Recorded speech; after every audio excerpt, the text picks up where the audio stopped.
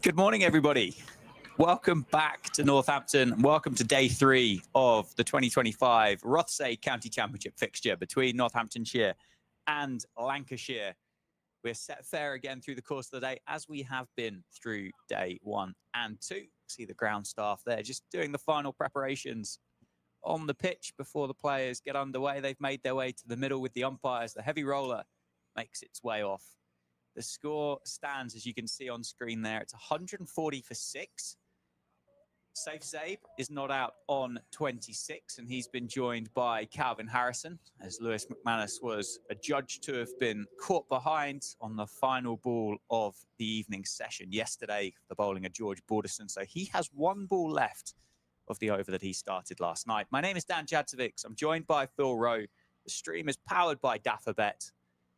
We will get this final delivery of Borderson's over out the way, Rowie, and then we'll have a little bit of a chat about the state of the game. Northants lead by 102. There's 4 wickets remaining. We'll start doing our favourite. We'll start talking about numbers and what might be needed and what isn't needed. Okay. But Borderson into bowl and Harrison defends to wrap up his 16th over. So, yeah, I said it's a 102-run lead for Northants. There's only 4 wickets remaining now. Harrison, Sanderson, Guthrie and Conway with Zaib there on 26. 102 isn't enough. That's fair comment. I don't think we need to spend too much time on that one. Mm-hmm. But where do Northants have to get as an absolute minimum for Lancashire to just sweat a little bit about a run chase on this surface? Yeah, I will answer that question. There's a big caveat, which is whatever number they get, it's not going to be huge, and they're going to have to bowl exceptionally well, which they're capable of. And they're going to have to catch the catches. I think Northants can't win the game unless they get 175 ahead. Yeah. Okay.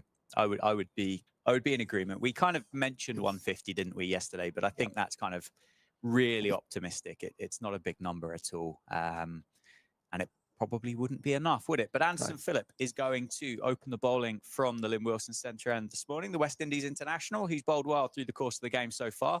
Been quick as well, and he starts with a drive ball for Zaib outside off stump. And as per usual, it's well fielded by Lancashire in the circle. Anderson Phillip, so far in this innings, he has figures of 11 overs, 3 maidens, 1 for 18. 11 maidens be impressive, wouldn't it, from 11 overs? But he has been good, quickest on show, and he's certainly getting plenty of assistance from the pitch here at Wantage Road.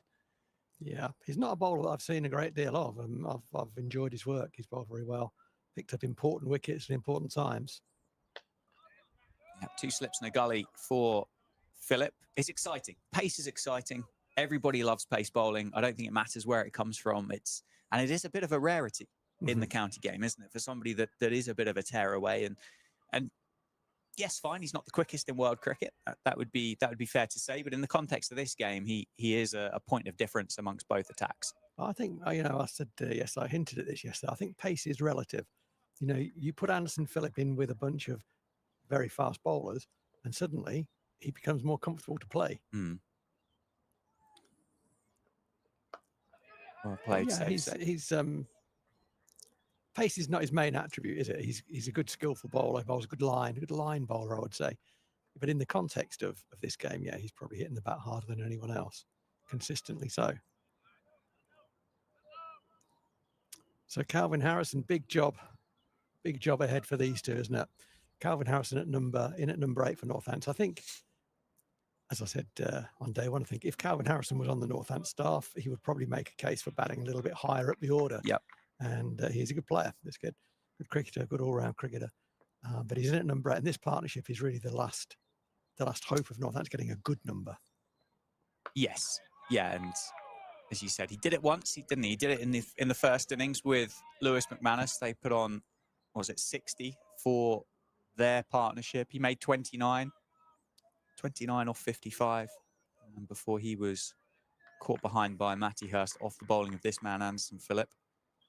As you say, this feels like the last chance for Northamptonshire to put on that 60 or the 70 or the 80 of 2 genuine batters. Yeah, for sure. At that point there, afterwards, it does become a little bit of a lottery as to what can and can't happen. I suppose whilst the dangerous safe Zaib is there, if he were to be the one batting with the tail, then those runs could come very quickly. You do get the trade-off in first-class cricket, though, where those quick runs are difficult to get because the field can spread. We know what his prowess is with white ball cricket within those fielding restrictions and can hit the ball where he wants to hit it. Yeah. But when you've got 9 on the rope, that becomes a little bit challenging. It becomes a little bit challenging. And the ball is bouncing a little higher than normal, so it's controlling that, finding the middle of the bat. When you're swinging the bat very fast, it makes that just even harder than it already is. 3 slips in place for Phillip. Or as an LBW appeal early in the morning, umpire says no. I think that was back pad, wasn't it? Rowie says a little bit high. End of the over. Dot ball to finish. 141 for 6. So the first run of the day is on the board. That came off the bat of Safe Save. We're going to replay of the LBW. Just into the thigh pad there, isn't it, of Harrison? Did he just get himself outside the line on impact? I think he did, yeah. He certainly moved well after impact if he didn't. So 141 for 6 it remains. Yeah, I think that's a good decision. On review, had there been a review, I think it would have been at best for Lancashire umpire's call on where contact was made. I think it was just outside off stump. Making a deliberate attempt to get forward, isn't he, to take that out of the equation. He's a big guy. There was enough doubt there. I think that's a good decision. Yeah, absolutely right. Well, George Borderson will continue. So he had that one delivery to finish off from his over last night. So he will continue from the David Capel end this morning. Starts on the money, as you would expect. 4 wickets in the first innings for Borderson. 455 it was. 2 in the second. The wickets of James Sales for 27, and that final one of Lewis McManus last night for 15.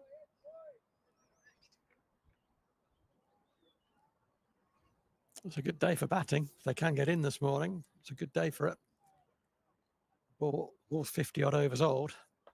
Well played, Safe. That's nicely played. That one just bounced a little bit more. He had a thought of a little push drive. Just bounced. He just decelerated enough. That's just knocking down the bump. That's nicely played. Yeah, it's a cracking day for batting. It is, isn't it? We've had well, we've had 2 cracking days for batting, really, haven't we? The weather's been good. There was that period of time yesterday where it got a little bit cloudy, but other than that, it's been superb. It's a beauty by Balderson. Zaib here just needs to get himself back in again, doesn't he? 27 off 87. At the end of play last night, he looked like a batter that, well, he looked comfortable, didn't he? He looked like he was in, but he's had the disadvantage of having to go home and go to sleep, and I'd started the day on 26, but starts on zero, isn't it? Yeah, you start again. The only thing you do take over is you have an assessment of the pitch. Yes. That's a great shot. Straight drive by Zaib. Back past Balderson, who stopped a few of those yesterday. That one he couldn't get across to. And that's the first boundary of the day, and Zaib moves up to 31. What a beautiful cricket shot. What a beautiful cricket shot. See, this is a real test for Zaib, and so far at 31 not out off the best part of 100 balls already. So far he's done brilliantly against that challenge, because it's not, he has not been able to counterpunch and play with gay abandon. He hasn't been able to do that. He's not coming out with 400 on the board where he's got a free hit. Yep. This is a difficult scenario for him, for his natural way he plays, for the way he often is able to come in and take the game away from opposition. Or he's batting with the tail and he has a free hit. None of those things are in his favour. And it's tricky out there, and they're bowling well. He's played great. Off the back of a first innings that we'll probably stop talking about. This is very, very good from him so far. Keep going. Yeah, I completely agree. Well fielded, Marcus Harris. Don't think there was going to be a single there anyway, but well picked up by the man in the gully. End of the over then, 145 for 6. 31 off 90. Harrison yet to get off the mark. Lancashire, I think, will be, well, they'll be pretty optimistic, won't they, to get that first win of the 2025 season here at Northampton. Everything's gone really for Northants. They've been the better side over the 2 days. They've certainly made less mistakes over the course of the 2 days, which I think is the big reason as to why they found themselves in the position that they're in. Just looking to try and wrap this innings up as quickly as they possibly can. Just make that number as low as possible to go and chase with that pretty intimidating top 6.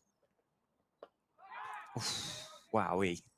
That hung in the air for an age as it went past Anderson Phillip. That's one of those that you look at and you think as a bowler, you go, could I have done more to have got myself across to that? It didn't look like it was a mile away, did it, from Phillip on his follow through? We'll get a replay there. Oh, it just didn't get there, did it? Yeah, it just died, didn't it? There's been a few, I mean, why did the ball get there in the first place? Was it just stayed on the pitch, didn't it, for a while? There's been a few going this way from the Lynn Wilson, and in fact, the Rob Keogh dismissal had that look about it as well, where Rob was through the shot early, and the ball on that occasion found the catching mid-wicket fielder. That one didn't find the bowler, thankfully. Yeah, well, Harrison is off the mark. 5th time of asking. Left-handed Zaib on strike. Short ball. Zaib is quite happy to get underneath. Yeah, I think, you're just saying there that Lancashire have played the better cricket, and I know you can't argue with that. They have played the better cricket.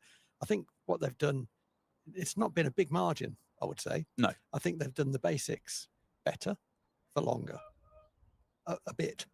And the Harris innings puts a bit of a cherry on the top there, which makes Northants effectively 108 for 6 in the second innings. But there are fine margins here. If Northants take their chances, we are having a different conversation. Yeah, of course. Into the hip again. That's tucked away down the leg side. A bit of pressure on the fielder down there. He does really well to keep it inside the rope. Saves his team 2.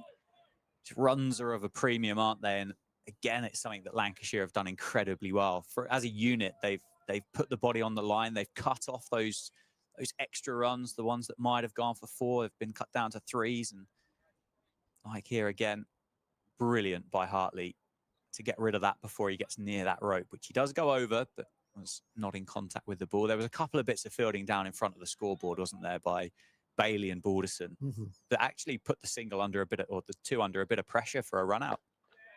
Nicely played. Save. I think as I say, it feels a bit like it's a game of the team that's made the least mistakes so far. Yeah. Is the team that's in the box seat. Yes, there were a couple of drop catches in that first Northants innings, but they went on to cost 33 runs rather than the ones in the Lancashire innings, which went on to cost 165. Can you stop saying that? Okay, yeah, that's it. That's it. I'm done for the day. I've checked out.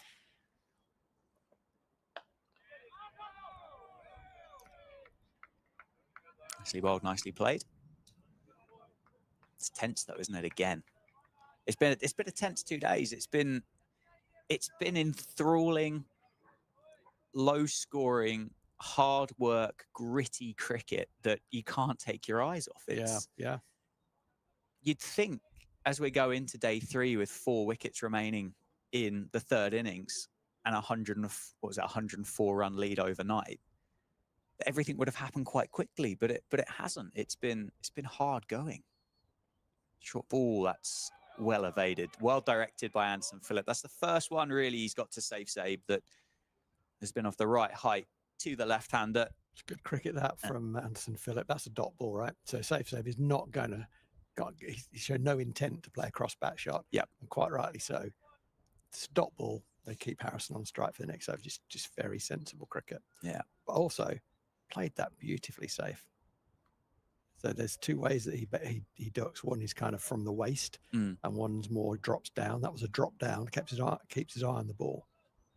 Played that beautifully. Good balance. His balance is perfect to be able to do that well. Yeah, looks like nothing, but he's played that very well. Yeah, looked good. 3 slips and a short leg. But Harrison, it's in the short leg and it's just floated past him. Harrison gets another one. Inside edge into the leg side. For a moment, I thought that had gone straight in the breadbasket of Josh Bohannon there at short leg. Was it a run? It was a run, I think. Was it a run? Oh, wow. No, it wasn't. I apologise. Oh, okay. I apologise. I wasn't sure. I didn't check the board. Sounded woody through the effects mic.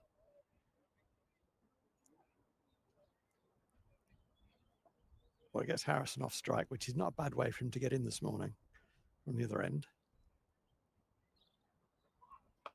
Well played. Square drive on top of the bounce by Zaib. I think Tom Hartley is going to win the race. He is. Ball just hits that lusher patch of grass just before the rope. Took a bit of pace off it, but the Northants pair come back for 3.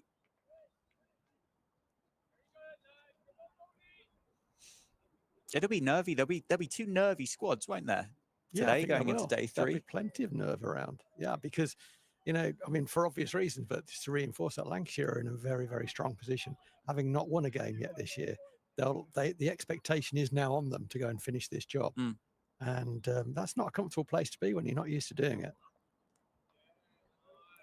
Well alone, 2 wide by Balderson. I guess, there's less on Northants because they are in this situation significantly the underdogs.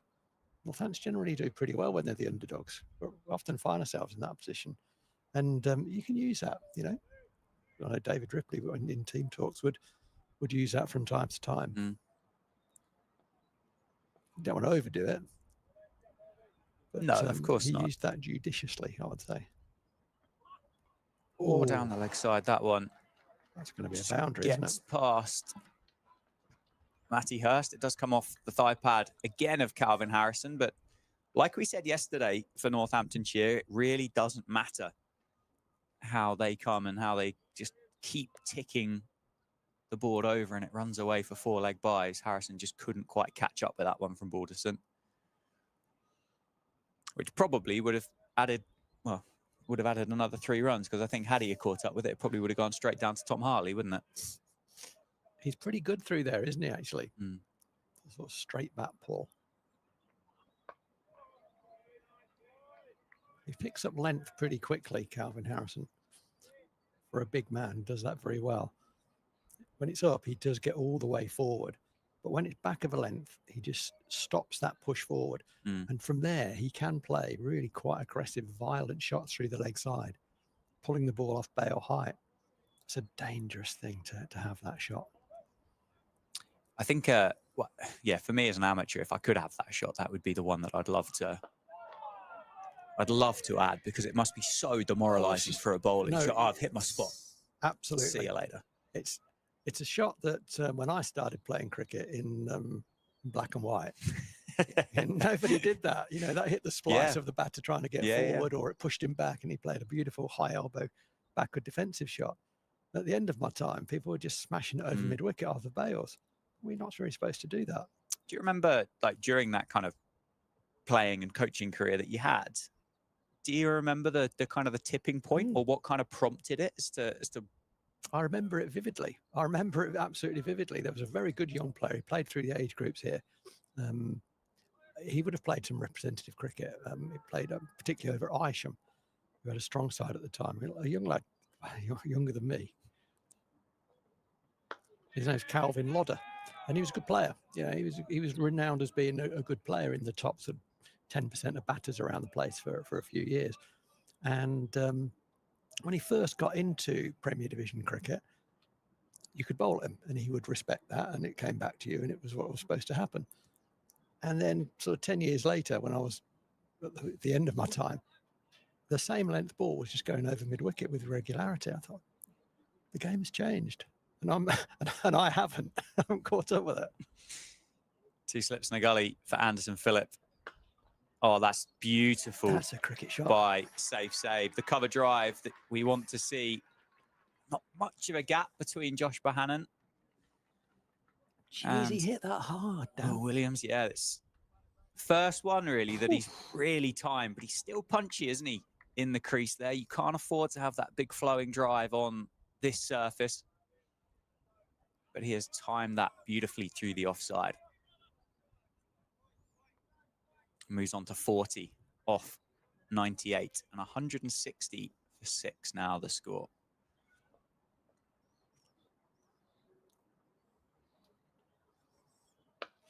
That the shot we're talking about, that changes things. You know, if you're a bowler who hasn't got the pace to get away with that length, that bail length, to someone who can stand tall and sort of pull it with a straight bat through wide mid on, that changes things. Who would have been that international cricketer then? Because that would have come from the very top and it would have filtered all the way down. But who would have been that first international that you would have seen treat that with disdain? The one that springs to mind immediately, there were probably earlier ones, so I'll give it more thought, is Michael Vaughan. Again, through the offside, over pitch this time from Phillip, but another boundary for Zaib. It flies away through the offside, all along the carpet. There's 2 fours in this over, and it moves on to 164 for 6. There will certainly have been players before that, and I'll try and go back. And you kind of think it feels like a shot that lends itself more to Asian pitches, where the ball perhaps doesn't bounce that high and it skids on, and you've got more margin as a batter to play that shot. So, but Michael Vaughan, as an English player, was one of the finest players of that shot. And then lots and lots after that. Adam Gilchrist would be one, Ricky Ponting would be one. 2 balls left in the over. Oof, that's a very, very good leave by Zaib. Change of angle for Anderson Phillip. He's just trying to draw that back into the body of Zaib.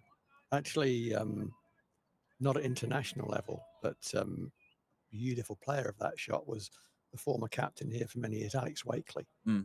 Hit that shot. David Sales played that shot. He was early into that sort of destructive shot as well, particularly if you were medium pace and trying to nibble, and Jumble would just smash you out of the attack. I find it's quite fascinating how big of an influence professional cricketers have on the amateur game.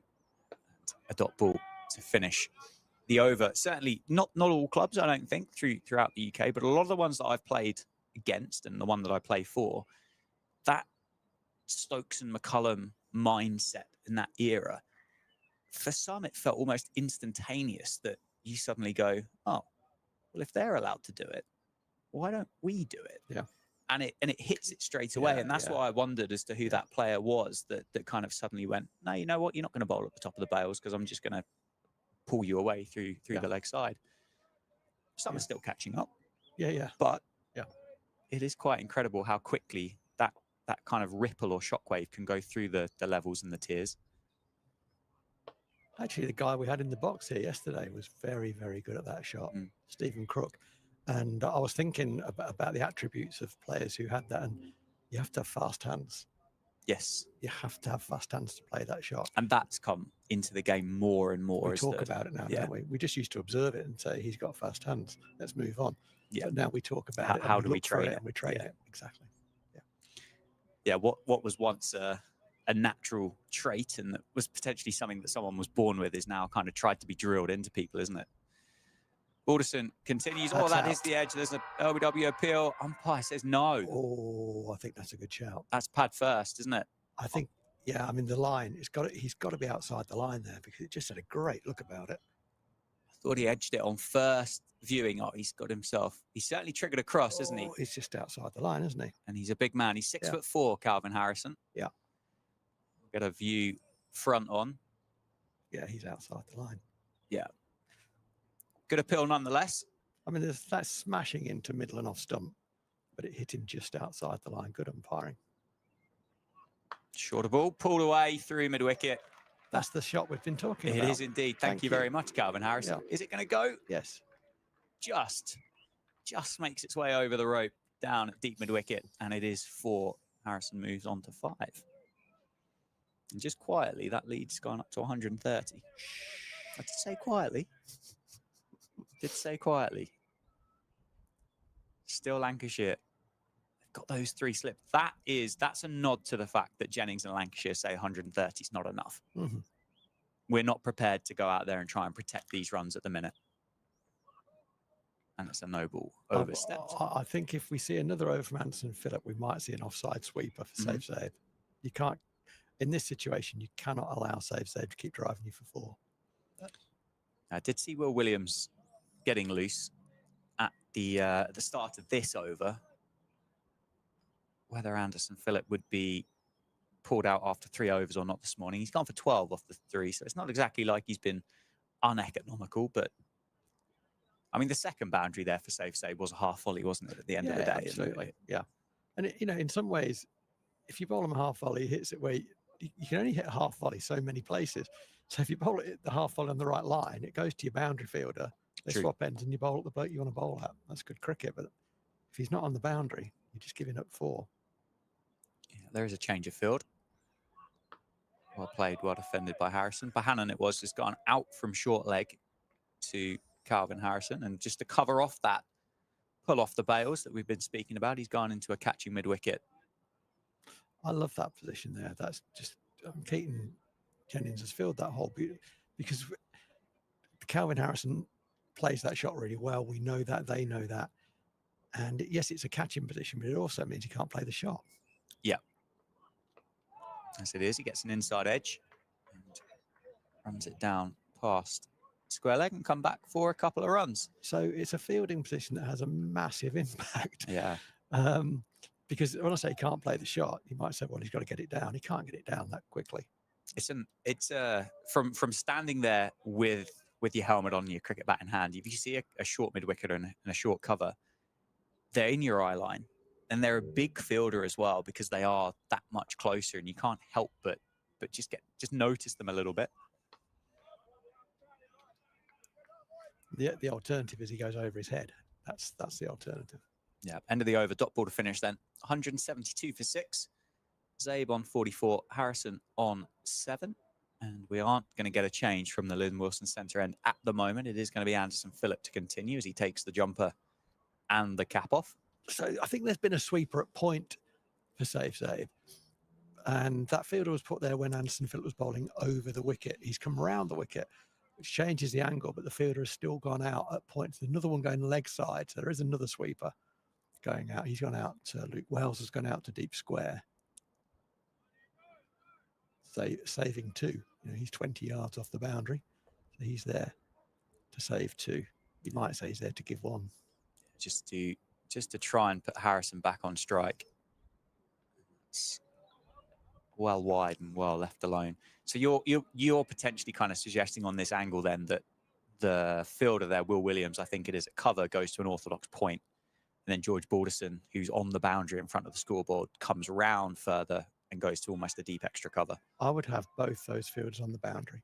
Okay. Yeah. So you just offer that single to Zaib and bowl at Calvin Harrison. He might just push up one, He might just push knowing that he can just push into that. He might just push it one a little bit more bounce, snick through to the cordon. It's a nice shot down the ground. Philip has got a fingertip to it, so it is just going to be one. Fortunately, it didn't go back into the stumps. I don't know whether Harrison was or wasn't in his ground there or not, but would have been a cruel, cruel end had that gone on. But as it is, I don't know if that made any sense to you there, Dan. Or no, not. it does. It absolutely does. You're just on the move. You know you haven't got to get it down, and you're just lazy because the two men are on the boundary. You can't hit it for 4, and you end up just on the walk pushing at it. Just feather it and through. You snick it. Yeah, because you're thinking, well, this is an easy. Exactly. You aren't concentrating maybe as much as what you would be. Change of angle, short ball, and that's gone straight up the chimney over the wicketkeeper and bounces just inside the rope for 4 runs. So a bit of fortune there for Calvin Harrison and Northamptonshire. It is the short leg side boundary. That one there has just flown straight back over the wicketkeeper off the top edge. Well directed by Anderson Phillip, and Calvin Harrison wanting to take it on. Yeah, good bumper, wasn't it? Went after it. We said you need fast hands to play those shots. He has got fast hands. Although it hit the edge of the bat, it went miles. It nearly carried all the way for 6. Yeah, just dropped inside, didn't it? I suppose he's taken it on to the short side. He's got that in his favour, hasn't he? Phillip in again and back on the length. Is he compulsive? That's a question. Well, I don't think either of us will have seen enough to be able to comment on it, but typically the lower down the order you go, the more likely that is to be true. Yeah. He's 11 off 19. Very good news is I've worked out how to use my flask. Take the lid off. Cheat. Take the lid off. It's just too complicated. Yeah, well, maybe. There it is. Yeah, what a flask. Maybe we'll. It's too complicated for Phil, that one. If the game quietens down, we'll bring the flask chat in, shall we? And we'll learn a bit about it. It's just a lovely gift, wasn't it? From a lovely gift. That is the short one again. It's gone through to the wicketkeeper. An appeal from Harris at third slip and Luke Wells at cover. Absolutely no interest from Anderson Phillip. But I think that might indicate that Calvin Harrison is a compulsive puller or a hooker of a cricket ball. There was a noise that went through. That was nowhere near the bat. Let me say that firstly. There was a noise, and if you're square on, and there was a shout from the crowd of, well, they shouted cheat, which is harsh. If you're square on and you see that shot and hear that noise, I think you think he's hit it or he's gloved it or something. I'm sure the shout from the crowd would have been in reference to the final ball of the evening yesterday, wouldn't it? That's for sure. It would, and actually, that's interesting. Yeah, Wells has gone from cover to a leg gully, isn't he? Or had gone from cover to a leg gully to finish the over off. Yeah. Well, here's the end of the over. 177 for 6 after 58. The partnership is worth 37 runs. Northants lead by 139. Has Tom Lumley got one of those cameras on? I think they both have had them on for the entirety of the game. I don't know whether every umpire has to wear them for every fixture or not, but they've certainly been a permanent fixture throughout. And do we ever get those feeds? I think the good bits make them way onto social media. So there was a couple of brilliant catches from Simon Harmer and Liam Dawson last week from the umpire's perspective. Yes, the caught and bowls that made Yeah. their way on there, which were absolutely superb. Yeah. And no doubt that when Jimmy Anderson makes his reappearance in County Championship cricket in 2025, we'll get some close-up features of that, of him just wobbling the ball left, right, and centre. What are they for? I believe it's for a lot of analytical work. So a lot of ball logging, I think, is probably the technical term for it.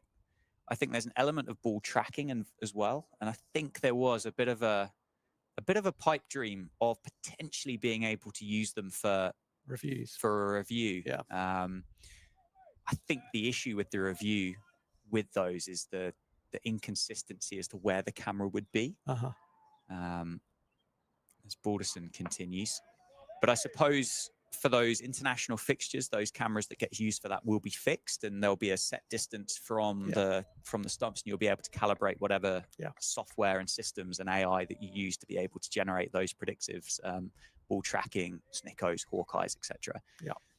But each umpire is going to be slightly taller, slightly shorter, stood slightly closer, slightly further back. So to be able to calibrate those, I would imagine would be challenging. And as much as the umpire will stand in a similar or same position throughout the course of the game, I guess there could be a millimetre here or a millimetre there that could make a difference. Could well make yeah. I mean, the bowler generally places the umpire where he wants him, doesn't he? But I think the main priority is for that ball recording. Okay. Speeds, movement. Well bowled, well played. And possibly kind of goes into what we spoke about Marcus Harris's 100 yesterday, about the weight that analysts now use for their statistics and their performance analysis with regards to how challenging the pitch was, how quick the bowlers were, and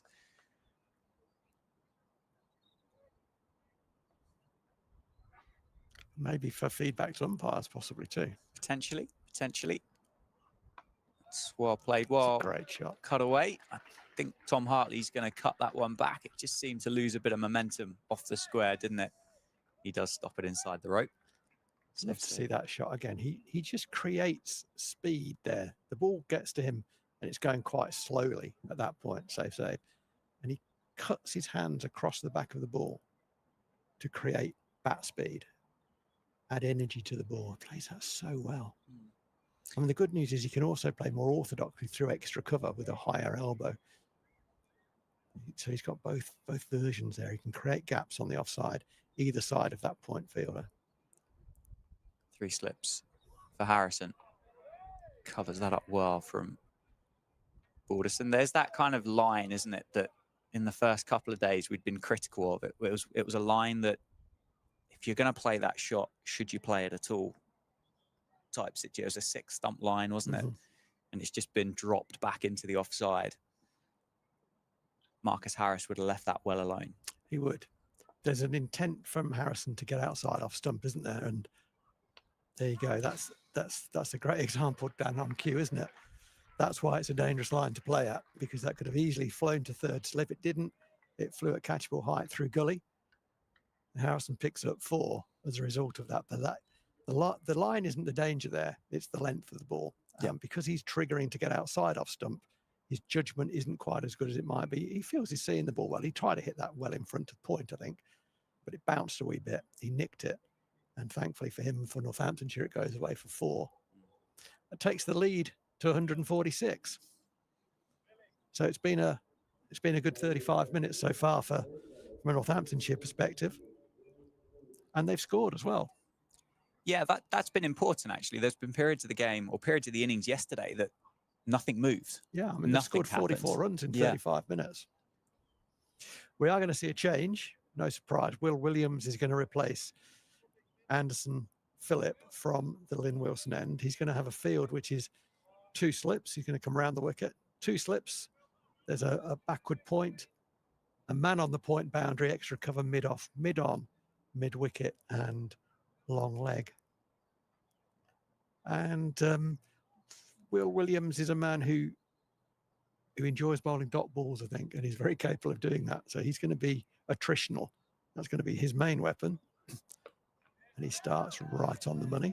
Just pecked a bit on. Oh, I'm going to use that one again. Oh, a bit pecky. A bit pecky. It pecked a bit and rose quickly. He's had a couple of those, hasn't he, through the course of the game? He more than anybody else. Yeah, he has. Yeah, I mean, he cleaned up. He got procky with one of those, didn't he? But pecked. Off the dint. Pecked off the dint. Absolutely. That's exactly what happened. And that one also bounced a wee bit more than would normally be the case. Safe played it very nicely in the end. Does he bowl with a bit of a heavier ball than maybe others? I think not obviously not figuratively, but no, he's just got good wrist, doesn't he? Good attributes, hits the seam, significantly, because he has extracted more, that extra bounce more frequently than others, hasn't he? No question about that. Even that's come up through to Matty Hurst at kind of belly button height, isn't it? Yeah, it has. Northants just need to bat and bat and bat and bat. The wicket will be getting older, and obviously the number that they lead by will be creeping up as well. It's more than crept up this morning, though. It has. It's kind of raced along, really. Yeah. 44 added. Lo and behold, the partnership was 44, is now 45, because Harrison started his innings first thing this morning. Northampton having lost the really key wicket of Lewis McManus to effectively the last ball of play yesterday. Controversially given out, caught behind.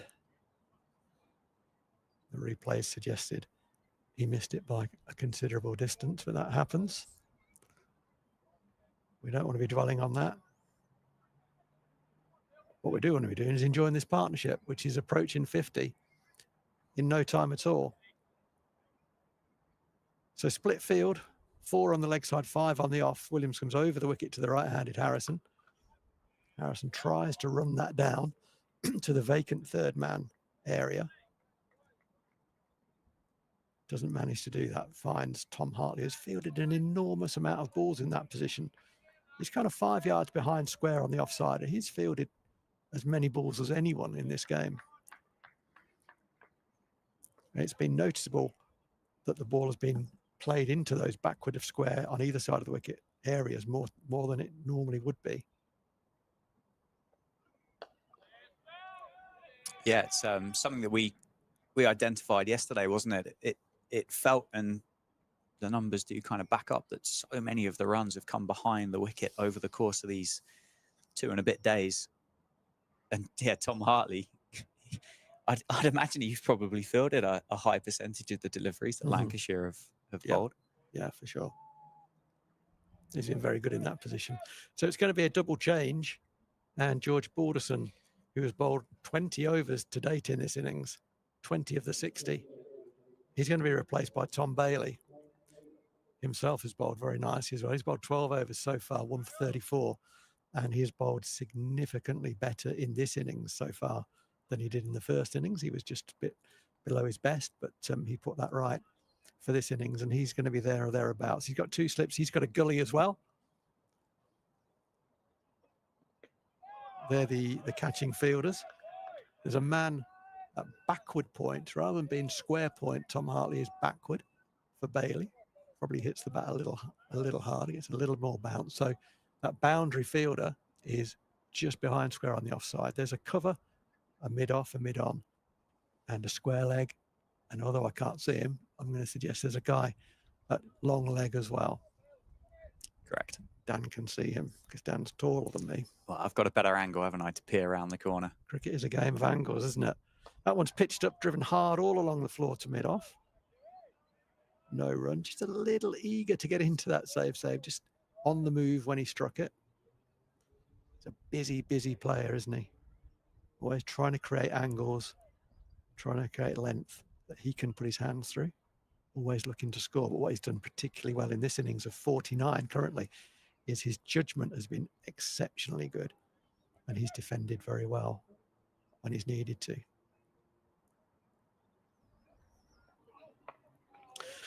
That's another no ball from Tom Bailey. Extras then moves up to 22, which in a relatively low scoring game, that's more than 10% of the Northants score at this stage. Even I can do that. So that's not insignificant.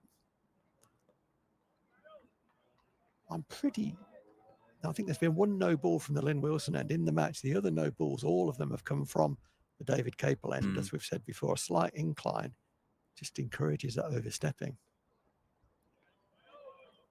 Yeah, that's good judgment from Zaib. There's plenty of times when Zaib will have tried to create some width on that with those very skillful hands and chopping across the back of the ball to get the ball out through the offside. But it's all about judgment and decision making, this thing. And he's done that very well. Let that one go. He's here for a long time, not just a good time. Well, I think he's probably enjoying himself out there as well. He loves it. Enjoys Absolutely batting, loves doesn't he? it. He loves it. And did he get a little nick on that? I think there's a pre-signal from the umpire for a leg by, which has not been identified by the crowd. So they've applauded Zaib's 50, which he hasn't yet got because that was a leg by. I think the PA might have got a bit excited on that one as well, which prompted the round of applause. Just have a look at the there's a little pre-signal, as they call it. Just his hand will just go out to say to the scorers, put your pencil down. They don't use a pencil, obviously, but bear with me. 3 men on the offside. There's an extra cover in for Calvin Harrison, 2 slips and a gully. It's well forward.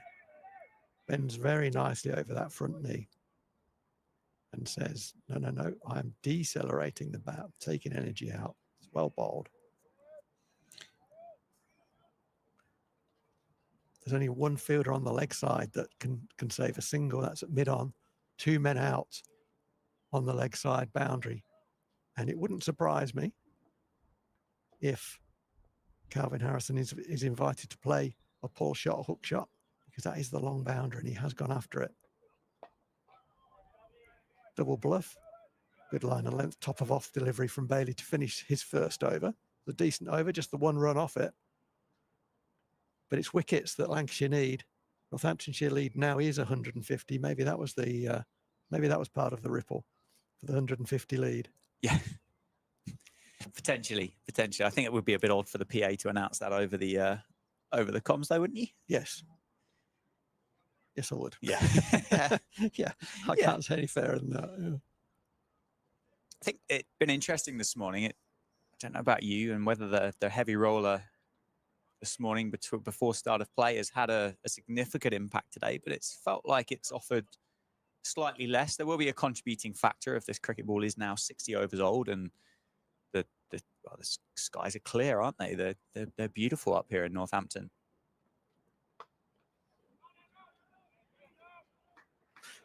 And we can now applaud Zaib's 50. What a very good 50 that's been by the young man. That's really well played.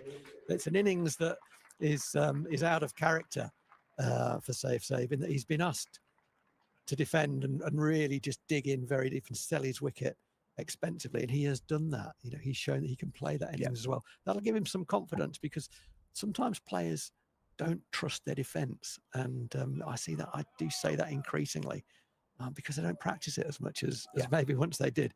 He has had to trust his defence there. He has played beautifully to get to 50. The partnership is 49. The lead is 151. And he just needs to keep going, take his eyes off the scoreboard and just keep playing in exactly the same way that's got him to where he's got to so far. Well played, Zaib. Yeah, I think only be one of the 2 counties at the moment that have got their eye on the scoreboard, or they should be anyway. It's irrelevant for Northamptonshire. It's get as many as you can, and it really doesn't matter how they come. And if you get 150, that's what you've got. If you get 200, that's what you've got. If you got 250, that's what you've got. I mean, you look at it on face value, whatever number Northamptonshire can get, the time left in the game, it's going to be light, isn't it? Correct. Not out. Lancashire, on the other hand, will be looking at the scoreboard thinking, we do need to get this done as quick as we possibly can because it is now 151. It was 104 when we started the day. It's happened quickly, hasn't it? It has. You know, we're 45 minutes in and 49 have been added. And a lot of those in boundaries, I would say. So I think it has looked from a distance a little bit more comfortable to bat on. As I say, we might get a different look at that if we were to get to the stage where Lancashire get that second new ball. I think they've bowled not quite as well, in general. And the other thing is sometimes you bowl a 4 ball and it hits a fielder. Well, Northants have missed the fielders very well. And there's been, a streaky fine one that's gone for 4 leg byes. There was the hook shot that flew down the ground for 4 more. So, maybe the 50-50 is a little bit have gone Northants' way, which have made that 49-run partnership this morning possible. But also, when you look at the catches, there are now 2 catches, right? There's a slip and a gully. Yeah. There's a guy catching mid-wicket. but behind the bat, there are only 2 catches. And I think that's been the first time in the match where there's only been 2 catches behind the bat for either team. Yes. Yeah, it's well, I mentioned, didn't I, about 15 minutes ago, the fact that quite happy to keep those catches in and wanted to take those chances and weren't that interested about the scoreboard at that time. But as you say, it's happened now, and they are spread a little bit more. That's close. That's out. That's well bowled. It was a different plan from Will Williams. They've gone to plan B, which is to bowl straight. He's looking to move the ball back into the right-handed Harrison. The mid-wicket has come from slip. Everything was lined up to bowl very, very straight to try to hit that big front pad. And Harrison on that occasion obviously wasn't able to get it outside off stump. That's what he's been trying to do, is get his front foot outside off stump. And on this occasion, he doesn't. It's hit him right in front, and he's been given out LBW. It's well bowled. Good planning from Lancashire and very good execution from Will Williams. There's little doubt about that. That's good cricket. Yeah, very well bowled. Will Williams breaks an important partnership. It was worth 49, wasn't it? And in the context of the game, 49 is a big partnership from what we've seen across the course of the 2 days so far. Zaib is still there on 50, which is incredibly important for Northamptonshire. And all the while that he is there, there is a bit of danger associated to that. And he can go through gears. I do think he might be suffering a little bit at the moment. Just noticed throughout the course of his innings, he's taken the helmet off a lot. He's been kind of, well, for want of the technical term, but wiping his nose, blowing his nose, whether he's got a bit of a cold going on, whether he suffers. Is he a hay fever sufferer? I don't think so. Not that I'm aware of. Probably is a bit of a cold then. I know he's obviously, him and his partner have celebrated the birth of their first child, and they're quite often germ machines, aren't they, at that age? So whether he's picked up something there or not, but well, his dad's a GP, so if he needs any medication, he'll have that forthcoming. But he's going well. He's fighting for his county. He's fighting for his teammates. And who has walked out at number 9? It's Ben Sanderson. Run machine, Ben Sanderson. 19 in the first innings, coming off an aggregate of 50 runs, a total of 50 he contributed in the game at Leicester. So he's a man in form. But obviously the bulk of the runs that remain are probably going to come from, probably, not certainly, going to come from the bat of Zaib. I think he just keeps playing the way he's playing. That was going to be a question I was going to ask you at the moment. I think he does. I think at this stage he does. But only one slip and a gully. So Lancashire are saying to Zaib, you can have a single. Yeah. You can't have a boundary. Well, I think what we saw on day one was ability from Ben Sanderson, Liam Guthrie, and an ability from Harry Conway to stay there. Yeah. Certainly Harry Conway looks pretty good in defence. Yeah. I mean, I'd be wondering whether he would walk out at number 10 maybe this time around. That is out. That's well bowled. It's bounced a little bit. Zaib has made an error. It's the first one he's made, I think, or one of the very few. He's tried to run that ball down. It did bounce a little bit more than he was expecting. Caught the sort of effectively the top edge of the bat. It's gone nicely to Keaton Jennings at first slip, who pouches it. And you could hear through the effects mic the celebrations. They know, Lancashire know how big a wicket that is in the context of this game. And sadly for Northamptonshire and for Zaib, he's not able to add to his 50. He played very, very well for that. We'll just see the replay here. It just bounces. He just tries to run it down. Yeah, he's just fiddled at that. And he knows even before he'd edged it that he's in trouble because it's bounced a wee bit more. Had been leaving those balls well, but just fancied running it down. The fact that there was only one slip in there probably encourages him to play that shot, ironically. More slips in there, he probably doesn't play that. But he finds first slip as though it would catch him practice in the morning, and Keaton Jennings, lo and behold, pouches it. Doesn't drop many, that guy. Certainly not. End of a crucial innings for Northamptonshire, one that Zaib in particular would have wanted to have carried on for as long as possible, but it's ended having just gone past 50, and that age-old cricket cliche of one brings two strikes again. And from what was Northamptonshire's 45 minutes has suddenly just started to even back out in this first hour, as Lancashire have now picked up 2 wickets this morning, and two of, well, the 2 remaining recognised batters, aren't they? Harrison, the over before, Zaib the ball just a moment ago, and now it is Ben Sanderson and Liam Guthrie in the middle. Yeah, you can't help but feel that with Zaib leaving the arena, Northants' hopes of an unlikely and improbable turnaround in this game have gone with him. Yeah, so the lead's 151. There's 2 wickets remaining in the innings. Lancashire are strengthening that slip cord, and now that Liam Guthrie's in the middle, they've got 3 slips and a gully now. 24 light of that 175 that we spoke about at the start of play. Oh, wow. Did he hit that into the floor? I think he must have done the way that ballooned up, surely. It's just weird, wasn't it? It must have hit it into the floor. 23 light of that 175. It's still possible, isn't it? I don't think he did No, he? he I think didn't. it was just a massive inside edge. Was he batting with a copy of the Sunday Times or something? Because that was... I'd be thinking after that, with that lusty blow behind it, you might be speaking to your bat maker there going, can I have a different one, please? I've seen leading edges go further than that. The physics of that need explaining to me. I don't know how the ball gets there. Anyway, it didn't land in Josh Bohannon's pocket as it looked like it was going to. It just got over his head, thankfully, for Liam Guthrie. Ben Sanderson on strike. Oh, can you get your bat down in time to avoid this hitting your pad and being given it over? Just Ben Sanderson replies. Got in a pickle there, didn't he? He did. It's well bowled by Tom Bailey. Just kind of fell over himself. Oh my word. My goodness gracious. I don't think there'd have been much doubt about that one had it had struck the pad of Ben Sanderson. There are times when you come to the crease and you play your first ball and it hits the middle of the bat and you think, oh, I feel pretty confident today. And then there's that. Yeah. Sando's seen it all before, though. He won't be rattled by that. And he's not rattled by that and plays a Ricky Ponting-esque on drive for 4, second ball. Ricky Ponting-esque? Yeah. Is that because it went through mid-on?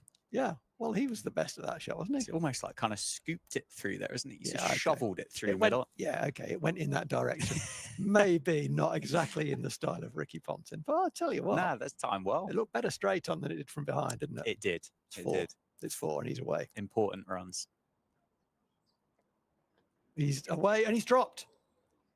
He's been dropped at gully by Luke Wells, going away to his left, got 2 hands to it. He's a big guy, Luke Wells. I have to say, I think he should have caught that.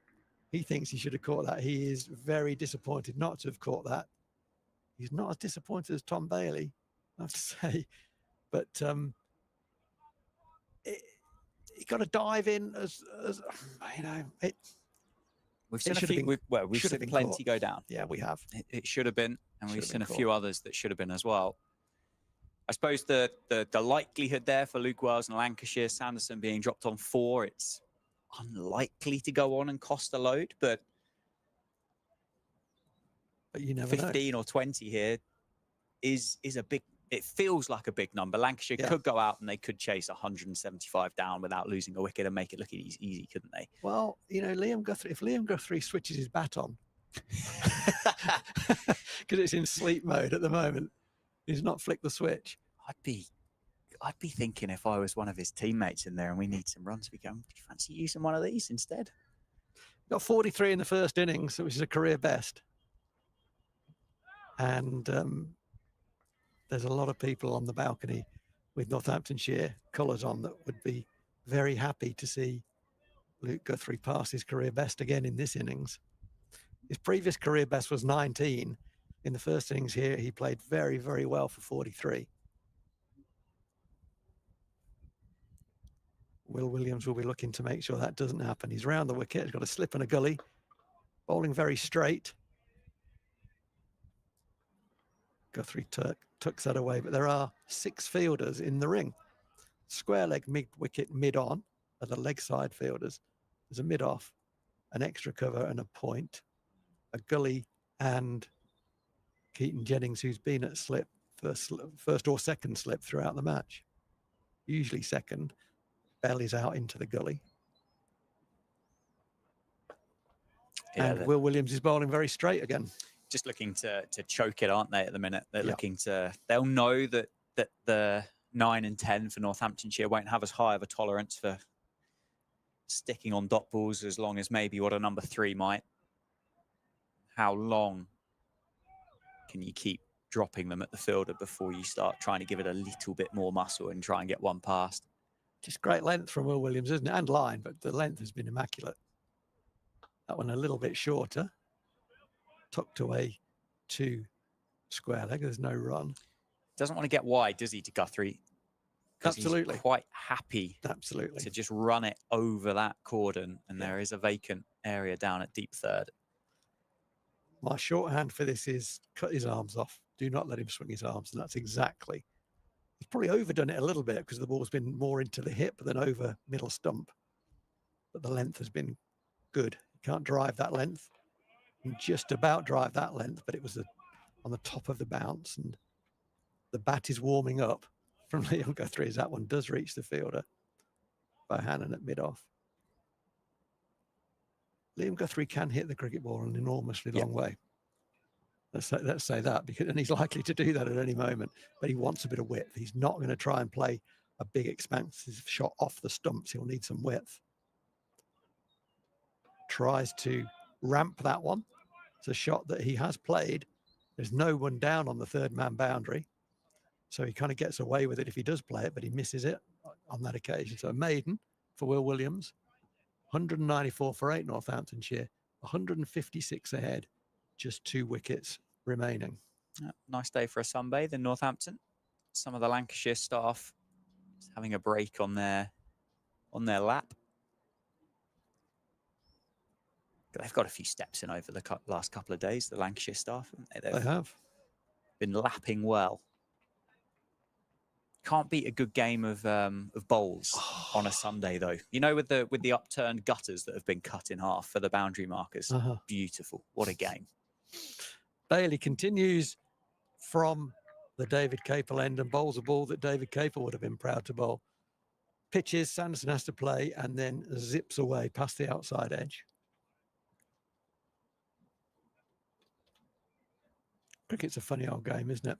You know, Tom Bailey was out of sorts in the first innings, but he's barely bowled a poor delivery in the 14.1 overs that he's bowled so far. Bowled very, very well. Continues to ask questions.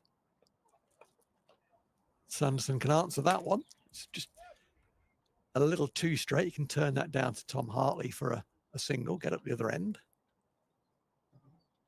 Liam Guthrie comes on to strike, which is probably what Lancashire, I don't think they'd mind bowling either of these two, to be honest, but of the two, probably Liam Guthrie would be their preferred candidate. There's more catches. Catches are coming into the cordon. There are 3 slips. There's a gully. Just some final adjustments being made to the field. There's no gully. Gully's gone. So it was 3 and 1, becomes 2 slips and 1 gully. Luke Wells goes out into the cover area, which again shows a little bit of, you know, we can't just over attack here.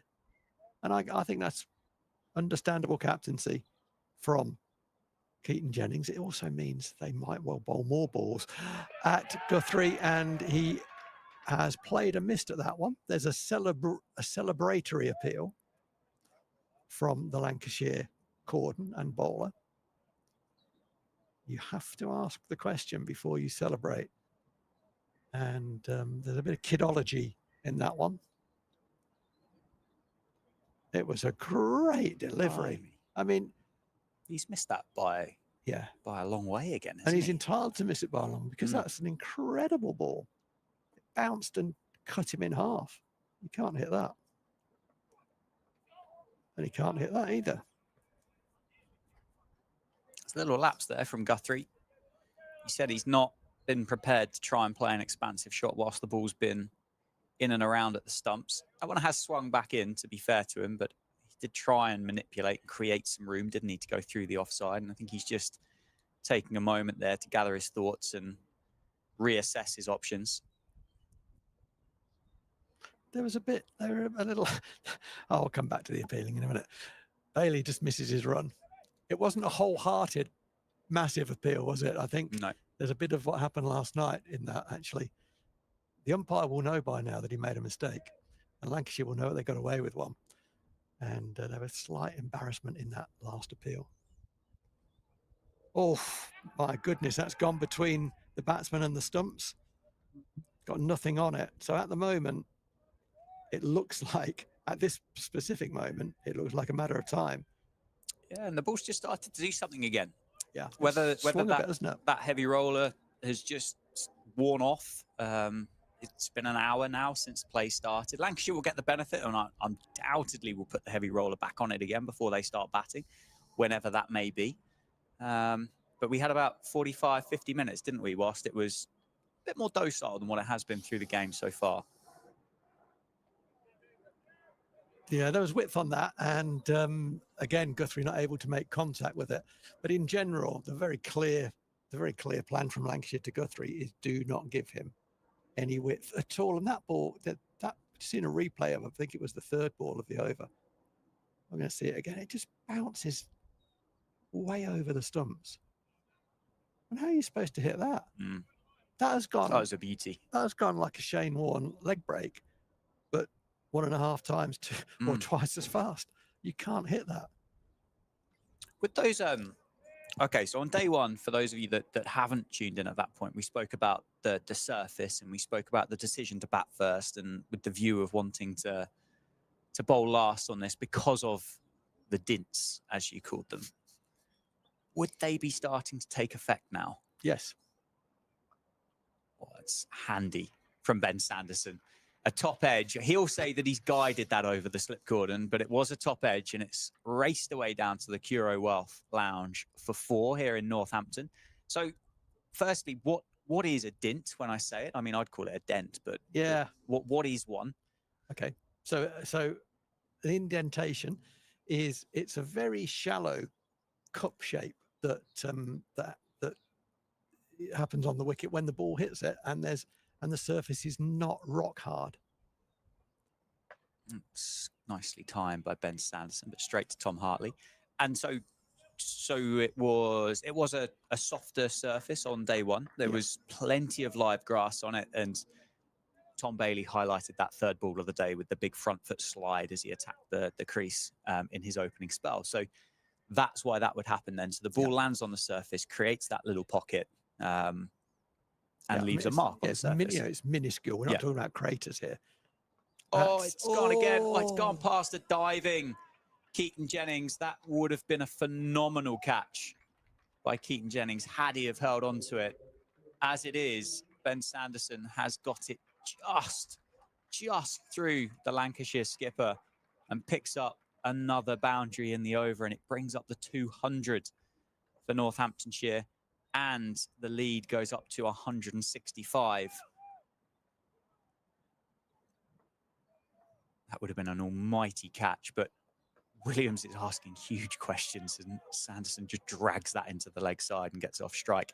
So you have this indentation in the surface, that small cup where the ball lands. Yeah. Then what happens as the game goes on? Well, as the game goes on, depending on the weather, but in this situation, the wicket is getting firmer, the wicket's getting drier, and the edges are therefore relatively more pronounced. You know, they go from being softer to being harder.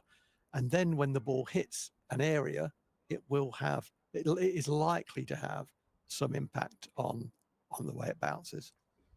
Guthrie back on strike. Williams again into the body. So it's not a guarantee, you know, because it's got to hit perfectly. But if the ball, so if you imagine the ball going into a tennis ball going into a saucer, if you like, if it hits and you throw it, if it hits the far side of the saucer, it's going to bounce steeply.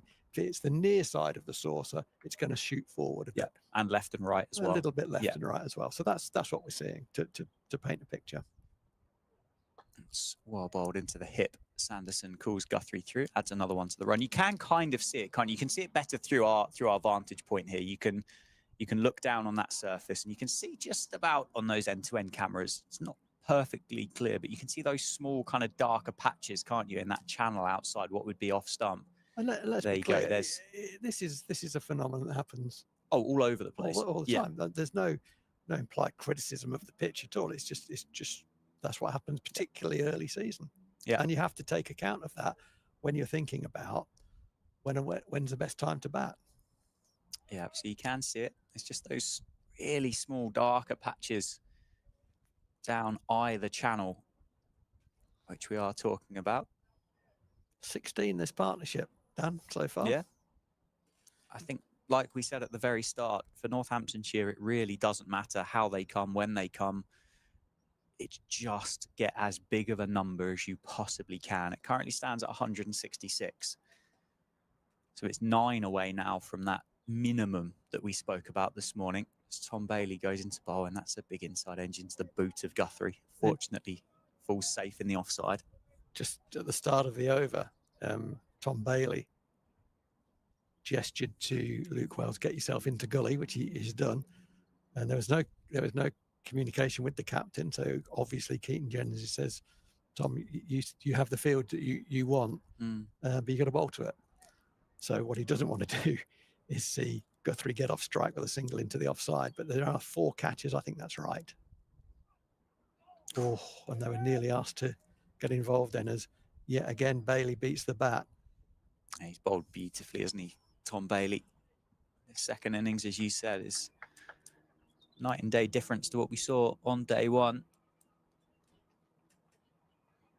You wouldn't mind having a bowl, would you? You know, I don't think I'd offer much, to be honest with you, Rowie. Have you ever bowled? Then you're a big guy. Try and avoid it. Well, you know, I've got you could bowl some useful seamers. I don't think I possess the technique, Rowie, I think is the technical term.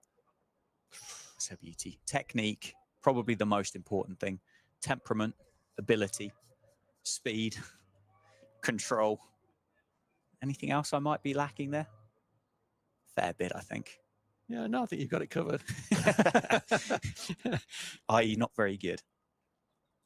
I'm happy with my wicket-keeping gloves and pads on. The hardest job in the game. That's what you do, Dan. I enjoy it. The I hardest love job. It. Absolutely love it.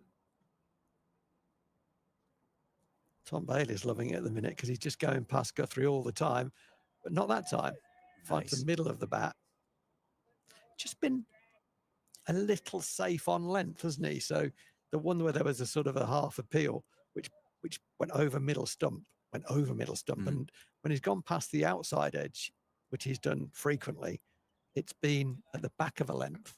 Not yet really asked Guthrie to come forward. He's just made a field adjustment. So the guy who was at mid-wicket has gone out to deep square leg. And I wonder if that suggests a change of length. Maybe not. I don't know. Yeah, it's, as you said, safe. I wonder if it is a nod to, we don't want Guthrie to get 2 or 3 boundaries away quickly here. Jeez, and it is still that back of a length area that Tom Bailey's operating in. He'll feel like he's in the game there. Guthrie's giving him hope and chance, isn't he? He's having a little poke at those. He's not letting them go by. And he could well have nicked that. All right. So he could well have nicked that. And people will say, well, what are you talking about? He's gone past the outside edge. I think he should bowl fuller. I think he should be bowling fuller. Bring the stumps into play. He can still nick it from there. Yeah, as it is, he's had 18 and he's missed them. He's missed them well so far as Liam Guthrie. And that's almost dug out off the bowling of Tom Bailey. So it's a dot ball to finish the over. What have we had? 67 now, 205 for 8. You say the partnership's worth 16 off 27. Yeah, that was definitely an attempted Yorker with the man going back the ball before. I might be bumping you here, Guthrie. What have you got? And he actually dug it out pretty comfortably in the end. He did indeed. It's going to be Will Williams to continue. I think it might have been a bit of a not a bluff, but maybe an attempt to catch Keaton Jennings' eye. But I did see Tom Hartley just rolling his arm over at backward point. I'd be surprised if he came on to bowl. But at the same time, if you set the field right to one of these guys with the spinner on, you could potentially see one just chip down long-ons throat or mid-wickets throat. Yeah, it's been every time we've thought about the slow left armer coming on, there's been a right and left hand combination with the short boundary. So if it does probably quickly go, could I? No, I couldn't. Yeah, can't afford it right now. Can't really afford that big over that could happen. 3 slips for Williams. And that's cut away What powerfully. a shot Wowie. that is. Ben Sanderson, stand and deliver. Tom Hartley's been fantastic at backward point all game. He's not good enough to get behind that one from Sanderson. That has flown like a tracer bullet through the offside. That's Ben Sanderson's area.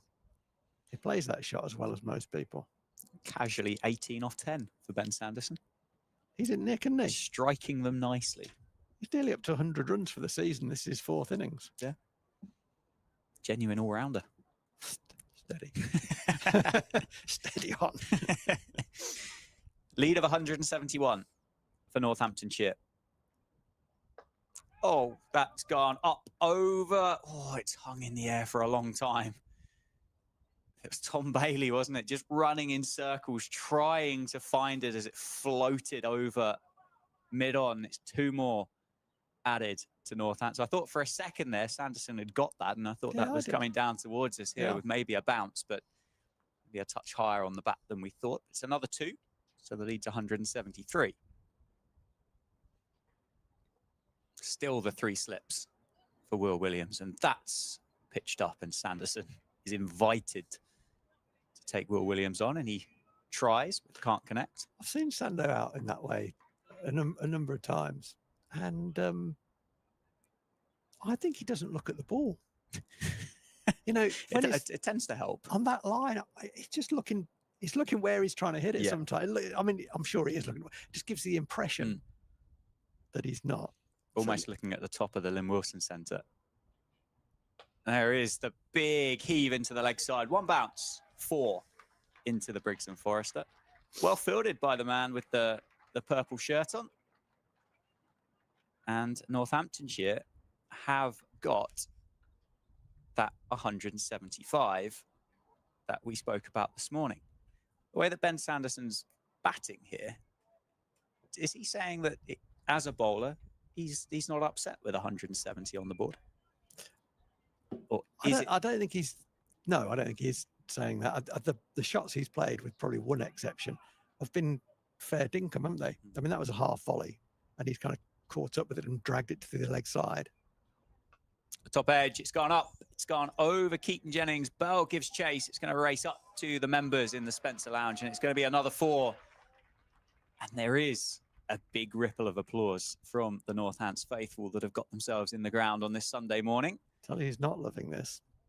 Well, Keaton Jennings, Will Williams, Matty Hurst, Tom Bailey. Luke Wells, yeah. Well, I did say, I said, would it cost a lot?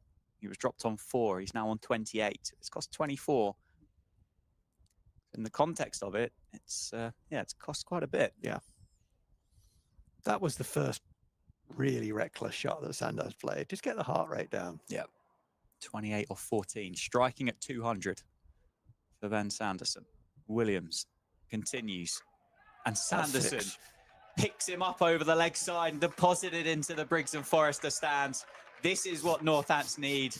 This is a precursor to the blast. And Sanderson's enjoying himself. He's on 34 or 15. And how important are these? The lead now is 187 for Northamptonshire at the end of the over. This is the counter-attack. I mean, not jokingly, that would be unfair, because Ben Sanderson has scored a number of runs down the order for Northants in very important situations, and he can obviously hold a bat. So, but he doesn't average typically what he's averaging this season so far. He is seeing it well. He's obviously feeling pretty confident of finding the middle of the bat. They haven't all come out of the middle of the bat, but a couple have. That one did. That went well into the stand, and the square drive that he played off the back foot earlier in that over was a phenomenal cricket shot. That's what he's more used to. That's where I see Sando playing that shot as well as a lot of batters. So he's asking a few questions of the Lancashire bowlers, and Will Williams really didn't respond particularly smartly to that. He kept landing it in Sando's area, and Sando kept taking him on. Yeah, in the slot, wasn't it? It was. Sando said, thanks very much. This is the battle, though, Liam Guthrie fancies a bit of what Ben Sanderson's had for breakfast and tries to, well, I think, hack Tom Bailey over the leg side, and it prompts a field change, and Anderson Phillip goes out to deep mid-wicket straight away. And there's a conversation between Ben Sanderson and Liam Guthrie. And I'd love to know what Sando said. If it's there, whack it. Or maybe it was, stay with me, lad. I'm in great nick. I'd hope not, if that was the response that Liam Guthrie's just shown, because that's certainly not the message that he took on board, if that were the conversation. Mate, I'm on for 3 figures here. Stay with me. 2 slips and a gully for Tom Bailey, and Guthrie works it into the leg side and will come back for a couple of runs. I don't think that was the conversation based on the 2 shots we've just seen from Liam Guthrie there. I don't know if Liam Guthrie speaks Yorkshire. Who knows what was said? Yorkshire. I mean, something was said. And if you're going to bother saying something, it wouldn't have been keep doing that, would it? Necessarily. No. It would have been something else. But anyway, Liam Guthrie has kept doing that. That being swinging hard. Slower ball. That's gone up into the leg side. It's going to be safe. I think it's going to go. It is. 1 bounce, 4 down to the ComSave stands. So things are happening here for Northamptonshire, and they're happening quite quickly. And if momentum is anything to go by, yes, the score might not be enough. It's a 191-run lead now. But in terms of momentum, this is swinging the game in the favour of Northamptonshire. It's not Northamptonshire's game in the slightest at the moment, but it's just going to cause a little bit of a ripple and a shockwave through the Lancs team, isn't it? 38 off 36 now, the partnership. They're blinking here, Lancs. That was a slower ball. He had him on toast. He was doing him on the inside, doing him on the outside, not leaving the stumps. A few boundaries, and he's gone to plan B quickly. That's where he lives. Just keep doing the basic things. Yeah, but it's another one. Guthrie gets off strike. Sanderson will have a lineup of Tom Bailey, who I dare say will be slightly harder to get hold of. It's a touch shorter, the boundary, isn't it, down towards the Spencer Lounge and the Curo Wealth. I mean, I'd say it's longer. I'd say it's the longer hit based on the performance that I had out there last summer. But I have to be honest and say I think it is the shorter end. Rowy's calling for a bumper. I mean, I hope he doesn't, because I think it's the right ball to bowl. But yeah, in fact, I'd put another man out on the leg side. Yeah, well, they've lost a catcher. It's just Hill and Jennings in the cordon now. The gully's gone. Bailey to Sanderson. It is a short ball. Sanderson takes it on. 193-run lead with 2 wickets remaining. Sanderson on 34, Guthrie on 9. Luke Wells at mid-wicket is saying, well, you've just moved the man behind square. Should I also go out and be in front of square? And he should. He absolutely should. But he's not. Yeah, there's just a bit of... It's the first time, isn't there? The first time for Lancashire. Just a bit of panic, a bit of indecision, a bit of looking at one another to see what that field should be. We've eventually got there, and George Hill has, well, almost made his way down to a long stop, hasn't he, behind Matty Hurst for another what will be a bumper, and that's gone. Where's it gone? Over the leg side. Tom Hartley's interested, and it's gone all the way for 6. Sanderson, second 6 of the innings, moves up to 40 off 16 balls, and the lead now for Northamptonshire is 200. Phil, what a shot that was. Where's that come from? Just picked it up off the knee roll over square leg for 6. Lancashire have blinked here. They've gone away from their basics. They were having great success with bowling the ball top of the bails, getting the batter forward, enough variable bounce there, some good movement both ways, and it was just a matter of time. A few lusty blows, and there's fielders all over the place. There's slower balls being bowled. There's funky fields. There's a long stop. The ball's going left, right, and centre. Yeah, it's a very, very positive move from Northamptonshire. They had a couple of options, didn't they? And they've certainly picked the aggressor of the 2. It has prompted a change in bowling as well. Anderson Phillip comes back into the attack. That over from Will Williams went for 20, which has caused him to be hooked by Keaton Jennings, and Phillip comes back. 15 overs, 3 maidens, 1 for 35, trying to wrap up the innings, and he does go short to Guthrie. And there is 1 for the over called by the umpire. Now, this is a challenge here for Jennings and for his bowlers in what plan they go for.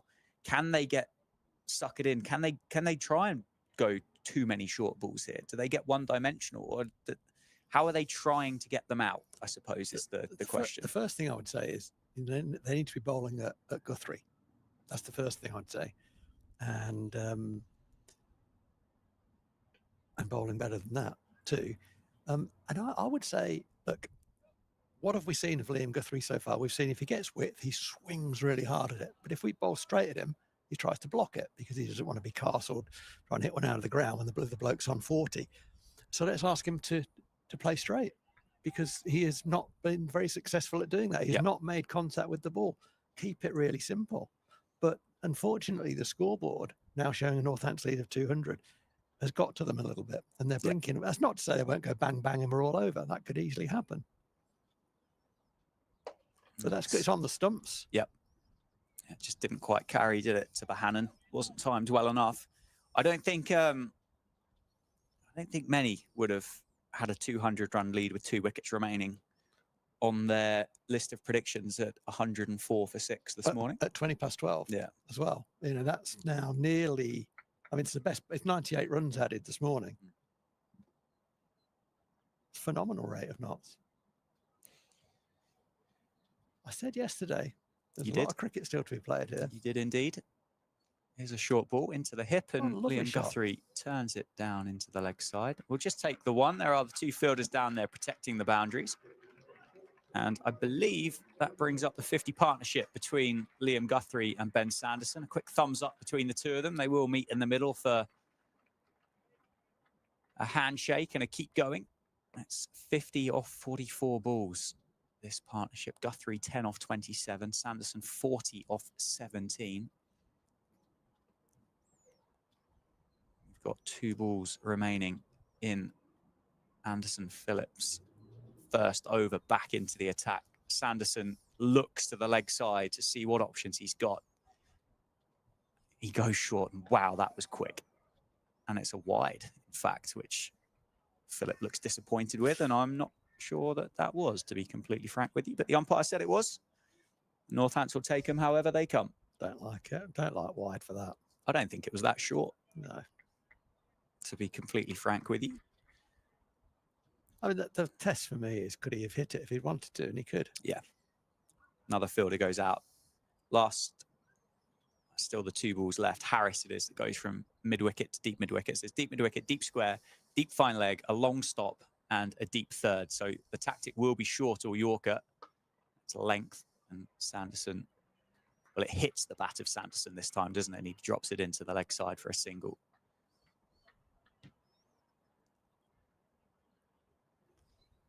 .5 overs. That's the other thing that's just in the favour of Northants here, just slightly, is the fact that Lancs are still 10 overs away from a second new ball. Mm-hmm. There was a little conversation there. It's the last ball of this over from Anderson Phillip, and Ben Sanderson went down to Guthrie, and I imagine he did say there something to the stay with me. Big Yorker. Oh, that's nicely turned away. There's going to be pressure and work on there, and he can't get it. It's Lou Wells in front of the members, can't keep it inside the rope, and it does run away for 4. What a fantastic end to the over for Northamptonshire. The Yorker just missing on line. The score goes up to 245 for 8. And a lead of 207. Wow. And we've still got Harry Conway to come out. Yeah. The big unit. You'd think he'd hit the ball a fair mile, wouldn't you, Harry Conway, with the size of those levers? Well, he kind of shapes up like Don Bradman, doesn't he? Like he wants to. What a compliment that is. Well, you know, obviously tongue in cheek, but he wants to be a batter, doesn't he? Yeah. He wants to be a batter. He'd rather get an elegant 15 than a 50, I reckon. But let's have a 50 today, Harry Conway. Yeah. That'll be lovely. Thank you. Sanderson. Bailey continues from the David Caperland. That's flicked through the leg side. As that gaps That's those four. two fielders, it has. What a bit of placement there, and what a cheer from the Northamptonshire supporters this morning. 249 for 8. Sanderson now on 45 off just 19. There's a bit of feeling around the place, isn't there? There's a bit of want, isn't there? Isn't there? There really is a bit of want. A bit of excitement. Wendell's back in with the flag. There he is, look.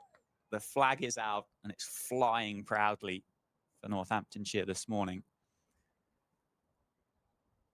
That's dropped into the offside. That might be another 4, you know. That's in front of square, and it is. It's 4. Sanderson moves to 49. It brings up the 250 for Northamptonshire. 253 for 8. And, Phil Rowe, that's a career best for Ben Sanderson. Is it? 49 was previously 46. I would have put and lost good money that he'd go first class 50.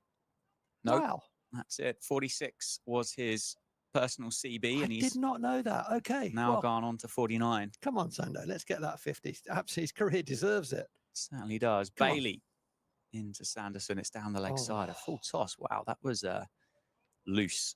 Well cleaned up by Matty Hurst. I mean, that delivery shows you where the brain is at the moment, doesn't it? Lead by 2-1-5 now for Northamptonshire. Partnership 64 of 48. I think everyone apart from the Lancastrians, which is understandable, would love Ben Sanderson to get a first class 50 here. Of course, and he's going to get it. That's great. He's cut it away over the cordon, and he does get 50, Ben Sanderson. He runs away for 4. He moves on to 53.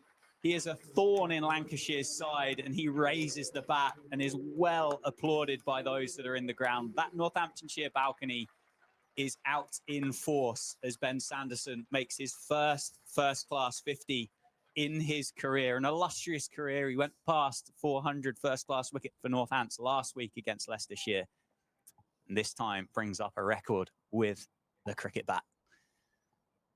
That one's pulled away, and is that gapped? It's going to put Tom Hartley under pressure, and he gets it past him. It's another 4 for Ben Sanderson. Moves to 57. The lead now 2-2-3. Cricket's a fun game, isn't it, Rowie? You're sat there with a wry smile on your face. You're enjoying this. I am. I'm a bit choked, actually. I'm loving this. You know, Sando is a guy who can bat, and he's had some ups and downs with his batting. He got sconned a few times when he first got into the side, and then he just used to kick them. I mean, we did think about tying the bat to his front pad jokingly at one time, but gee, he's always been able to play, and he's clearly seeing the ball as well as he's ever seen it. Slower ball, white ball skills from Tom Bailey. Finishes it with a dot ball, and Sanderson, 57 off 24, a first class 50 for Ben Sanderson. What a moment for him, and what a time to get it exactly when his team needed him. They're going to need him with the ball in hand again. 2-2-3, still not a huge number, but I mean, we said 150 yesterday. We said 175 this morning. We're the best part of 50 runs past that now.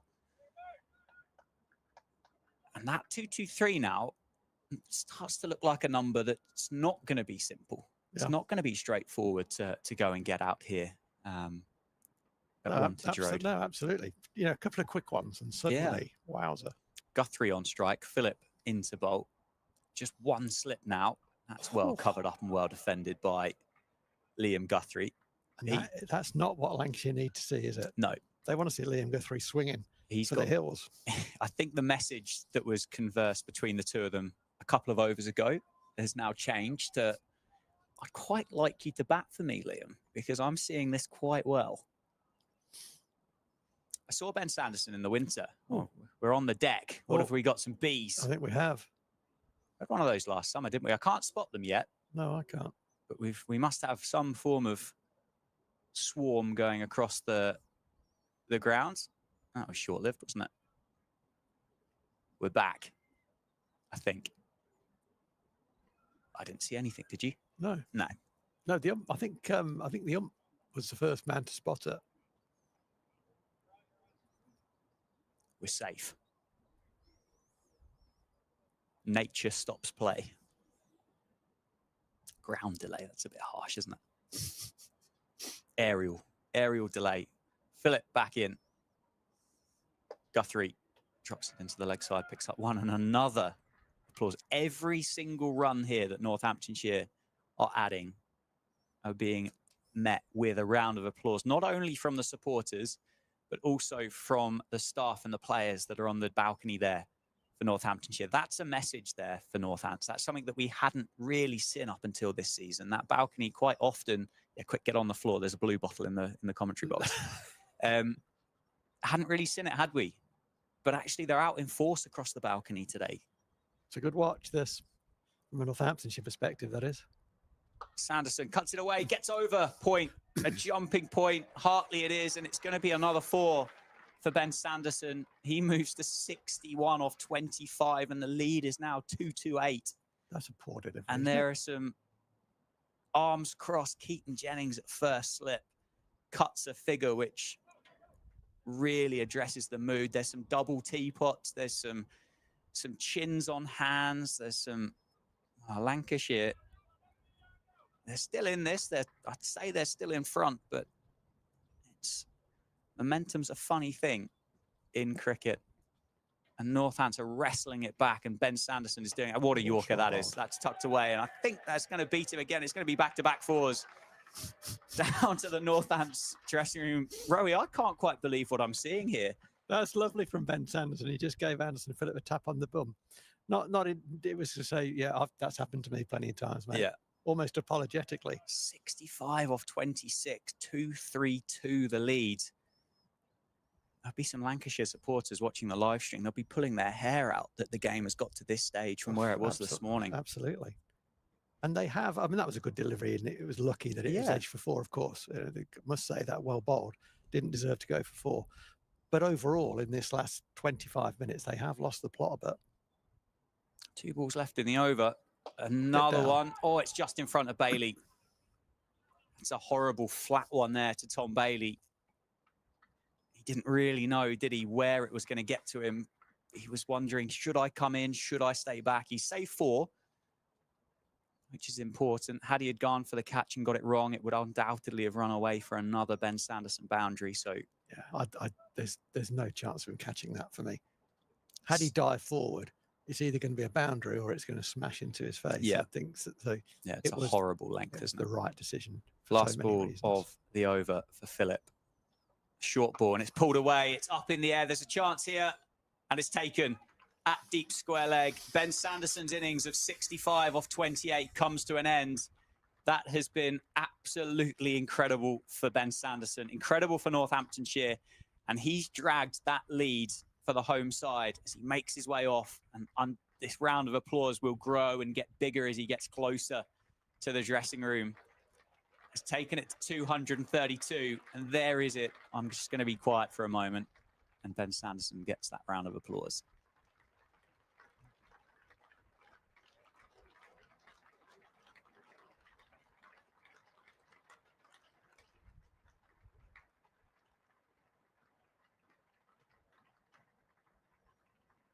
And he gets a punch of the gloves as he crosses the rope with Harry Cowan. That was interesting. Harry Cowan didn't come onto the field there until Ben Sanderson had left the field. I quite like that. I've not seen that done before, but it was respectful, wasn't it? And it's unusual. Have your moment, wasn't it? But he was making a point. Yeah, have your moment. 65 off 28 for Ben Sanderson. That partnership with Liam Guthrie, 81 runs. Northamptonshire are 270 for 9. As Harry Conway comes to the middle to meet Liam Guthrie. The final partnership for Northamptonshire. Conway, what we saw in that first innings was very, very organised, wasn't he? He looked solid in defence. Didn't score many. He looked solid in defence. So now it's over to Liam Guthrie. Can he find the middle of his cricket bat a couple of times? Northants have added 130 this morning in an hour and a half and a few minutes. An hour and 35 minutes. That's remarkable. Plenty of people who might quickly glance at a scorecard on their phone or wherever and see Northants 9 down and have to double take the 270 for 9. Yeah. Because to be honest, nobody saw that coming. No. And Luke Wells certainly wouldn't have wished it had happened either. That's cost 61 runs. Sanderson was dropped on 4. Liam Guthrie attempts to pick up where Sanderson left off, aiming a lusty blow into the leg side. He just squeezed it into his pad. And this is great news for everyone, is that it brings Harry Conway onto strike, because I do enjoy watching this man. I think I'll leave it there. I enjoy watching this man. He's just entertaining. There's a lot of fun about Harry Conway, isn't there? He's a big character. He's a very, very fine bowler. He's probably a very good man to have around the place, and he does love his batting. Tom Bailey will want to see the back of him pretty quickly. That one slides down the leg side. I think the point you mentioned, the bit you identified where Conway just waited at the rope for Ben Sanderson to come off, that speaks masses. You don't see that in cricket, but Conway was conscious that he wanted to be part of that applause for Ben Sanderson, and he wanted Sanderson to have his moment as well. And that's brilliant, actually. It's quite brilliant. A little thing, yeah, but a big thing. It's a 1%er, isn't it? It is. That's great. Now get some runs. Blocks that one nicely into the offside. Half of his signals when he bats seem to go to nobody in particular. I mean, he signaled to Luke Guthrie, who had his back to him at the time. I'll tell you what, just one eye on the clock here, and Northamptonshire will want as many runs as they can get. 232. It's still light, isn't it? There's no shying away from that. But if Lancashire were to wrap this up now. Oh, it very nearly happened. A great Yorker from Tom Bailey. Very, very well dug out by the very, very tall Harry Conway. He's got a long way down to get back down to that ball, and he did that very well. It was perfectly bowled Yorker. Which they're likely to do so. Yes. Their openers are going to have about 19, 18 minutes to go out and bat before lunch. Yeah. So actually, timing-wise, if it were to happen now, wouldn't be awful. I'd buy that. The question is, how many runs are you willing to give up for that, I guess? Harry Conway's run very well there. It's going to be leg byes. He's not off the marks, but it's going to be 2 leg byes. He's savvy, isn't he, this guy? He is savvy. It was Marcus Harris who finds himself down at fine leg. I'm not sure he's been down there at all so far in the game. Didn't move brilliantly to his right. Harry Conway spotted that and was able to push back for 2. 235 now the lead. Nicely dropped into the offside. Declines any thought of a run. It was the last ball of the over, and he says, no, over to you, Liam. That's a good question. So what is it? I don't know. It was my question. I can't really say. Well done, Phil. That was a great question, Phil. Of course you can. So a good question is, how many runs would you be willing to sacrifice in order to ask Lancashire to start twice, i.e. start once before lunch and then after lunch? I suppose Northants would admit that they are in credit significantly from where potentially they thought they would be. For sure, yeah. So at that point there, you turn around and go, well, logically, you'd say this innings isn't a million miles away from being wrapped up, is it? You'd say they're overdue. Mm-hmm. Would you be prepared to write off, what would it be, 15 runs? Would you be prepared to write off 15 runs for a lead of 250 for 15 minutes? No. No? Because of the psychological number of 250? Yeah.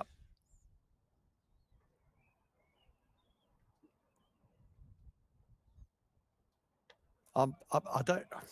15 just sounded too many. 7. Yeah. I think you want as many as you possibly can. I think that kind of trade-off is, this could be tricky for Lancs. Yeah. Lancs walk in none down. Yeah. All of a sudden, you suddenly go, we should have taken a... Oh, we didn't. Yeah. Oh. Yeah. It's a trade-off. I mentioned on day one, the little spell where we had, I think, eight overs or so at Lancs in my time before a break. I think it was before the tea break, and thought, we'll put them under pressure. They ended up 60 for no wicket. I'm scarred by that. Well, where's that gone? It's gone into the leg side. It's catchable, and it is caught. Middled it. Probably the first ball that Liam Guthrie has middled. Hit it too well and found Tom Hartley, who was lurking on the deep backward square leg boundary. Took a nice catch moving away to his left. And that concludes the entertainment from Northamptonshire this morning and what entertainment it has been. The innings concludes on 273. That's a lead of 235. So Lancashire will need one more than that in order to win the game.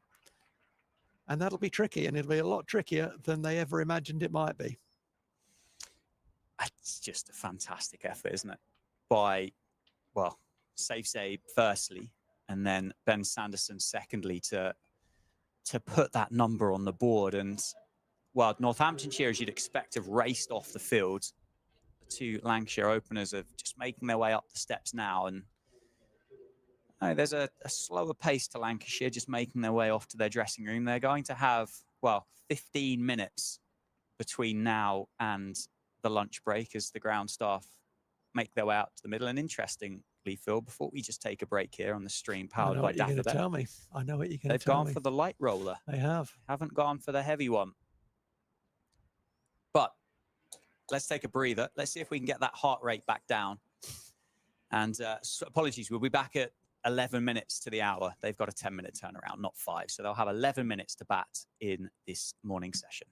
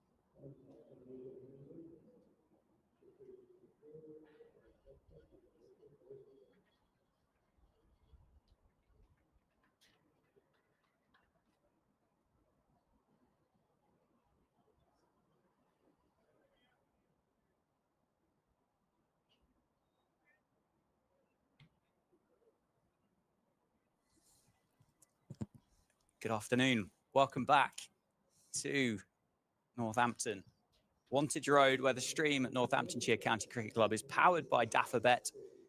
We are just about to start the fourth and final innings of this Division 2 clash between Northamptonshire and Lancashire. State of play, and a little bit surprisingly, I think would be fair to say, but Lancashire require 236 runs to win. They have 167 overs remaining in the game as a minimum. But Zaib, Ben Sanderson, Liam Guthrie, and Calvin Harrison have dragged Northamptonshire back into this fixture, back into the contest.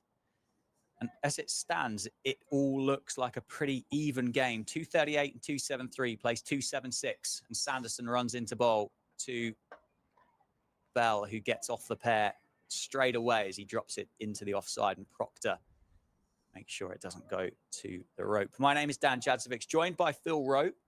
We've got exactly 11 minutes to go before lunch, so a tricky little period for Lancashire here. Absolutely. I mean, Northants need to get the adrenaline down to a certain level, and I noticed Sanderson overstepped on the front foot, so he's still pumped up, having smashed 65 in 20 odd balls. Just need to get the ball in the right area as often as we possibly can. Get back to simple basics. It's too short again. It's just a bit of deja vu cricket. I think it's just going to be one this time. Proctor keeps it down. I said just before we broke, the light roller was called for by Lancashire and Jennings. Is that an indication to what we'd spoken about during the morning session, that it felt like the pitch wasn't doing as much? Yeah, it's interesting, isn't it? I'd love to understand the thinking there. Obviously, they are closer to it. They have more cricket brains around it, and but it was oh, okay. Well, what was you thinking? It wasn't a, oh my God, that's a ridiculous thing to do. And we shall see. I mean, the proof of the pudding will be unfolded, in front of us, and we shall see. This is a massive wicket. Huge. Absolutely. Not huge. all wickets are equal, are they? Keaton Jennings is a huge wicket.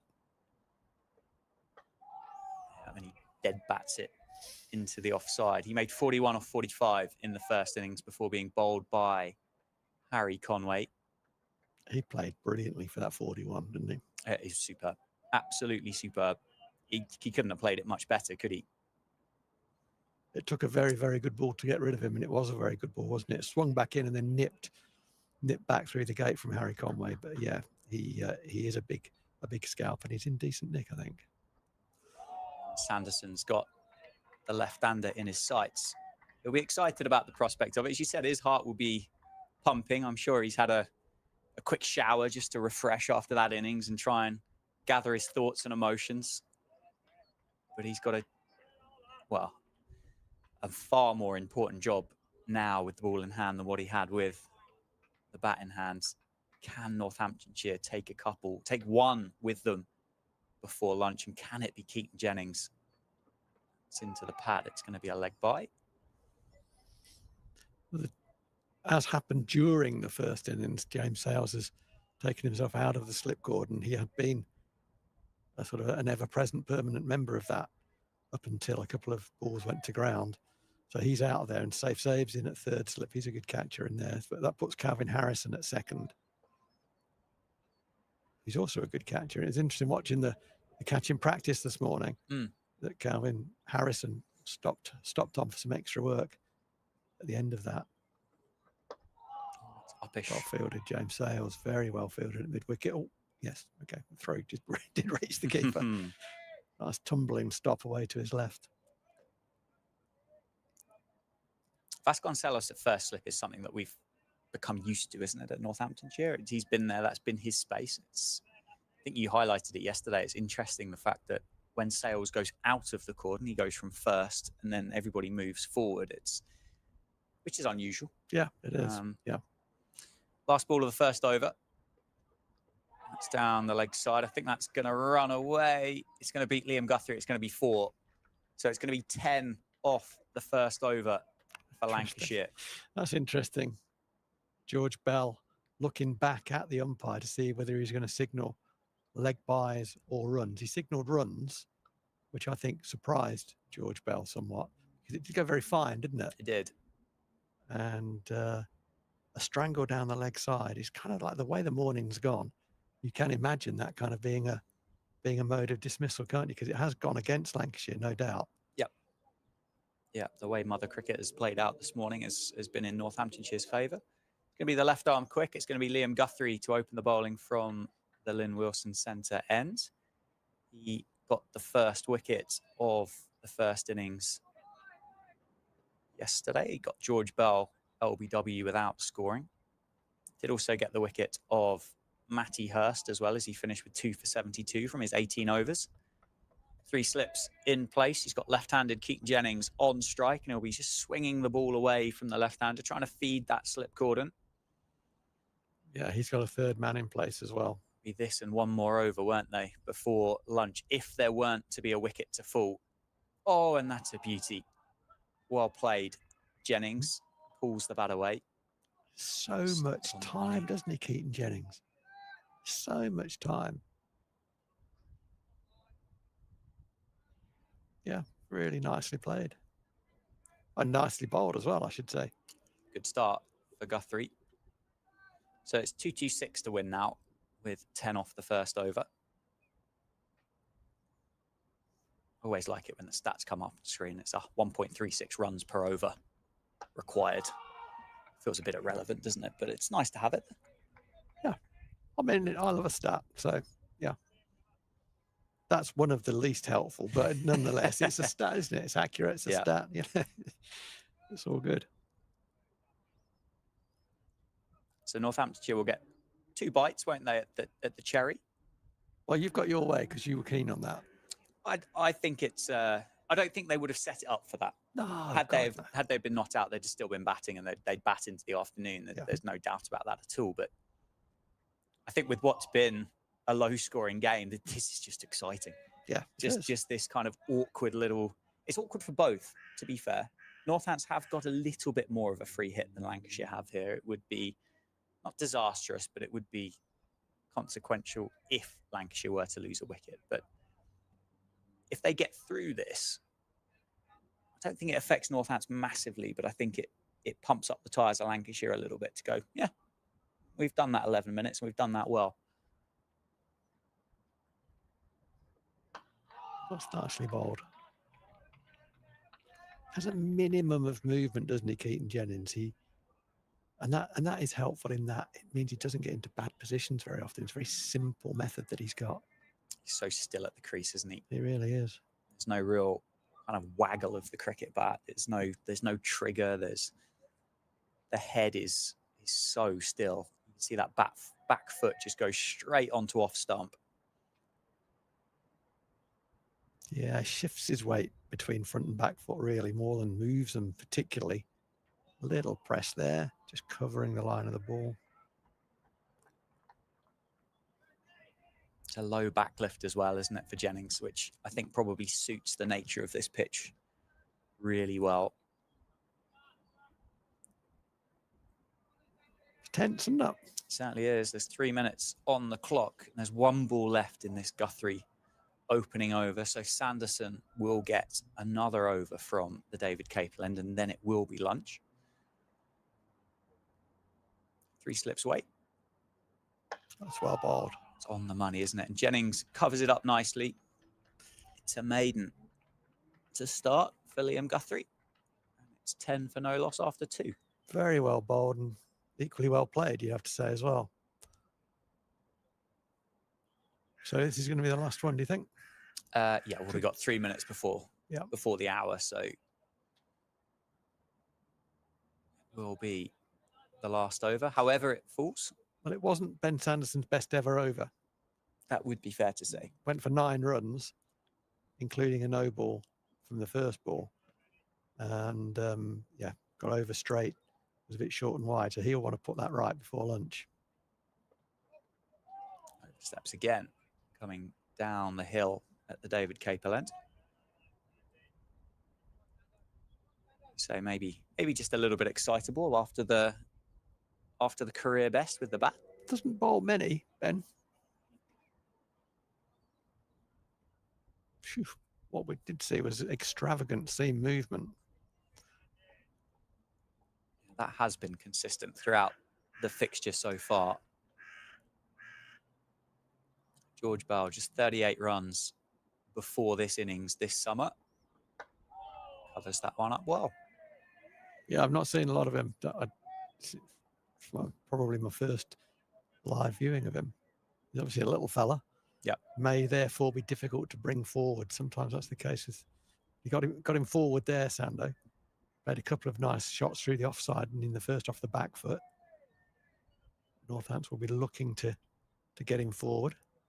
Yeah. 5 balls remain in the morning session. That's well bowled. Well played. George Bartlett's occupied that busy area at point and backward point this time around. I think he's a good ground fielder, George Bartlett, particularly in what would be a circle. So good move, I think, to have him there. There were periods at play, weren't there, yesterday that didn't really feel like he was in the game at all in the field, but undoubtedly he's going to be busy there. Left well alone. 3 events then. 3 events remain in the morning session. One that has been fantastic for Northamptonshire, but one that still won't put any real fear into the mind of Lancashire. That's 224 to win. They've got all the time in the world to get it. And they've got a fantastic batting lineup to go out there and get it as well.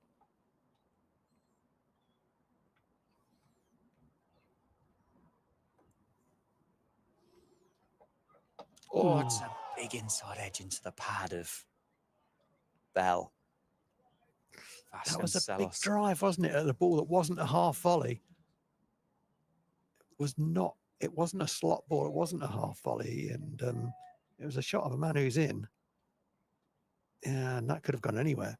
As it was, he inside edged it onto his leg and it ran away into the offside. But he was not in control of that. A few jitters, understandably so. Yeah, 2 to go. Defended down to George Bartlett. So just the 1 ball remaining then in the morning session. It's 12 for no loss. Bell is on 7. Jennings safely camped at the non-striker's end on 0. Sanderson,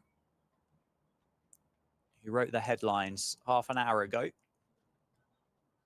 he just continue that good form that he's found this morning here on day 3? Can he take George Bell with he and Northamptonshire as they make their way off for lunch?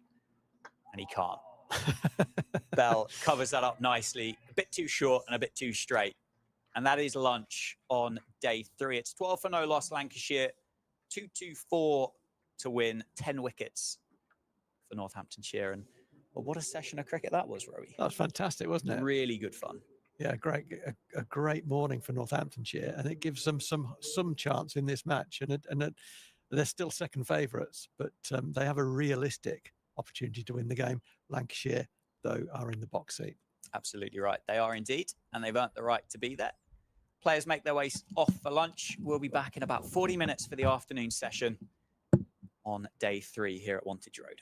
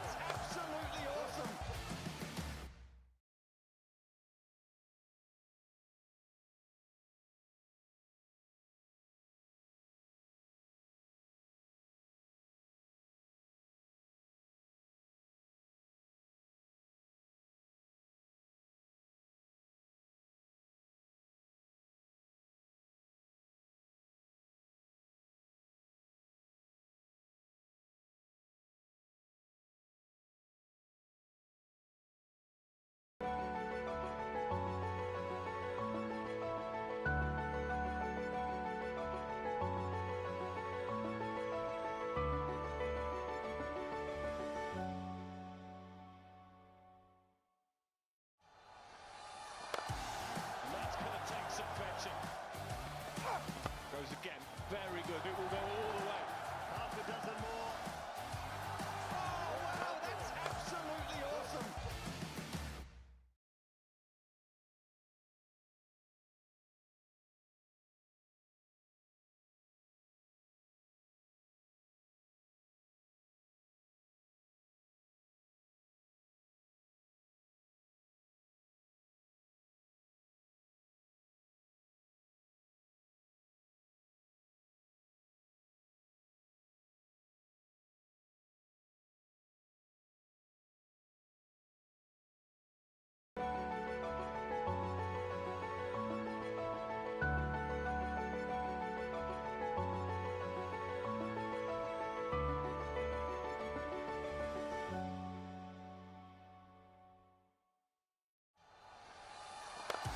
And that's going to take some fetching. Goes again, very good. It will go all the way. Half a dozen more. Oh, wow, that's absolutely awesome.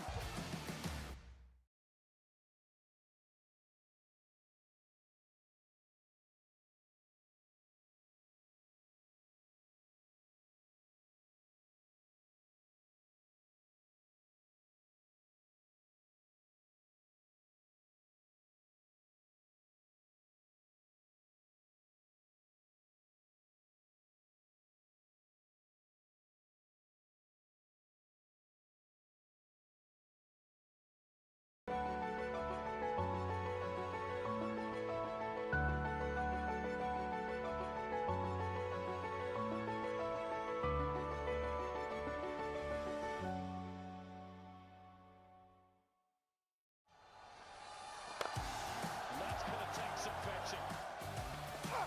Goes again, very good. It will go all the way. Half a dozen more.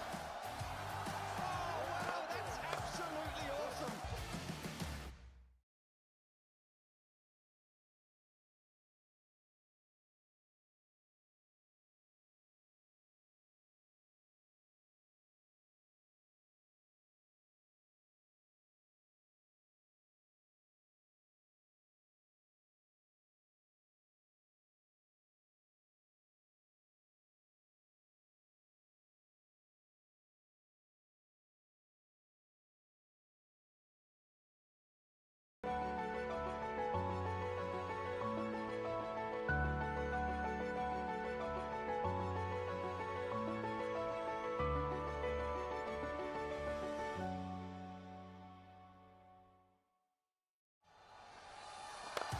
And that's going to take some fetching.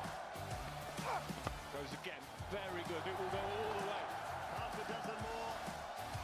Oh, wow, that's absolutely awesome.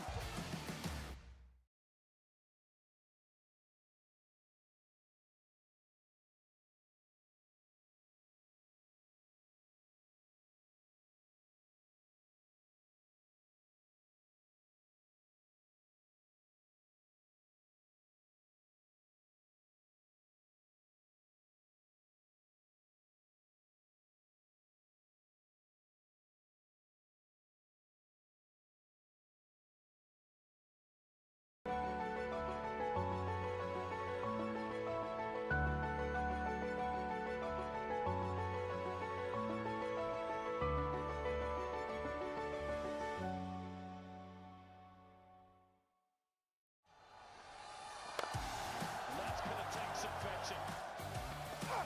Goes again, very good. It will go all the way. Half a dozen more. Oh, wow, that's absolutely awesome.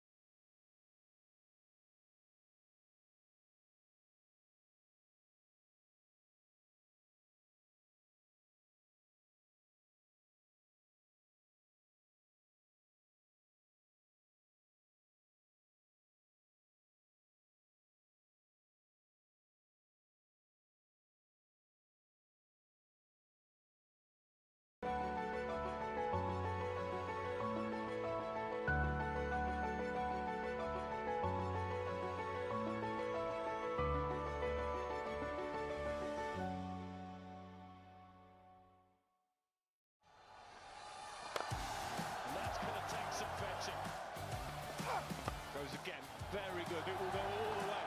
Half a dozen more. Oh, wow, that's absolutely awesome.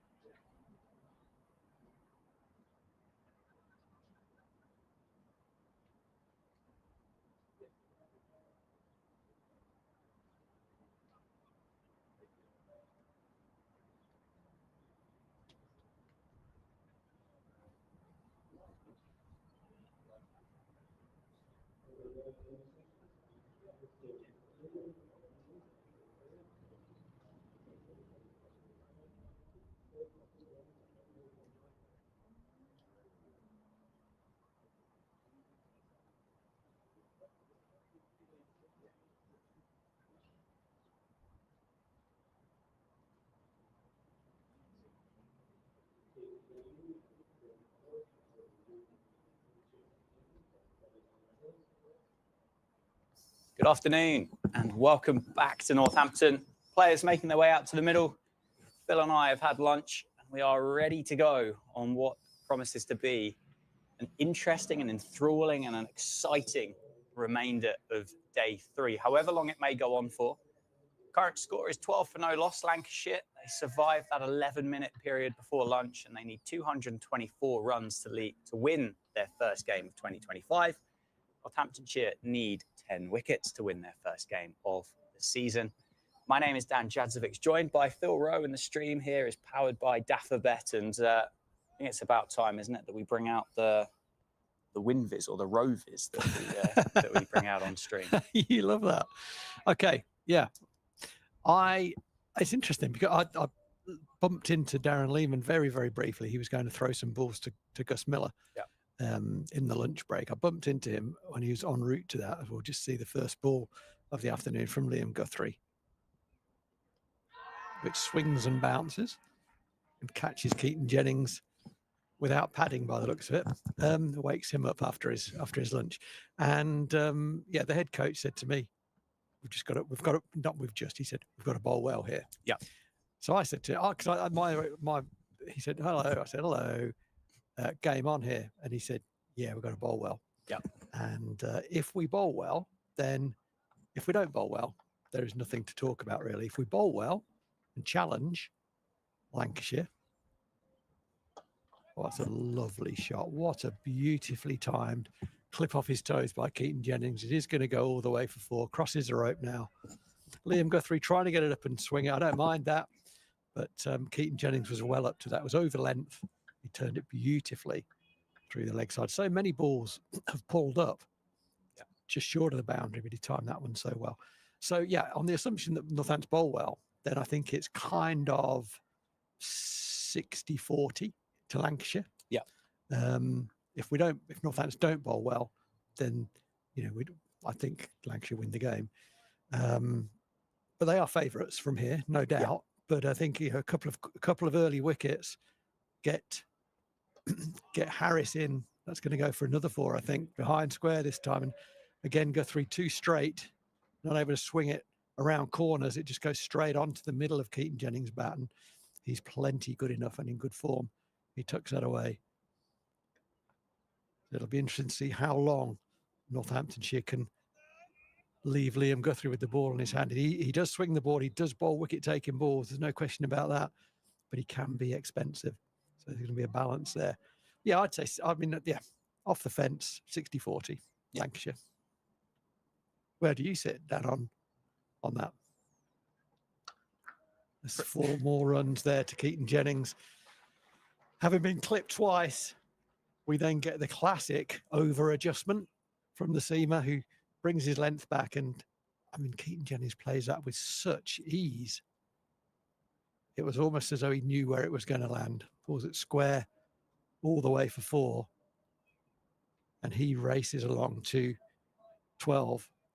The score up to 24 into the 4th over. So this is not the start that Northants needed, not the start that they wanted. And obviously, by contrast, Lancashire are very happy to have taken 24 out of that target. It's currently now 211 more, 211 more runs. We'll see them get their first victory of the season. We'll pick it up maybe between overs, Dan. Give you time to think about it. It's probably changing during this over by a couple of percentage points. That's better from Guthrie. Defended out into the offside from Jennings. But I've said before about Guthrie, and it's evident, is he does bowl superb wicket-taking deliveries. He struggles for a bit of consistency, and therefore is always likely to go for a few. Yeah, I think as most swing bowlers have found in the history of the game. Yeah. I think in this short career he's had at Northants and what we've witnessed, I just think he's kind of struggled to line up the left-handers as well. Yeah. Jennings knocks that into a hole on the offside. There's a sweeper out at point, so no man square of the wicket to stop that. He can pick up a single very comfortably, and actually played that over extremely comfortably. Took it for 13. Lancashire onto 25. Yeah, pretty simple cricket there for Keaton Jennings. 13 off 15. Yeah, I'm not far away from you. I think I'd probably go slightly further in favour of Lancashire. Just on a note that, from what I've seen with my eyes anyway, I don't think the ball's done as much through the air, off the surface in this morning session, or in the morning session, compared to what we saw across the course of the first 2 days. So not to say that Ben Sanderson's innings wasn't fantastic, but it just looked like it got a little bit easier to bat, I think. I think that was an element of Lancashire didn't bowl as well. But it just felt like it did slightly less. Yeah. Yeah, I wouldn't argue with that. An appeal. I'm not going to say a big appeal. It was noisy for a caught down the leg side. I think Jennings' bat was well away from that. Nicely caught by Lewis McManus, tumbling away to his right. But Ben Sanderson, he's now bowled 2 overs and 1 ball, and he really hasn't quite been at his best. That one going down the leg side. He's bowled 2, I think, no balls, maybe more, certainly 2. And he's been, not at his best to date, but it doesn't take long for Sando to get into his best. There's movement behind the bowler's arm in the press box. Terrible behaviour. That's pretty poor. Sit down. Still standing up. Yeah. Still standing up. And it is right above where Ben Sanderson releases the ball. And still standing up. Wow. Until I say anything else, assume he's still standing up. Can some of his colleagues in the press box not pass the message on, maybe? Who can be sure? And he's sat down. There we go. We can get on with the game. Blimey, Dan. Sanderson in from the David Capel end. He's on the money. Keaton Jennings is up to the task of defending that back down the wicket. Yeah, that's the best ball that Sanderson's bowled so far, isn't it, in the innings? Wouldn't have said it was challenging for Keaton Jennings, but it was the best ball that he has bowled. He has so much time. I mean, that's something that you can. There are coaching things that you can do to help someone get more time, but you can't coach that amount of time. He just sees the ball so early and moves so late, like that. And that was an absolutely beautiful cricket shot. That's how you play the off drive. Ben Sanderson, who hasn't been at his best, has got his line right there, but his length was over. That's a half volley, and Keaton Jennings says, "Oh, that's great." Yeah, it's a bit of a masterclass here from Jennings. I think the thing I'm really enjoying about him is there's no extravagant movement at all. It's so simple. The bat's just going in straight lines. There isn't a huge flourish when it comes to playing a shot, and it looks so casual to the point that he didn't even run for that. Yeah. It's the minimum of effort for the maximum of output, isn't it? And as we said just before lunch, the fact that he moves so little means that he rarely gets into bad positions. And he makes good decisions. He is a very fine county cricketer, this man. Yeah, had a superb career. And you feel that Northants need to get him quickly. He's already on 17. The score's already on 29. Northants really, as we said earlier, not all wickets are quite equal. Psychologically, this is a big one. Yes. I mean, did he get 41 in the first? He got 41 in no time, yeah, in no trouble. And then Harry Conway bowled him an absolute beauty to dismiss him. Yeah, and that's what it's going to take, isn't it? It's going to take a beauty to get rid of him. I'm also reminded, very quickly of my old thing about the best players make fewer mistakes. You have to get Keaton Jennings out usually. He will have a handful of dismissals caught mid-off in his career. Very, very few. You've got to get him out. He won't give it up. Sanderson finishes that over. It goes through nicely, but Jennings has nothing to do with that. Another over won by Lancashire. I think they've won pretty much every over of the 5 that have gone down. There was one maiden. Guthrie's first over was a maiden. It wasn't a challenging maiden as such. And the captain will be starting to scratch his head and think, there's only 5 overs gone. We've only bowled 2 overs since lunch. But I'm already thinking, is this the right pair of bowlers? This is a good matchup though. Guthrie in the first inning got Bell out with a beautiful in swinger, hit him pretty much on the toe, on the half volley, right in front, swinging back into the right-hander. So this is a good matchup. As Dan said, Guthrie has been more threatening against right-handers in the little cricket that we've seen to date from him. So this is a good matchup. 2 slips. There's a catcher at mid-wicket. 2 men either side, saving the single. Fine leg and a third man. Width on offer, and Bell hits that down to wide, third man. Harry Conway gets after that very quickly, and he's got a good arm. That came in very flat. Yeah, unfortunately for Northants, that matchup's lasted 1 ball, isn't it? I think that the thing that's visually noticeable is to the left-hander, Liam Guthrie, when it swings away, just looks quite slow and quite floaty. But in comparison to the right-hander, it looks like it really jags back in late. And I don't know whether it's coincidental. I don't know whether it's my eyes. He's gone. He's pulled it. He has made a mistake, Keaton Jennings. He has yet to leave the crease because he is absolutely gutted and very disappointed with himself. It was a drag-down delivery from Liam Guthrie. It was smashed off the back foot by Keaton Jennings, but straight to James Sales at mid-wicket. I say straight to, he took a good catch above his head, but he did not have to move. It went like an absolute tracer. But James Sales, he'll be feeling happier about life. Took a good, sharp catch at mid-wicket, and that's just what the doctor ordered, if the doctor is the doctor of Northants County Cricket Club, because that's the breakthrough they wanted. It's the big wicket of Keaton Jennings gone for 17. It's a tone setter. It's a tone setter. James Sales has, well, even picked up the wicket, didn't he, when he came on after he dropped that catch in that first innings. But that's going to give him huge confidence. And it was a good catch. It was a catch that should have been taken. But we've seen a few of those across the course of this game so far. So that should give him, and it should give his team, a massive lift. I think absolutely. That came out of nowhere, because looking at the body language, there was a few already with, as we talked about, staring at their shoes a wee bit, lowering their gaze, not catching the captain's eye. It wasn't a good delivery from Liam Guthrie. He will bowl many better balls than that don't get wickets. Jennings hammered it, but he picked out the only man that could possibly catch that, and it went straight to him. Yeah.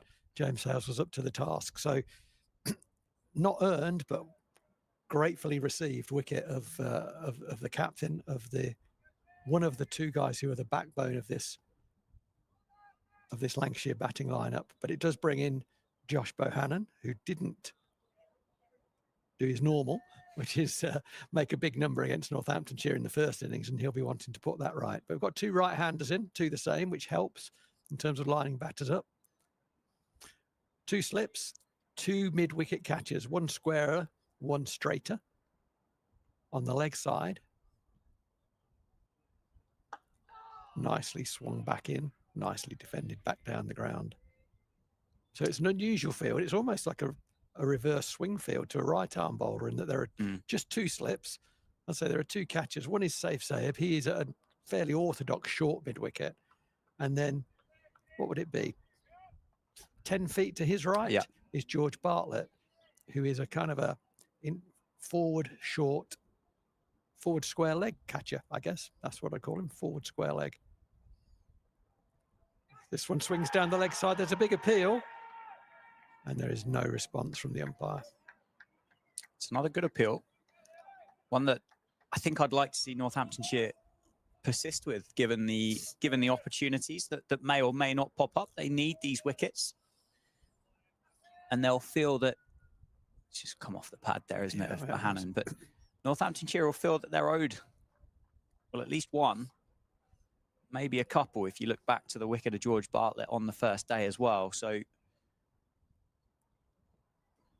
I think as well, it sets a huge, it shows positivity, it shows intent, it shows that they want to be there, it shows that they're in the fight. I think if that had come off the thigh pad and nobody had done anything, I think it possibly shows a body language of, oh, okay, well, 206 isn't very many, is it? Yeah, would not. I said earlier in the game that there was some cricket from Lancashire that I think I'd hoped that Northamptonshire could learn from. And I actually was directing that at the way they batted, Harris in particular. Guthrie comes in again, brings Bohannon forward in defence. That's a much better over from Guthrie. The worst ball he bowled actually got the wicket, and that's the game of cricket, isn't it? Also said, and I have to cover myself on this one, that Keaton Jennings doesn't make mistakes, and you got to get him out. Well, he did make a mistake. He did that. And he was very, very disappointed with himself. He could have hit that ball in a number of places. But to James Sales, he hit it, and he was very, very grateful to cling on to that. So Northants are buoyed by that wicket. Yeah, the cricket I was in particular talking about was the way that Harris in particular and others played in that first innings. I thought there was an example there to some of the Northants batters. And in fact, I would say Zaib actually applied himself as well as I've ever seen him do so in the manner of Marcus Harris. So Ben Sanderson continues, this time to Bell. Back of a length. Just bounced a little bit more than Bell expected. He dropped it down with no great problem into the leg side. But wickets change games. They do indeed. They do indeed. And you can hear Northants are audibly buoyed by that dismissal. Bohannon is a very good player, as is Bell. Bell's forward punching through mid-on, but Rob Keogh dives away to his left. Yeah. To prevent any run. Yeah, I'll be curious to see how long Northamptonshire stay up.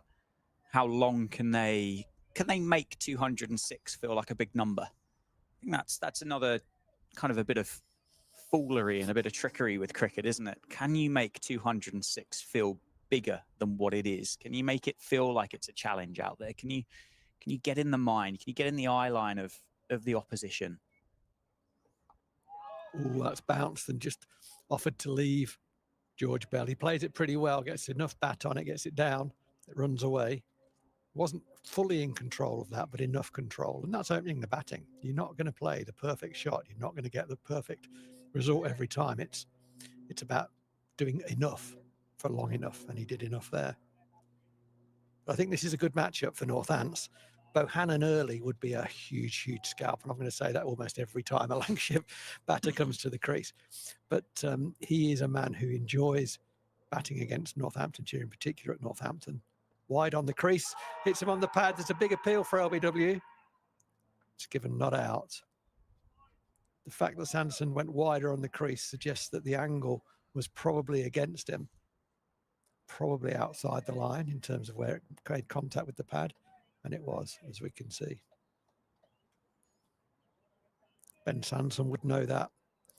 I'd call that a building appeal. Yeah, it's a good appeal, but yeah, well outside the line.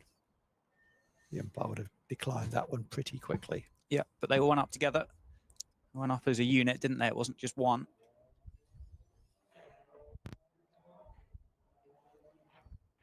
And there is a bit of lateral movement off the surface. Maybe just with the newer ball where the seam's a bit more proud still, that it's just still offering to cut in and hit some of these indentations that we spoke about during the course of the game so far. I am curious, genuinely curious I guess the logic behind only having the light and not the heavy roller is they felt that it would have taken just pace out of the pitch, which would have made it difficult for them to get going, maybe.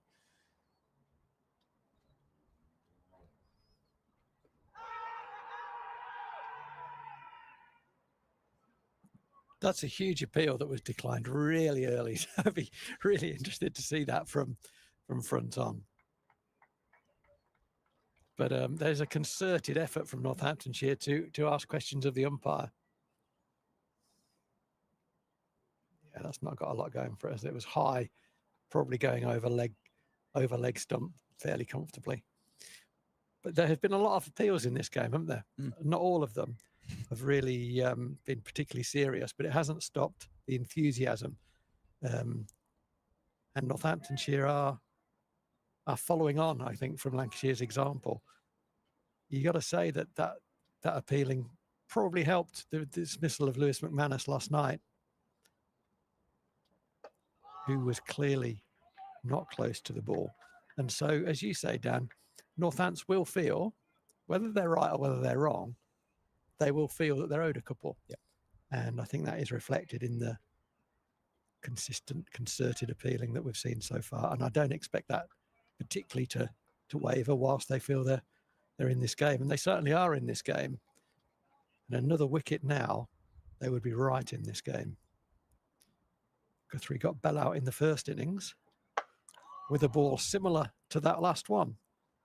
Yeah, it's kind of how long can Lancashire go where it just takes away that momentum that Northants built with the innings of Ben Sanderson at the end of the third innings.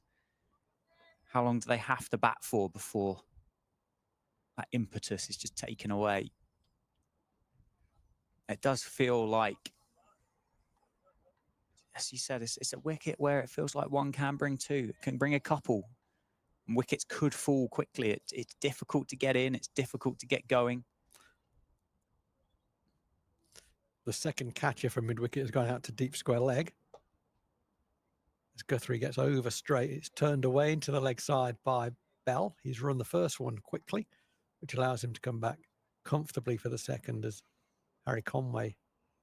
Ben Sanderson fields that down at fine leg. Quite similar statures, aren't they?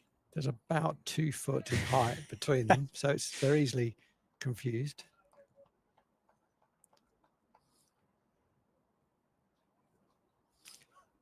Yeah, let's invite Bell to play down the ground a little bit more. That would be my thought. It's nicely bowled, just back of a length. As I said earlier, he's a little guy, Bell, short in stature, and he's a difficult guy to bring forward. And he's one of those that you can't get him forward, and you do get him forward, and it's a half volley, and he punishes you. And then you drag your length back, and then he tucks you away square of the wicket. It's a frustration of bowling at the shorter guys sometimes. They're difficult to find. But Guthrie will be trying to find. He'll be trying to find swing back into Bell.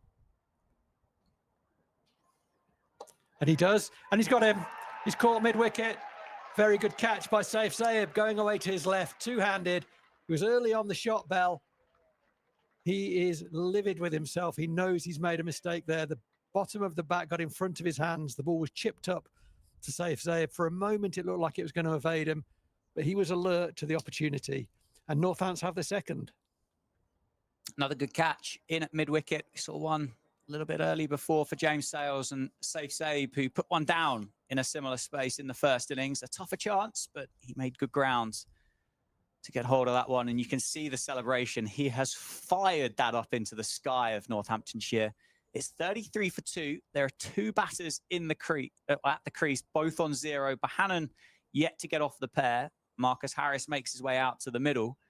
Has that just held up a touch? Has it hit one of those dints, as we've called them, throughout the course of the stream? Well, it's not the first ball from this end that the batter has been early on, is it? It's happened a handful of times. And it led to the dismissal of Rob Keogh in the Northamptonshire second innings. It looked soft, actually, as that one looked soft. But I think the ball has stayed on the surface for a fraction of a second longer than they anticipated. That means they're through the shot earlier. The ball, therefore, goes aerial. And George Bell was absolutely gutted to have done that, as Rob Keogh was. But you'd have to say you have to take into account, I think, the effect of that extra bit of bounce, which slows the ball up getting to you. And it has just held in the surface a wee bit. Northamptonshire don't care, basically. and neither should they. These last 5 minutes, the game has changed significantly. So from 60-40, I think Northamptonshire, it's more like 55-45. Yep. But if Marcus Harris is here in an hour, then you think that equation will be going rapidly Lancashire's way. He is the biggest scalp. He is, by some distance now, the highest run scorer in the country, Yep. Certainly in the county, and definitely in the country. And he looks in good touch, but it only takes one. Yeah, and they created chances against Harris. I know he batted brilliantly. 121 he got in the first innings. His third first-class 100 of the season. But he did. They dropped him on 28. They dropped him on 82. They went past the outside edge a lot. It's a big round of applause for Liam Guthrie as he pops the cap back on and makes his way down to his fielding position on the boundary. 2 in on 0, as you say. 2 men in on 0. Try and keep them on 0 for as long as possible. Now, Ben Sanderson's bowled 4 overs so far. As a 4-over spell, although it was broken by lunch, it's as modestly as I've seen him bowl in a very long time. What I do know is that will not continue. Normal service will be resumed at any moment. Can't come soon enough for Northants. There's an example of what we've said throughout the game. Extra bounce, a little bit more movement. The movement, you know, is to be expected with a new ball. It's the extra bounce that I think has caused some uncertainty. And it means the batters are never really settled, never really in. Yeah, it's tough to start, isn't it? It's hard to get going. The free-flowing Zaib was striking at less than 20, I think, for a while, which is unheard of. Again, slightly wider on the crease. Yeah, Ben Sanderson does that. He uses the crease very well, just subtly. That when he goes wider, and he can run it back from there and get you trapped on the crease, but he can equally bring you forward and take it away from you there. He is very good. As is Josh Bohannon. Certainly good enough on that occasion. Some oohs and ahs. But the longer we can keep these 2 on 0, the chances of getting one of them out increases. That's nicely bowled again from Sanderson. Suddenly, from Keaton Jennings, looking like it was me bowling at him with the tennis ball for a while. Suddenly, it looks very difficult out there. It does. It's just changed again, isn't it? Just changed again. Nothing's really changed overhead. There are a few more clouds around to the left-hand side of the ground, just over the cinch stand. But I don't think they'll be taking effect yet. They'll be on their way, won't they? That's the way that the prevailing wind and the weather comes from over towards the town centre of Northampton. So they'll be making their way slowly over the ground. It may benefit Northamptonshire, but as yet, but you're right, it does feel like something's just changed a touch. Yeah. I'll tell you what's not changed. Well, I don't know, but I suspect what's not changed and very rarely changes is Marcus Harris's resting heart rate, which is probably about 7 or something. It just looks so relaxed. Well played by Hannon. As we said yesterday at points during his innings, if he walked in, you wouldn't know whether he was playing brilliantly, terribly, whether he'd got 0, whether he'd got 500. He just plays, doesn't he? Very, very calm. That message that he sends, I'm sure is absorbed by the fielding side, which is this bloke's not going to make mistakes here. We're going to have to get him out. We can't rattle him. However many times we go past the edge, he's not going to get rattled, and that proved to be the case. Sanderson finishing his 5th over. Bohannon turned it to square leg. There's no run. That's a maiden for Ben Sanderson, his 1st of the innings. I said it wouldn't take long for him to get back to normal service, and we were about there with that over. Guthrie's going to continue from the Lynn Wilson end, as you'd expect. He's got both wickets to fall so far. And you do think, actually, he has got both wickets to fall so far, and good on him. But you do feel he can bowl some very, very good wicket-taking balls that we haven't yet seen. I think he's got a couple of special deliveries up his sleeve, and it will probably take a special delivery, certainly to get rid of Marcus Harris, I suspect.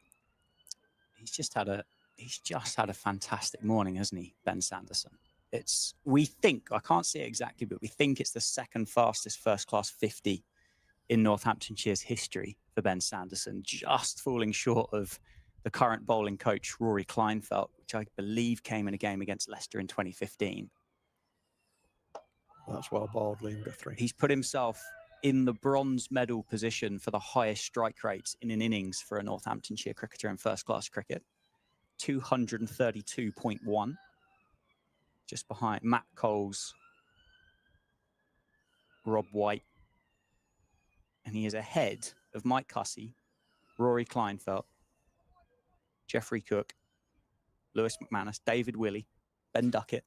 So what's the stipulation? How many runs do you need to score? I mean, I see what you're need saying. more data on that. Everybody in the top 10 has scored more than 25. Is this in a single innings we're Yeah. talking about? Okay. Yeah. All right. Yeah, I don't think it is across the career. No. Oh, we've got some playing activity. Oh, wow. Are they Ospreys? Are they? I think they're the. Oh, yeah. They are the with the tilting. Yeah. That's right. They are. Take off on the spot, don't they? They come from Bryce Norton Do they? most days. Yeah. They're a bit late, actually. There we are. For aeronautical enthusiasts. Impressive bits of kit, though. They're amazing, aren't they? Really incredible. They're kind of like Thunderbirds. Yeah. Marcus Harris has probably never seen them before because he's fascinated by them. Come back. Come back and get onto RF Bryce Norton. Get them back. Get them over the Lynn Wilson Pavilion. Do you know the flight lieutenant at RF Bryce Norton? I don't. No. Do you? But funnily enough, no. Okay. Don't mix in those circles. Guthrie continues meanwhile. I bet they're a cricket fan, though. Probably. Good chance. I think there might be something to do with the American Air Force. Yes. Yeah, I think you might be right on that one. Oh, proved a bit of excitement for a couple of minutes, didn't it? If the cricket was just getting a bit dull, which it wasn't. If they are, I'd like to apply a Northamptonshire airspace tariff on that fly past. It's going to be 180%, 20%, 40%. We're not going to have it. We are going to have it. Liam Guthrie pitches up. It bounces and leaves Marcus Harris. He's got more interest in the Ospreys than he has in that delivery, and just watches it go by. I think his heart rate flickered up to 10 as those planes went over. Just got a bit excited.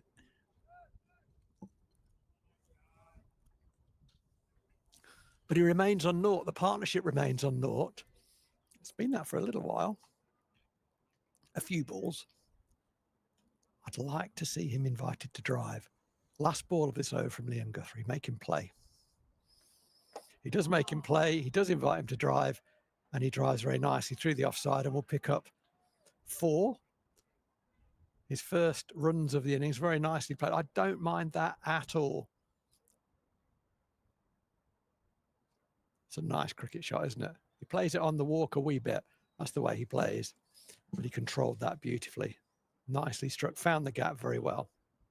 Yeah, it's a bit rhetorical, isn't it, when you say Marcus Harris is in good touch at the minute? It is. A long conversation is going on between the captain, Luke Proctor, and Harry Conway. Results in Harry Conway tapping the captain on the shoulder, as though to say, yeah, totally disagree with everything, but I'm right behind you, mate. I'm sure that wasn't the case. Meanwhile, Ben Sanderson is going to continue. He had a maiden, his first maiden of the innings last over to Bohannon. But he's not going to do that again as Bohannon drops it into the leg side and gets off the mark. So both Harris and now Bohannon are off the mark. Bohannon is off them. He was on a pair. He's no longer. But this is a good matchup for Northants. Sanderson is going to come immediately round the wicket to Marcus Harris. And anyone who knows anything about Northamptonshire cricket and Ben Sanderson knows that he is a genius at bowling to left-handers. Yeah, we've got the best bowler against the best batter at the moment. 3 slips to bowl to has Ben Sanderson. Well, I think those Ospreys are back. Oh, that's nicely bowled, nicely played as well. He's looked $1 million, hasn't he, Harris? Well, he has. Absolutely superb. What a signing that's been to bring him up to Lancashire. Was it Leicestershire last year, wasn't he, if I'm correct in saying? Yeah, he was. So to prize him away and take him up to Manchester, someone that you would expect to be a run machine, particularly in Division 2 of the County Championship, and he's proving to be exactly that. I'd say that of the 3, that 100 has got to be his most, or the one he's most proud of so far. in his Lancashire career, wouldn't you? I would be surprised if it isn't, Yeah. I really would, because the nature of the challenge was so significant. To get that score, 120, he had to play extremely well for a very long time, and that's exactly what he did. So yeah, I would assume that he knows the game inside out, and he knows that's worth a lot more than 120 in the context of this contest. It could, of course, go on to be the difference between the two teams. Well, that is yet to be seen. Sanderson is on the money. Looks in good rhythm now from round the wicket. Harris dead bats again. Yeah, one thing that both these sides should be enthused about is the fact that one of them, whoever it might be, but one of them will definitely be getting off the 0 in the wins column for the 2025 season, won't they? Whichever way this game decides to fall. Yeah, I'd be surprised if we're still here on Monday evening. Yes. Shocked, I'd go so far as to say. Yeah. Oh, targeting the front pad. And Harris momentarily looked like he was going to fall over that and miss it, but he didn't. He was good enough to get the bat back online. This will give us a good indication of exactly what happened there. You probably see Harris just go across a little bit too far, gets his head outside the line of the ball, but he's good enough to get back online. You don't have to be perfect at this game. You just have to be good enough, often enough. But again, good signs for Northamptonshire in that this is a much better over again from Ben Sanderson. They will need him to be somewhere near his best, I suspect. Oh, you don't take one to Harry Conway. No, sir. I think there probably was one there. But Harris wanted the run. Bohannon didn't. Conway, for a big guy, moves quickly. Covers a lot of ground without really moving, doesn't he? It was the intent, isn't it? Yeah. That's what Bohannon picked up, was that intent. He moved quickly. He's going to be rewarded with that bit from that bit of fielding. I think he's going to come on to bowl to replace Liam Guthrie from the Lynn Wilson end. We're going to see Harry Conway for the first time. And if I'm any judge of character, this is exactly the position that Harry Conway wants to find himself in. Yeah. What have you got for us, big guy? Just grab the game by the scruff of the neck. Absolutely. And wrestle it out of the hands of Lancashire and back into the favour of Northamptonshire. It was 2 for 20 or 4 overs for Liam Guthrie. So, as you said, you quite rightly pointed out, he will get hit. He will go for runs. He's gone at 5s there, but he has got the 2 Lancashire openers in his pocket, in towards his name. We mustn't forget either, importantly, that Harry Conway had a good half hour with Wendell Pemberton yesterday, so he's going to be benefiting from Wendell's advice as he starts from the Lynn Wilson end, back of a length, and Bohannon drops it into the leg side and it runs away for a single behind square. It's a long run, isn't it, for Harry Conway? A long run. He's very clear on what he wants as well with his field, so he was very clear. He's changed his mind.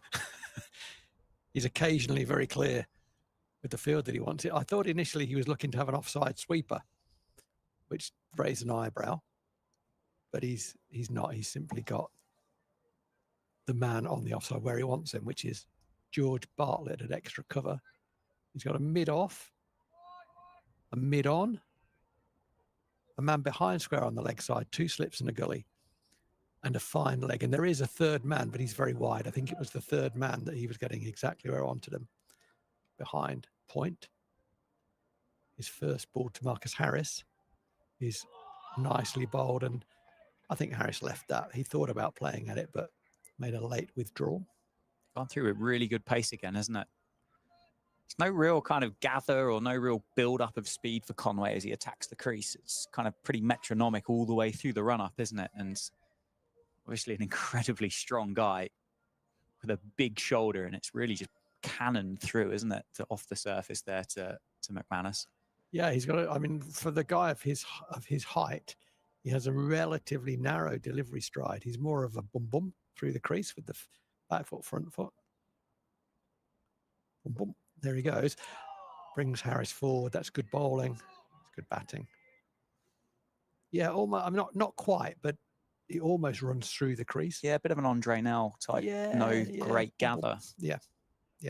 He was a big guy as well, wasn't he, Andre Nell? He was a big guy. And actually, yeah, there are similarities there in terms of personality as well. Gunter. Big character, Gunter. He's been back to Northamptonshire a couple of times in recent years, and he's got a connection with the cricket club that my boys play at, and he's been around those guys, and they absolutely love him. As Northamptonshire supporters will grow, I'm sure, to love Harry Conway, because they love someone who doesn't hold back, and he does not. He is in the contest. Yeah, there's just an energy, isn't there, around Northamptonshire at the minute? Luke Proctor leading it. There's noise through the effects mic. I think Luke Proctor, the captain, possibly going to come on to bowl from the David Capel end. He was just getting loose at the start of this over. So that would be four overs for Sanderson, just obviously with a couple before lunch. So it would be 6 altogether. It's just gone for, well, this spell after lunch, it's just gone for 6 runs.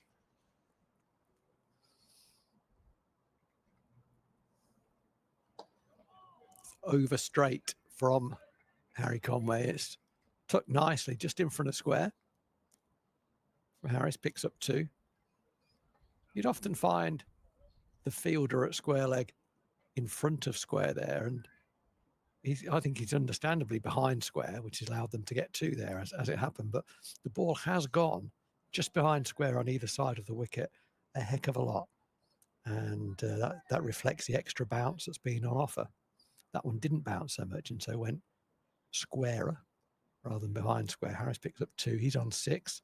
Last ball of Conway's first over, and that's very nice batting. Had nothing to do with that at all. Marcus Harris. He's called for something. He's taken his jumper off. It's getting warm out there.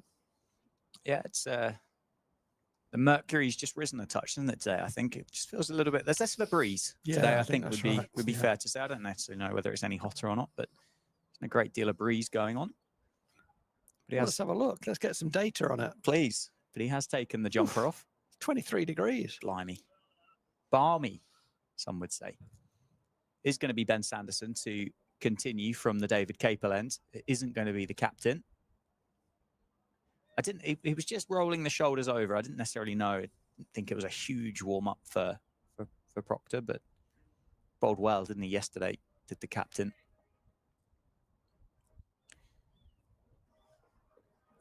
It's well bowled and well left in the end by Bohannon. What was it in the end? 3 for 70, wasn't it, for Luke Proctor in those figures for the first Lancashire innings? But we'll caveat it and say he was wicketless for about 40. Yeah, it was 18 overs, 3 for 70. His first 6 overs were 6 overs, 0 for 41. So actually ended you could say, forgetting that first spell, he was 12 overs, 3 for 29. Yeah. Yeah, it was an incredible comeback from the captain when his team needed him. Will he be the man that has the key to unlock this partnership, which is huge, isn't it? It's massive. These are the two. It's when you look back through the numbers, obviously, spoke about Harris with the stats that he's accrued over the course of the season so far, 3 first-class hundreds, and then you look at Josh Bohannon's and averages 94, or did average 94 at Wantage Road before that first innings. He's got 400s against Northamptonshire as well in his career. That's worked through the leg side. It's not going to go. It's going to be a long chase for Rob Keogh and James Sales, who I think Rob Keogh does win the race. Returns the ball back in, and Bohannon and Harris complete a 3. That was nicely played, wasn't it? I like that shot a lot, actually. That's a very good cricket shot. A lot of guys would get that ball squarer, and it would go more through mid-wicket than wide mid-on. And the reason it's gone straighter, which is usually a good thing, almost always a good thing, is that Bohannon's head was back to the bowler. His hands go in front of the front pad, and he can just close the face on it and miss mid-on. Rather than if his head was back, he'd probably be hitting the ball squarer. Yep. And you miss more of those. He certainly didn't miss there. Harris back on strike, the left-hander.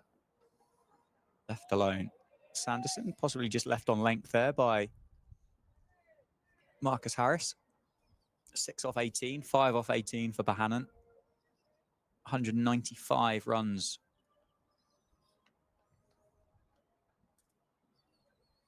192 runs, I apologise, required for Lancashire now with 8 wickets remaining.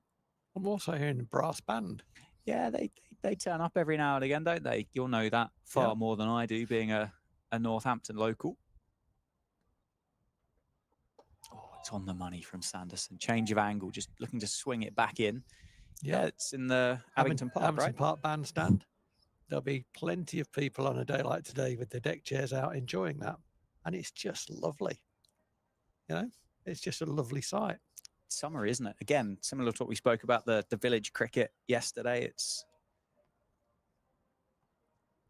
feels oldie worldy as well, as you can hear it through the effects mic. I don't know how breezy it is, but we might be able to turn it up a little bit. Last ball of the over. And left alone as it swings away from Harris. So 13 done, 44 for 2 on the board. Are you a regular at the Abington Park bandstand? I can't say I am. I'd like to say that I am, but I can't blow my own trumpet and bang the drum for that. And I'm not. I mean, I'm fairly regular to Abington Park. It's on my circuit of walks that I do. My younger son lives near the park, so often over that way. And I was born pretty nearby, so as a youngster, I was often.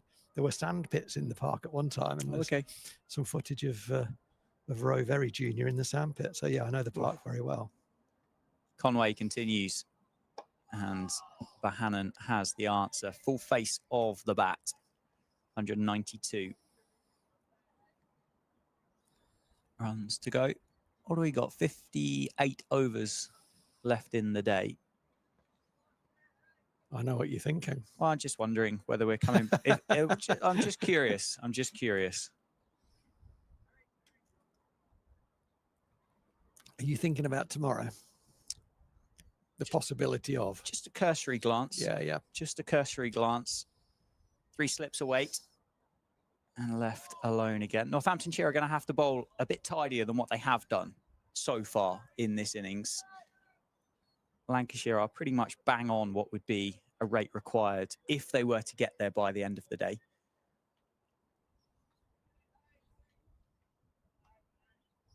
I think Conway is going to have something to say in this game. I think he's very good.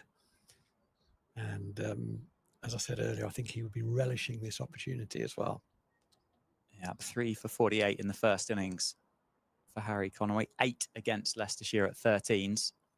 Oh, and that's speared in as a Yorker, isn't it? And Bahanan just inspects the toe of the cricket bat, as every cricketer would do when you've got one down there, just to make sure that it's all right. Normally is. And Conway turns and makes his way back, and George Bartlett, Rob Keogh give the ball a bit of treatment, a bit of looking after. And I think it is going to be Luke Proctor's going to replace Ben Sanderson, isn't it, from the David Capeland? He looks like those warm-ups are just getting a little bit more intense as Conway gets halfway through his second over. And again, on the money. We haven't seen the ball go past the edge as much as one might have expected, and might have expected having watched the first 3 innings, that is. And there is evidently less lateral movement. And so far, it looks like the decision to use the light roller has been proven to be a smart move. I assume it would have just kept a bit of the pace in the pitch, wouldn't it? I guess the lighter roller. Yeah, I mean, you can't link the two directly. But for sure.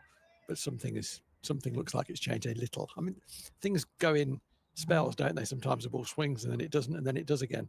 And sometimes movement is on offer and then it isn't, then it is again. It's one of those peculiarities of the game. But certainly in the nearly 14 overs so far, there have been fewer plays and misses, I would say that, than there were at any 14 overs spell during the game so far. The only thing that I think is different is the lighter roller. So whether that has had an impact, I don't know. Yeah. But I can say the ball is not nipping as much as it was. It's outside half of the bat, but it's going to fall safe. It's just going to be a 1. It's quite a simple, casual one as James Sales picks that one up on the offside. It's the end of the over. Another one complete. Conway completes the second. It's got I don't know, would the temperature have anything to do with it, where it's a bit warmer? I mean, it's only 4 degrees, but I mean, there's a bit of there is a science, isn't there, to the cricket ball swinging, but there's also a bit of mystery and a bit of unknown as well. Yeah, there is, because it's physics, right? So I think the thing is the variables, the impact, whether a cricket ball swings or not, can change quite quickly and quite subtly. And we don't keep metrics on all those things like relative humidity and wind speed and so on and so forth. And the other or the other big variable is how the ball is presented as well, of course. But yeah, it's a physical thing. Yeah, of course. Change of bowling then. Luke Proctor replaces Ben Sanderson. And there we go. Oh. There is one past the outside edge. What a start. Of Josh Bohannon. Luke Proctor, so far, or mostly during his career, has been miserly, hasn't he, with the ball? Doesn't give many runs away. So it was uncharacteristic, that opening 6-over spell. Particularly, well, it was mostly against Keaton Jennings, wasn't it? Yes. You're not going to find many better to bowl at to Keaton Jennings. But he's in, and Bohannon has an answer this time, just covers it up. And Proctor's he's striding back to his mark with purpose here, isn't he? He's really trying to get through this. Turn quickly. The run-up looks a little bit more curved, maybe, than what it has done in the previous games. In this game, I've seen more of an angle from Proc than I have previously. Oh, and it's down the leg side, and it's going to go ball as well, all the way for 4. So it has come off the pads. It's leg buys, much similar to what we said this morning. Northants aren't going to care how they come. Lancashire won't care either. And that's a decent addition to the score for Lancashire. It's a lot for a no ball, isn't it, too? I think it's probably right, by the way. It's just a lot. Yeah, it's cost 6. And it was nothing, was it, really? Not a great deal, but he's got another one to use. That one is too straight again, and that's worked through the leg side. It's gone across the square. Some of those have held up over the course of the game, and this one's going to do so. Sales covers a lot of ground well. And clumsy by McManus. They just lost sight of the stumps there, didn't he? And tumbled back across them. I think it might have been as much to do with anything as Sales had a bit of a wild throw back into the wicketkeeper. It was a funny bit of cricket, that. I've been observant of where Lewis McManus stands and ends up for return throws, and I like him to be closer to the stumps. But he couldn't get much closer there because he nearly took all 3 out. Just kicked him on the way through. Harris then, the left-hander, to left alone, brings about an immediate field change for Luke Proctor. Whether Conway there just wasn't in the right place, but Proctor's just sent him a bit finer. So it's 54 for 2. 181 to win. They've put on 21, really, these guys. Yeah. Haven't played too many, they haven't needed to play too many shots. They've accumulated well. That is horrible, that, as a bowler. I mean, it's nicely played, isn't it, by Harris, but from the bowler's point of view, you know early on that he's just in total control of that delivery. You know, you talk about top of off. Well, it was thereabouts, top of off, so it's exactly where he should. And the batsman barely moved and barely flickered and defended that so easily. And you kind of think, wow, that's my best ball. Yeah, and that's over pitched, and it's stroked through the offside by Harris. Sales and Keogh give chase again. All eyes on the ball. I think Sales wins, and he does, just holds up.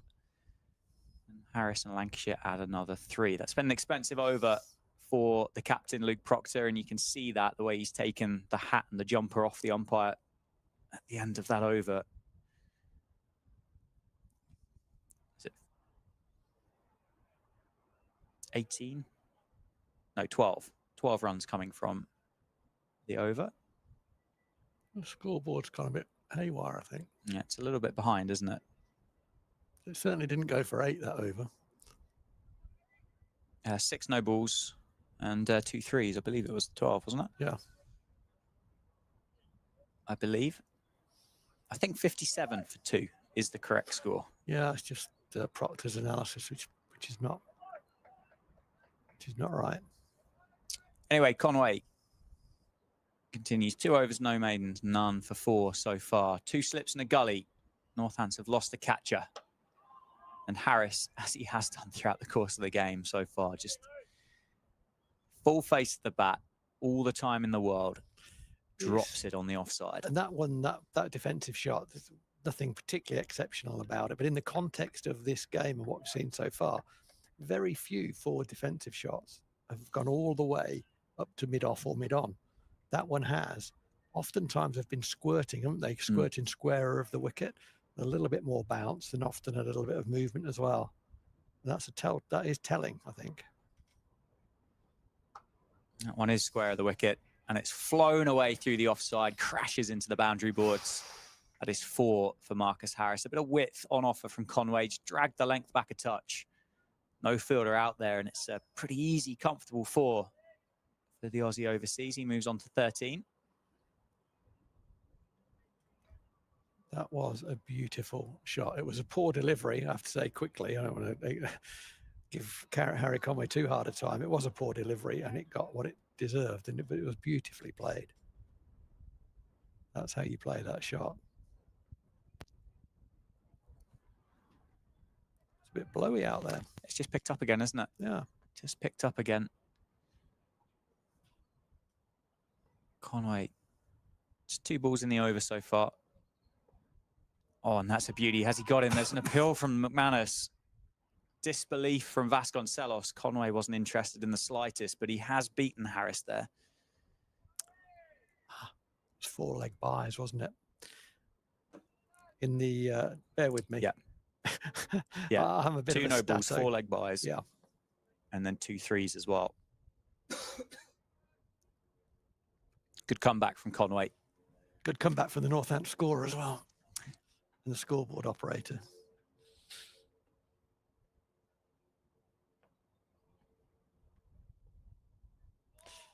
And another Northants side needs something to happen as well as here. The Northants women are playing today. They're up in Wem in Shropshire. For those who don't know where Wem is, it's in Shropshire. And they're currently, Northants are currently 110 for 7. It's a 20 over game. There's 13 balls of that first innings remaining. They're 110 for 7. Slog a few more, get yourselves up to 125, and it's there's a game. That runnable T20 is just a tricky little chase, isn't it? It is. Change of angle for Conway. Oh, crikey. Good ball, challenging Harris, but as what we've seen so far, he has an answer. Yeah.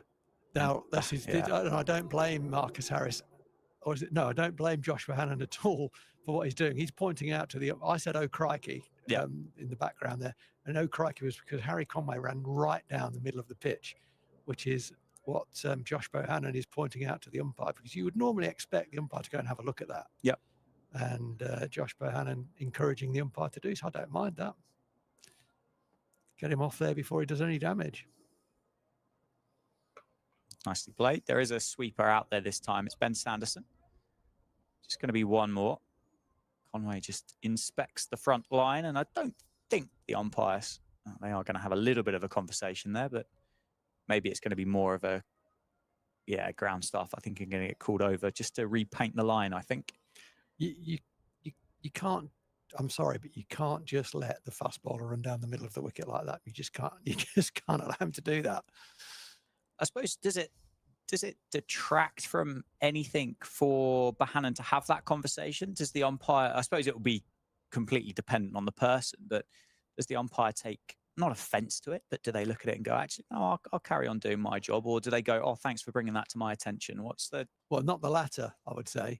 It's an interesting exchange, wasn't it? I've not seen that really done before, because the umpire normally is straight on that. Bohannon felt he was... Oh, that's a challenging ball for Harris, but he squirts it away down to Guthrie. you know, you'd probably have to ask Josh Bohannon why he's done that, but I don't mind him doing that because it can create, you know, he's a big guy. Harry Conway, he could turn things up pretty quickly with those big shoes and long studs and so on. So I think Bohannon would have looked at the umpire and seen that he wasn't going to go and have a look, and maybe shows a bit of a lack of confidence in the ump, to be honest. Struggled with the angle, didn't he, Conway, in that first innings? He did, exactly. You highlighted it on that first innings for Lancashire, just struggling to get off it. Oh, that's well bowled. Well bowled. Well fielded by Zaib at third slip, and receives a low 5 from McManus for his efforts. Better from Proc, isn't it? Yeah. Yeah, it's just tail in, isn't it? And it's just nipped off the surface. Certainly not lavish, is it, the movement that we're seeing on day 3 from both sets of bowlers, but it is just offering a touch still. It's well bowled, almost speared in. Yeah, we're seeing far fewer plays and misses, aren't we? It was kind of 2+ per over in the first innings, and it's I think there might have been 2 in the innings so far in 16 overs. Yeah, and a lot more is going in front of square. Yeah. Indicating the fact that it is hitting more of the middle of the bat rather than the outside halves.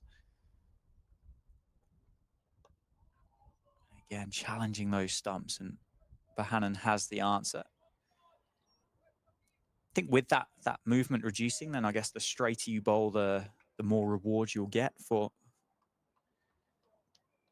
on day 3.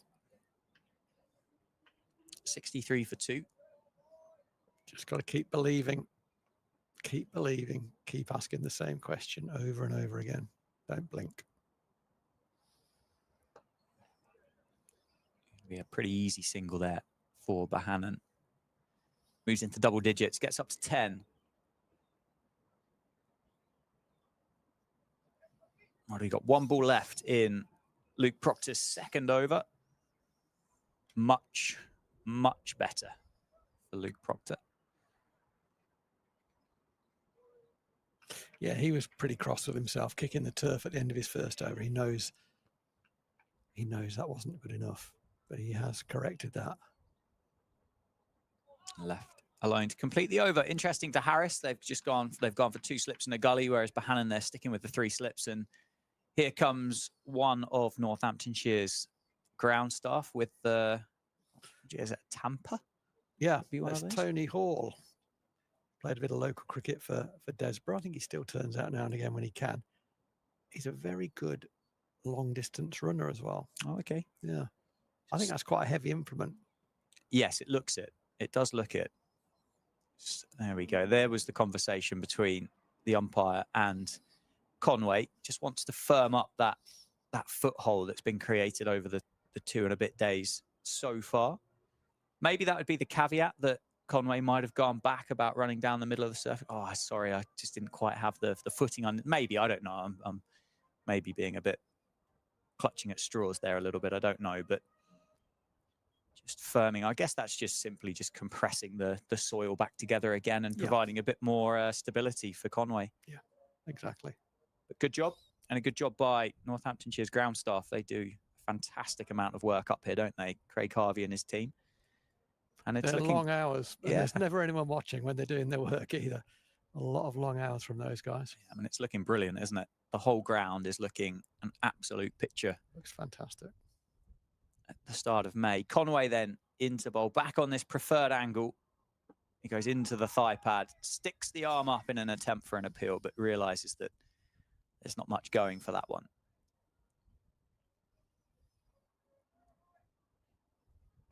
It's 172 required for Lancashire, with 8 wickets remaining. Be pretty happy if you walked into a poker tournament, sat down, and Harry Conway was at the same poker table, wouldn't you? Because I think you pretty much know what he's thinking all the time. Pretty animated character. It's 2 straight. That's a gimme 4, isn't it, for Bohannon? Just leans on it through the leg side. Runs away. George Bartlett will pick it up and return it back to Harry Conway. But yeah, 2 straight. Started on leg stump, really, didn't it? And just carried on going. Timed that beautifully, didn't he? I mean, you'd expect most batters to hit that for 4, but it was the timing. It was so sweetly timed. Get back on it, big fella. And he is back on it. And is rewarded with the full face of Josh Bohannon's cricket bat. 14 off 35 now, 15 off 31. Only 167. That seems to have come down quite quickly. There's a glance across there. The partnership's worth 35, and it's early in the partnership. They've got there reasonably quickly, and it does. You just feel this is a massive partnership for both teams. Yeah, we've had an hour now, haven't we, since lunch? Just over. We started obviously at 20 to 2, and it is now 20 to 3. They'll take a easy single through to Rob Keogh there on the leg side. And the score is, well, was it 69-70, I believe, if that single gets added. 69 for 2. Harris was really, really, really slow to respond there. And Bohannon's just checking in with him. There was always a run, but I mean, as I said earlier, Harris's heart rate is pretty low. And I think he was just resting on his bat there. Yeah, 69 for 2 in the hour. It was 12 for no loss when the session started. So similar to what we saw with Northamptonshire, the run rate is up, isn't it, today, compared to what we have had in days 1 and 2. On again, stroke through the offside, and that is going to be another 4. Just runs away. Conway can't believe it. He gives the shrug of the shoulders and looks in despair to his captain, Luke Proctor.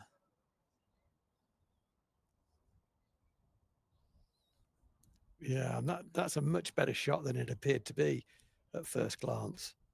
Just leaned into that nicely. It was the sort of ball that sort of length ball that in his 100 in the first innings, Harris was not always accelerating the bat through that length. He may have had a sort of a slight push at it and picked up 2 squirty square of the wicket in the first innings, but it shows that things have changed. Conditions have changed enough to give Harris the confidence to play through that ball. Yeah, his bumper drags it down the leg side. So it's a dot ball to finish. It was a poor end to the over there for Conway. And I think that the umpire there just kind of having a conversation about the middle of the pitch and just suggesting maybe to get slightly over to the right-hand side of it. Yeah, Mr. Conway. Bohannon taking the opportunity again, as you can see, to remind the umpire of exactly, there he goes again. There is encroachment onto the protected area. Do you know with the gardening that goes on there with the cricketers, I've always struggled with it unless there's like a bit of visible something going on that more than likely you're able to pick up and throw off to the side. The cricket bat gets kind of pressed down with such lightness that I'm not ever convinced it does a great deal of anything. I just wonder whether as much of anything it's a habit for a batter to get into. I think there's a lot of that. Yeah, I think there's a lot of that. Yeah, I'd agree. I think there's a lot of that, and I think that they do that is anything other than psychological is cosmetic. It's just maybe just shifting a little bit of something back into where it came from. The surface does get disturbed over the course of a game. You'll see that when the wicket is swept, but yeah, it's not as though they're playing on a club wicket where you're knocking down bumps and flattening out indentations. It's not that sort of thing. Or there's a chocolate bar wrapper that's drifted across on the breeze that's ended up on a length, or a mobile phone, or well, take your pick really on a village ground. I mean, you never know what you might find wherever you're playing. I wonder if Tom Bailey was thinking, I'm going to make a knock here. Hey, we waited a while for a dad joke from Rowie. There it was. It was all right, wasn't it? I liked it. It was good. Yeah, it's all right. Just warms you up a little bit, doesn't it? Makes you feel a bit fuzzy inside. Wholesome Phil Rowe content. That's what we're here for. Another easy run taken. 74 for 2. Harris now on 19. Bohannon on 16. So what would happen with Harry Conway with this kind of running down the centre of the track? He gets a warning, if I'm right in saying, and then would be a ticking off after that. Yeah, I mean, you get a first official warning and then you're off, basically, if you continue to do it.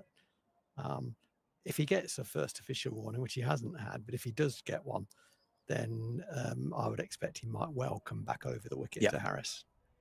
Well, I don't think you're not really left with any other option, are you? And I think I would imagine it must be difficult the longer your strides are to be able to get yourself off that area quickly. And he does have a large stride. Oh, it's a jaffer from Proctor. Go. We haven't had a play and miss for a while, but we certainly did there. He was beaten in defence as well. Oh, he misses them well, doesn't he? Continues to miss them well, Marcus Harris. He's in some form. That's an absolute beauty. Again, he didn't poke at it, did he? As Steve Crook said yesterday, he does that. Yep. Yeah, doesn't poke at it. He just lets it go. That one's driven. It's over pitched by Proctor. Maybe a bit of frustration after that previous one. It's going to be 4. Harris moves into the 20s, 23 off 36 as the 19th over comes to an end. Bohannon on 16 as well. That's a nice shot. Partnership. 45 runs between the two of them. Just like someone let the air out of the tyres a wee bit there, wasn't it? The 5th ball of the over was an absolute beauty from the captain. Pitched and left him and did Harris all ends up. The next one was a slot ball. Harris he played a beautiful extra cover drive. Really nicely played. But a 6-ball boundary, just, And Conway then has to recover from that in the start of his over. They've played well, these two. 45 is the partnership. 157. 158 to win for Lancashire at 78 for 2. And the win viz is swinging even more in their favour, I think, with every over that's passed this afternoon since those wickets. Yeah, I suppose it's probably worth checking in back on those numbers after an hour of play. You said it got down to, what, 55-45? You thought it's still in the favour of Lancashire, but gone back up to that 60-40, or do you think it's surpassed that now? Yeah, I think these two are in, aren't they? So with these two in, I think it's still in the 60s somewhere. Yeah. In the 60s somewhere. Because Northants can easily go bang, bang, and these two could both be gone. So, but yeah, Lancashire stronger favourites than they were, I would say. Oh, it's a little bit of hang time on that as it goes through backward square leg, and it's going to be another couple for Bohannon. Yeah, it's just looking a little bit simple out there for Lancashire at the moment. I wonder, I mean, you just can't tell this, but I wonder whether Northants have just gone a little searchy. Yeah. Searching for wickets rather than building pressure, controlling the rate, being in the right place if one does misbehave or seems or an edge is good. Whether we've gone a little searchy. Just the 2 slips in place now as... that's really lifted that, hasn't it, that time?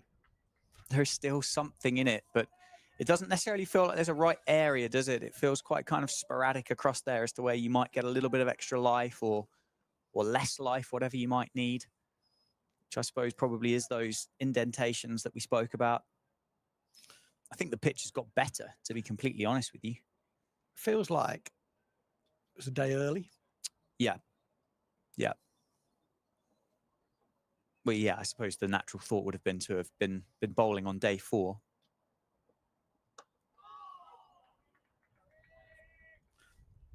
I've just seen Darren Lehman taking a lap.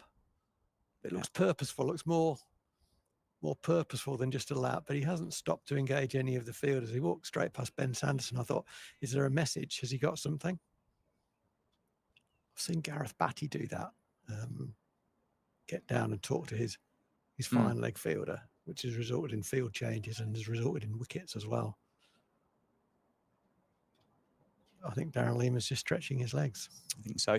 Yeah, Zaib is the slip fielder that's gone into a catching mid-wicket. He's had a bit of success there today.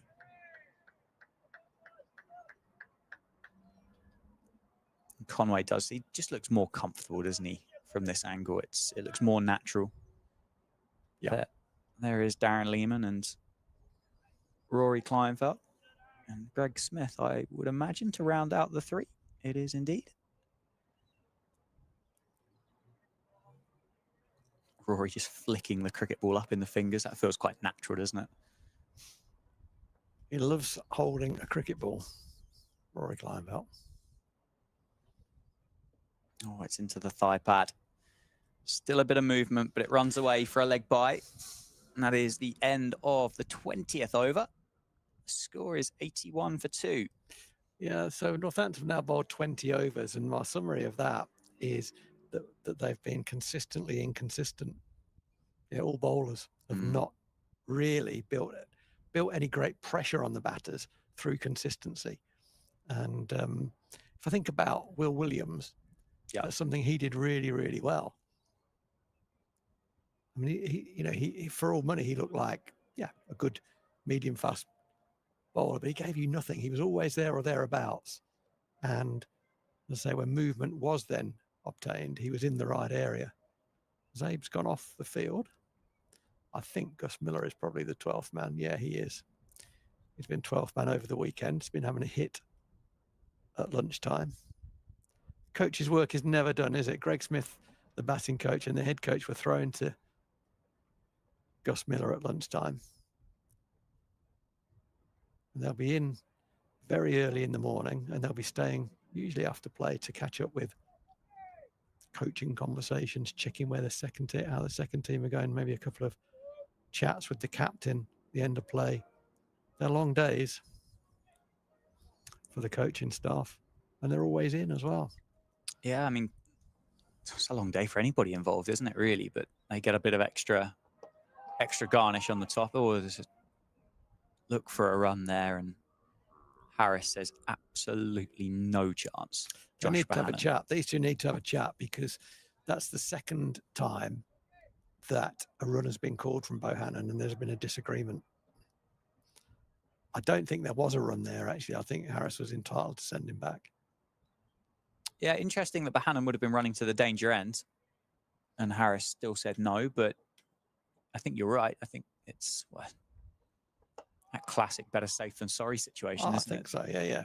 There's a lot to be said for what's that. the point in? Yeah. They've done some hard work here. As you said, they've let some air out of Northamptonshire's tyres. Why would they even think about just giving a bit of a freebie? Yeah. A little bit of an underarm flick there from Sanderson, and you suddenly go, oh.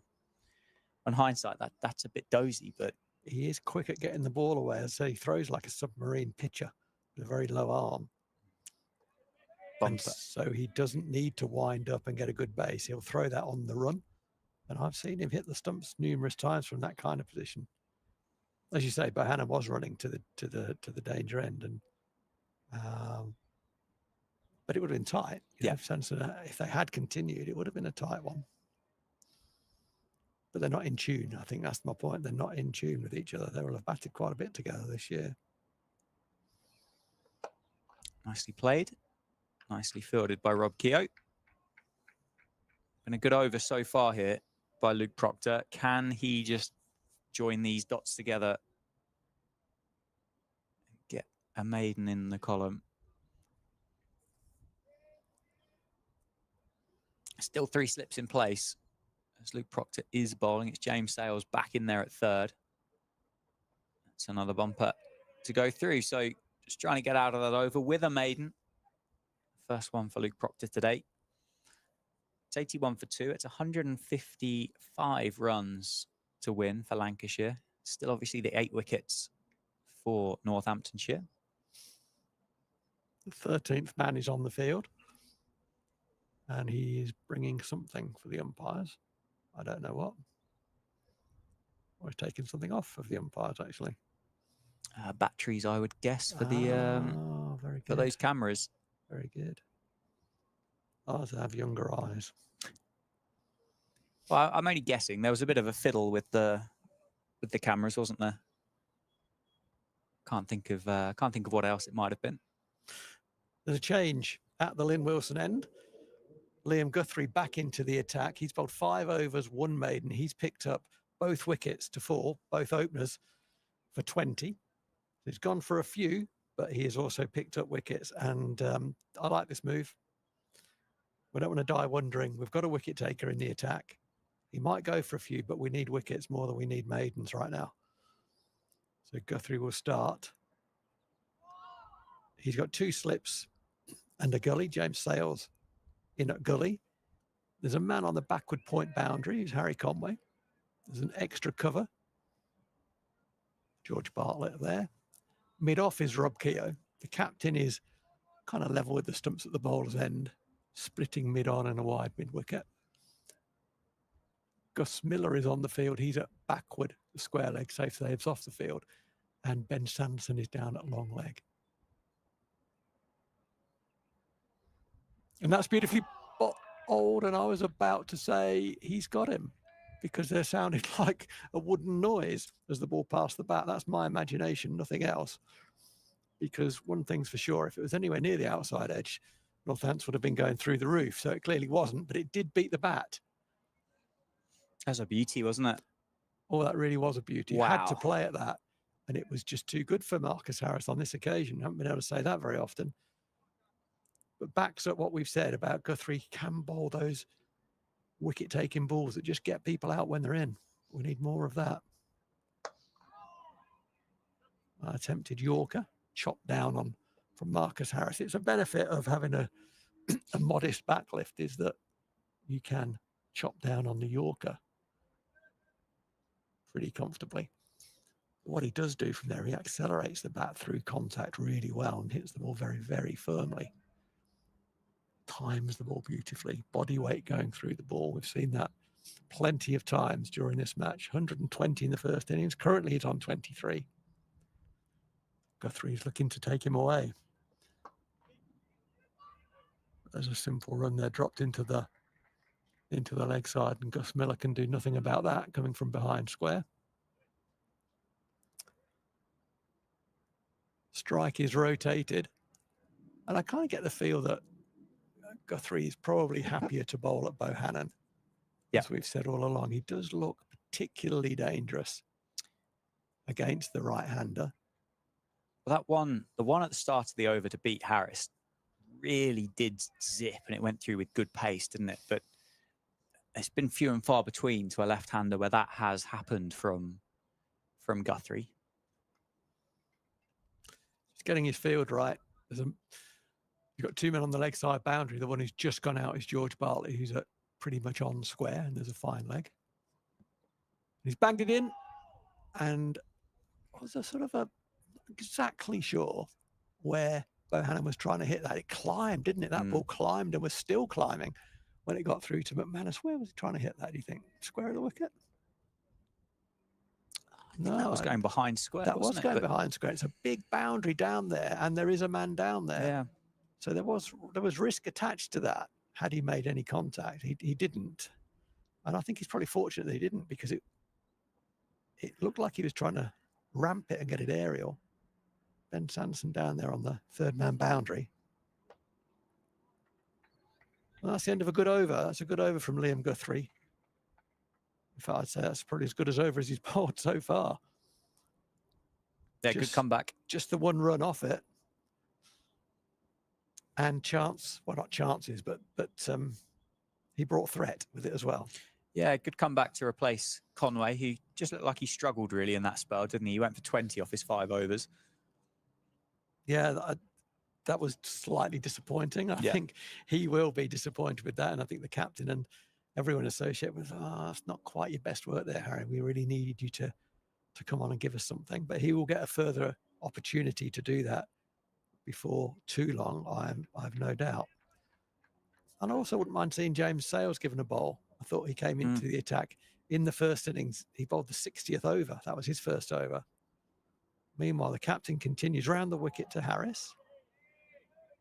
Yeah, I mean, James Sales has been lightly bowled this year. We're not exactly sure what the background to that is. You can't help but think there might be some element of fitness, of injury management around that. That's a guess. I don't know. Yeah. But given that he did come in and bowl very nicely, to only get him in at the 60th over was probably, for me, it was a bit late in the day. Do you think he would bowl more if he wasn't batting in the top 4? Well, I think he'd probably have to. Yeah. Because that would be his role, yeah. So if he was batting 6, then he's probably a backup seamer as well. Yeah. I mean, Calvin Harrison has been very lightly bowled in this game. It's not, and we understand the reasons for that, of course, but he's occupying a role at 9, 8 and 9. Always played around his pad a little bit there, Harris, but does it pretty comfortably and gets a lot of bat on it. It's about balance, isn't it? You know, it's the balance of the team. And I know the Australian way is generally pick 6 batters, a keeper, 3 mainline seamers and a twirler. That's that's the Aussie blueprint. Oh, he's done him again on the outside. Good stuff from Proc. There is a bit, suddenly someone's flicked a switch somewhere, because there have been more plays and misses in the last few overs than there has probably in the 20 overs before that. In the last over from Guthrie, he got one to nip away past Harris's edge. Proctor's done that twice in 2 overs.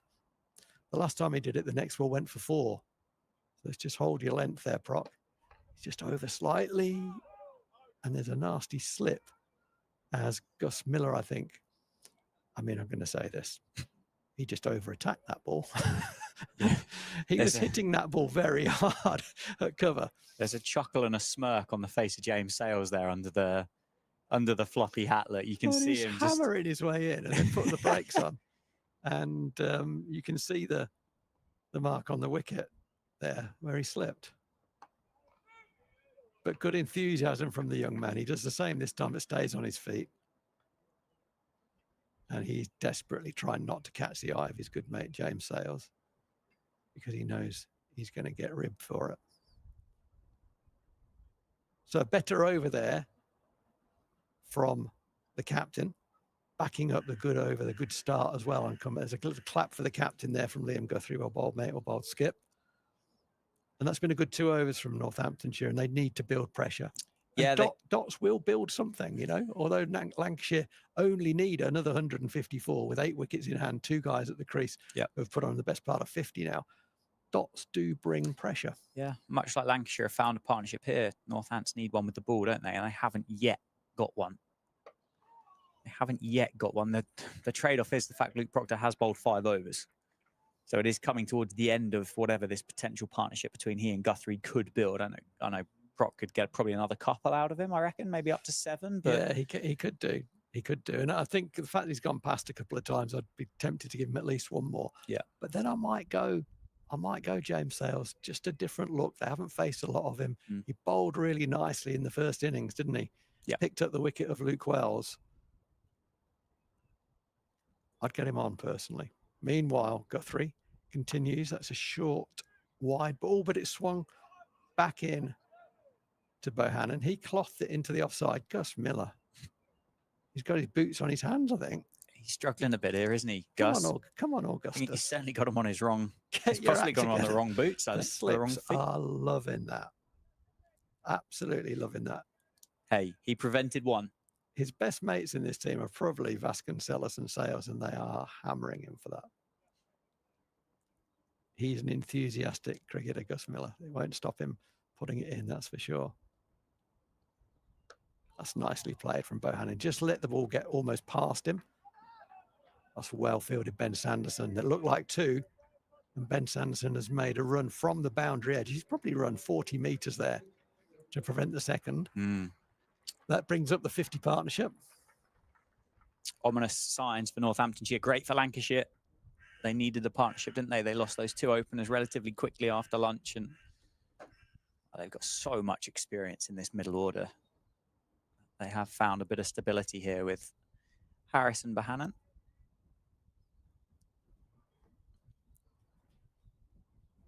Still some hope for Northamptonshire. They need to get the ball in the right place more often. That's over length and too straight, tucked away. Can Gus Miller stay upright is the question on everyone's lips. He can. Retrieves that. 2 more go to the total. And Lancashire trail by 150 as a result of that too. They're 85 for 2. Need 151 more runs to win. They've ticked it off well so far, haven't they? These 2 in particular, they haven't really done anything reckless. They've just scored the runs where they're going to, well, when they come available. They've recognise the fact they've got so much time left in the game. I kind of quizzically mentioned about the run rate in order to finish on day 3, but they won't care whether they're back for an hour tomorrow morning. It's of no interest to them whatsoever, though. I'd be surprised if we're back here tomorrow. I would. Yeah. But I've been surprised before. Yes. Yeah. And I'll be surprised again, which will, should it happen, will probably be a surprise. But I predict that. Guthrie, 1 ball of his 7th over remaining. Can he get that little tickle that Northants so desperately need? And he can't. No, that's hit the bat of Harris pretty hard, that though, isn't it? His last 2 balls, he really did drop his shoulder there and really hit the wicket hard. And that one did get to Harris slightly quicker than he thought. Bounced a bit, hit the splice. But yet again, Harris comfortably good enough, really, for that not to be an issue. Yeah, I think I said earlier, consistently inconsistent. And they just haven't got the ball as often as they would want to in the right area. Whether that's just the nature of cricket and the nature of being a human being, or whether there's a bit of an eye on, I need to get a wicket, I'm going to, just go a bit fuller, or I'm just going to go a bit straighter. The bail has fallen off, so it's a little bit blowy out there. Yeah, touch. Vasco's not noticed, but Harrison has. He's going to put it back on. But whatever the reason, the outcome is that they have been inconsistent. And the captain has made a change, and I was wondering whether he would go to Sales. Then he hasn't. He's gone to Ben Sanderson. That's totally understandable, because he is one of the best bowlers Northamptonshire ever had. Yeah, the stats prove that. You can't really make the wrong decision there, can you? You can't, no. So Sanderson will be bowling to Bohannon, brings him forward, comfortably plays it into the leg side. Now, this is interesting. McManus is waving, I think, for his helmet, because Bohannon did advance down the wicket there. He knows that Ben Sanderson will be trying to trap him on the crease, so he's gone out of his crease. And the keeper has spotted that after 1 ball and says, no, we're not having that. We need you back in the crease. And so I think that's Freddie Heldrick, is it? It is. Bringing on the helmet. There's a few of the young lads around, aren't there? Gus Miller's on the field. I think we saw George Scrimshaw. Yeah, he's been around. With the batteries. And Freddie Heldrick now as well. Not sure if that's Scrimshaw at the bottom of the stairs, isn't it? I think, which is with a second helmet. Yeah, it is George. The unmistakable moustache of Wing Commander Scrimshaw. Exactly. Maybe he's in charge of the Ospreys. Oh, it could be. Well, that's nicely played through the offside. That's going to run away for 4. Rob Keogh is not going to be able to claw that one back in, and it's another 4 to Bohannon, takes him to 23, and the runs required now below the 150. Yep. In other news, wow, Northamptonshire ladies, women did have a good finish to their 20 overs, and they finished on 137 for 6. Blimey. MR Reid, 54 not out at number 7. Good late order runs there. Always handy. Another milestone ticked off for Lancashire, wasn't it, to get under that 150?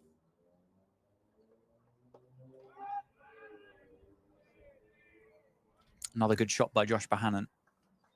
23 off 58, 26 off 49. Third slip comes out. Zaib's still off the field. You said earlier he might not be so well. Yeah, there was, just before he got out, there was quite a long period of time with, who was it that departed? Harrison, wasn't it, departed? Yeah. And spent quite a lot of time with a towel, I think, whether he's just struggling with. It's a great take by McManus and well balanced by Bohannon. You do see some, don't you? Just tumble forward there with those ones that just sneak down the leg side as your head just gets heavy. I played some county age group cricket with a brilliant wicketkeeper. He moved your way, actually, subsequently. Alan Harlow. He was a very fine cricketer, actually. And I think had he not been a brain box and gone and earned a lot of money, he would have become a professional cricketer. I think he was that good. And we would have he and I had a signal that he would be up to the stumps, and third ball, I'd throw a half volley down the leg side, and he would very often get a stumping off it. He was absolutely brilliant. I also threw half volleys down the leg side when I wasn't supposed to as well, just in case anyone's wondering. That did happen pretty frequently. The dark arts of Phil Rowe. But he was very good, Alan Harlow. I think he captained Battle. Oh, yeah, over in East Sussex. Yeah. I'm not good enough to venture that side of the county. Oh, did he nick that? I think he did. I think he did, looking at the reaction of I Sanderson. think that's a nick. And that's the downside of the keeper coming up to the stumps to prevent the batter coming down the wicket, is if there is a nick. And if there is a nick, I'm not absolutely sure, but I think it was. Then I think so. I think it might well have been. Actually. Looking at the reaction, I think, of plenty. Yeah. No, that's a shame, because it wasn't a thick one, was it? No, it hit the outside of the glove, didn't it? Or the end of the glove. But Northants are quiet, aren't they? Yeah.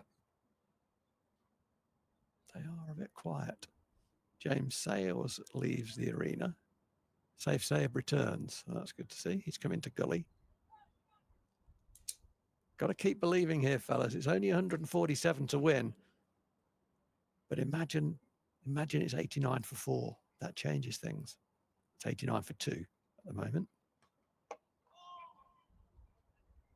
Another attempted Yorker, I think, or it was just a missed length ball from Guthrie, and it's jabbed out into the offside for another single. Yeah, he just spotted that. I'm not sure whether it's coincidental or not, but Harrison there was second slip, was just loosening up the shoulders, wasn't he? Whether he's just getting a little bit stiff stood there at second slip and just wants to make sure that he's ready if and when a chance were to come. I don't think they'd be going to spin at any time soon. I would certainly want to see Sales before I saw Harrison. Yeah, to be honest, but the captain will be racking his brain now. That's nicely bowled. It bounced. He got it down quickly. It's well fielded by the returned Zaib. Threw at the non-striker's end, but Bohannon's very quick and got home comfortably. It did bounce though. Yeah, Guthrie in this fourth innings has just extracted a touch more out of this surface, isn't he, than what his counterparts have been able to do so, particularly Conway from this end. It is uphill, isn't it? Very slightly, so whether there's just a bit of extra hold or a bit of extra life with it going up that way. Umpire's not ready there, which causes a bit of a false start for Liam Guthrie.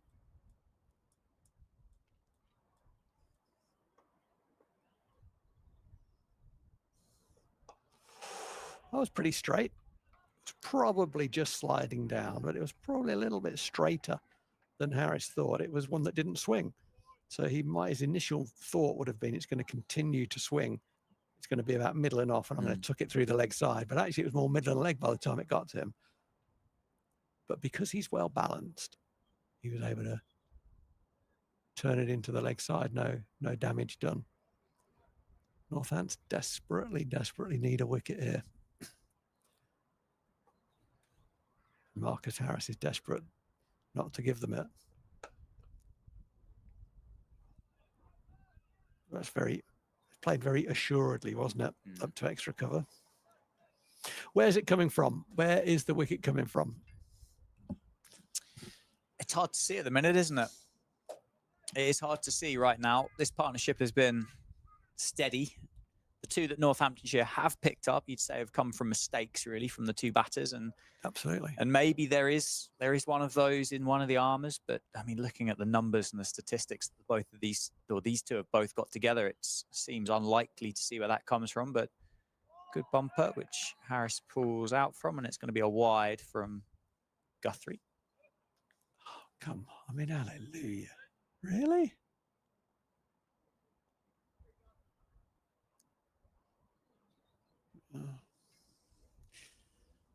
They're there to apply the laws. It's not their fault.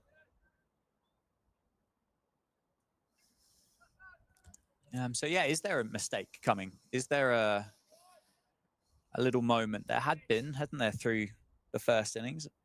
Northants just weren't able to capitalise on them. Yeah, I think that's absolutely right. That's not out.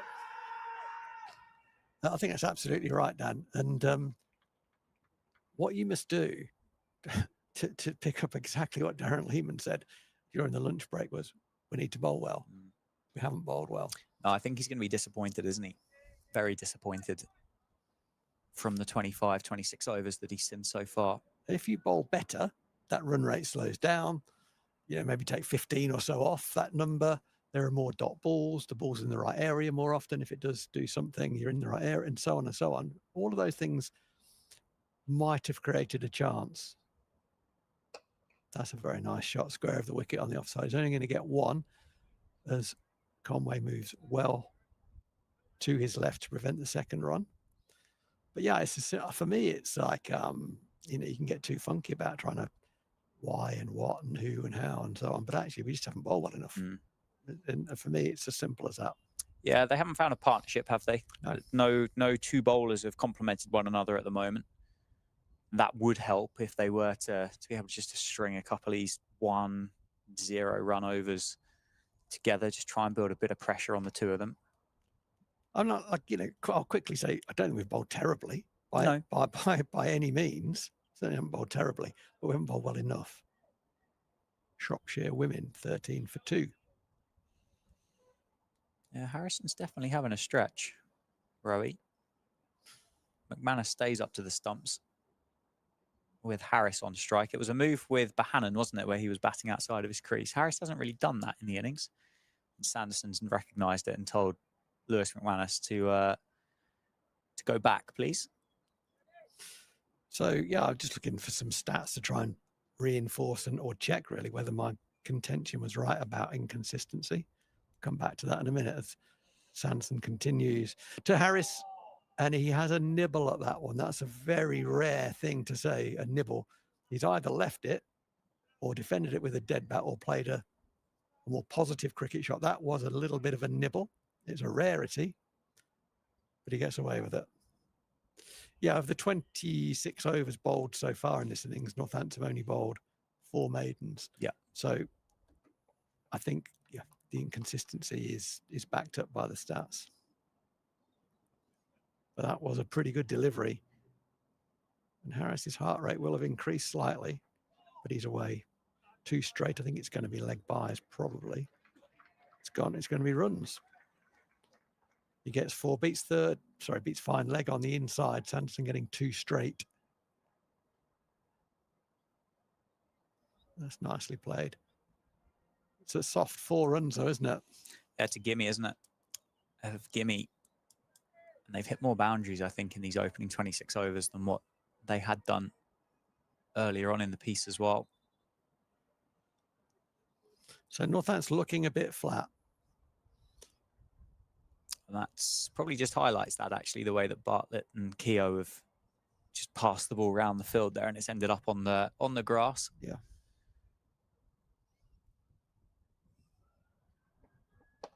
But this is where you run the risk of, if you have gone a bit flat, that those half chances that turn up or the 65% of chance catch, they don't get taken because you have gone a bit flat. Yeah.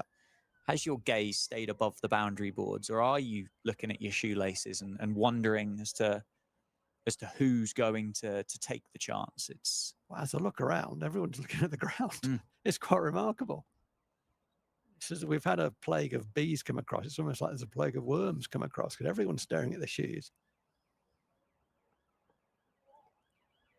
Give me something. David Capel used to say, give me something. Give me some inspiration. Who is that person? Who is it? Well, make it you. Yeah, that's what Kate would have said. Make it you. You stand up. You stand. Who's it going to be? Well, it's Sanderson and Guthrie, isn't it, at the minute, that have got the opportunity to make something happen.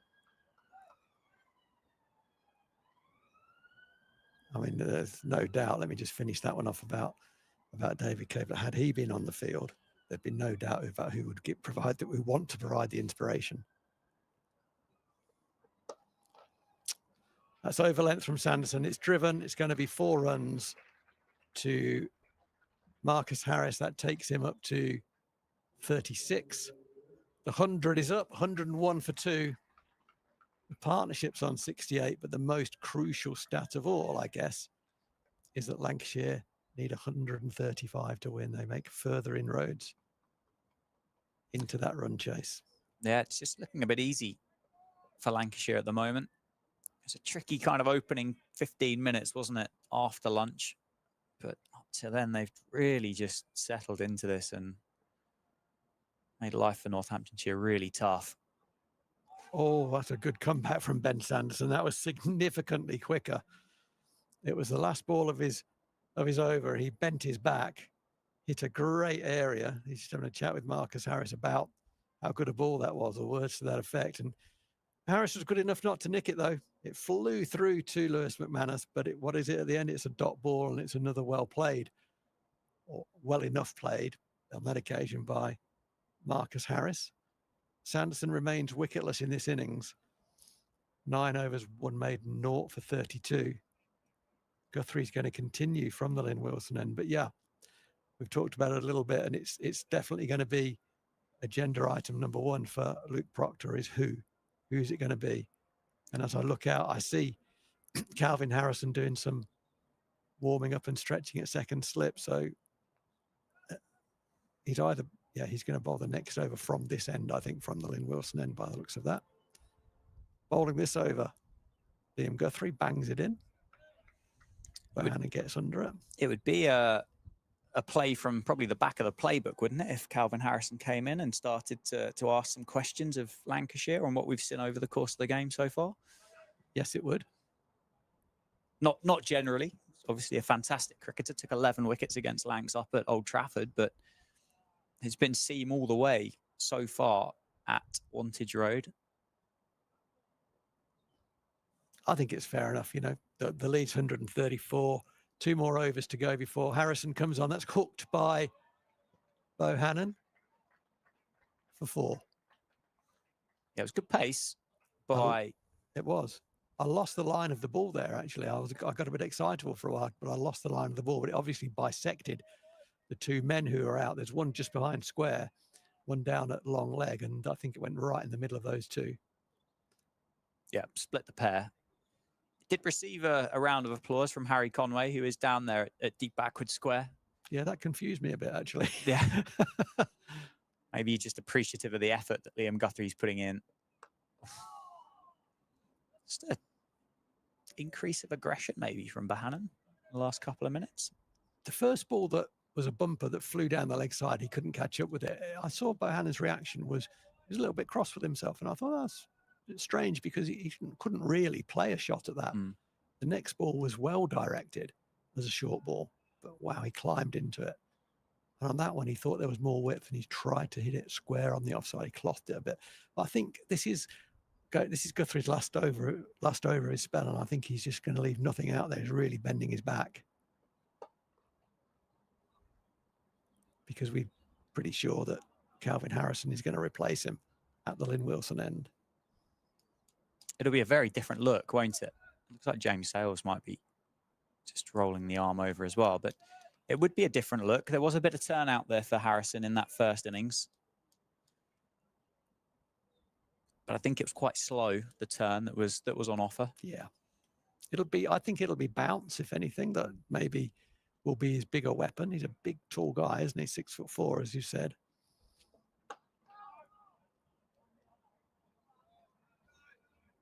I mean, the downside here is that neither batter will necessarily need to play cross-bat shots. With the wrist spinner and with a wicket that's got a bit of bounce in it, sweeping is always dangerous, but actually they don't really need to do that. Generally, Aussies don't sweep heaps anyway. They're more about footwork in general because their wickets bounce a bit more, and the sweep is a dangerous shot. If you can generalize how a nation bats, they don't sweep a lot. Round the wicket for the last ball of his spell from Liam Guthrie. One thing you'd have to say is he has put everything in. That's all the captain can ask. And actually, he's done his bit. He's got both openers out. 9 overs. He finishes with that spell. 9 overs, 1 maiden, 2 for 32. And that will be the last of him for a little while. we think that Calvin Harrison is going to replace him here at the Lynn Wilson end, and at the David Capel end, it's going to be Ben Sanderson again. As I've said, he's not been at his best. But he was at his best earlier in the day, and we all enjoyed that. We certainly did. It was good fun. It was good fun, and it gave Northamptonshire a number to bowl at, didn't it? Which was crucial in order to make this fourth innings interesting and challenging for Lancashire, which so far they've had an answer to all the way through. That's a better line from Sanderson.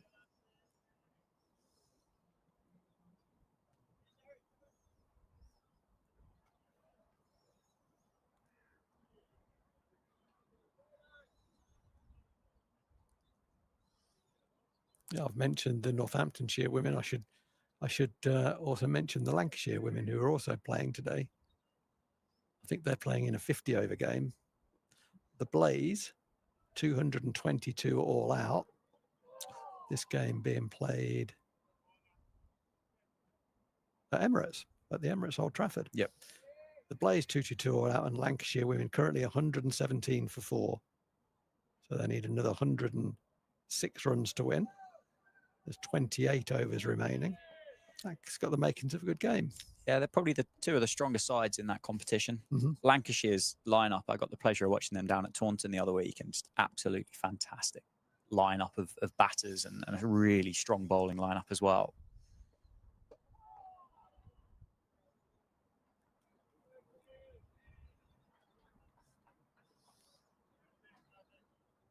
Yeah, it looks like a good game in prospect. It's been a good game here too.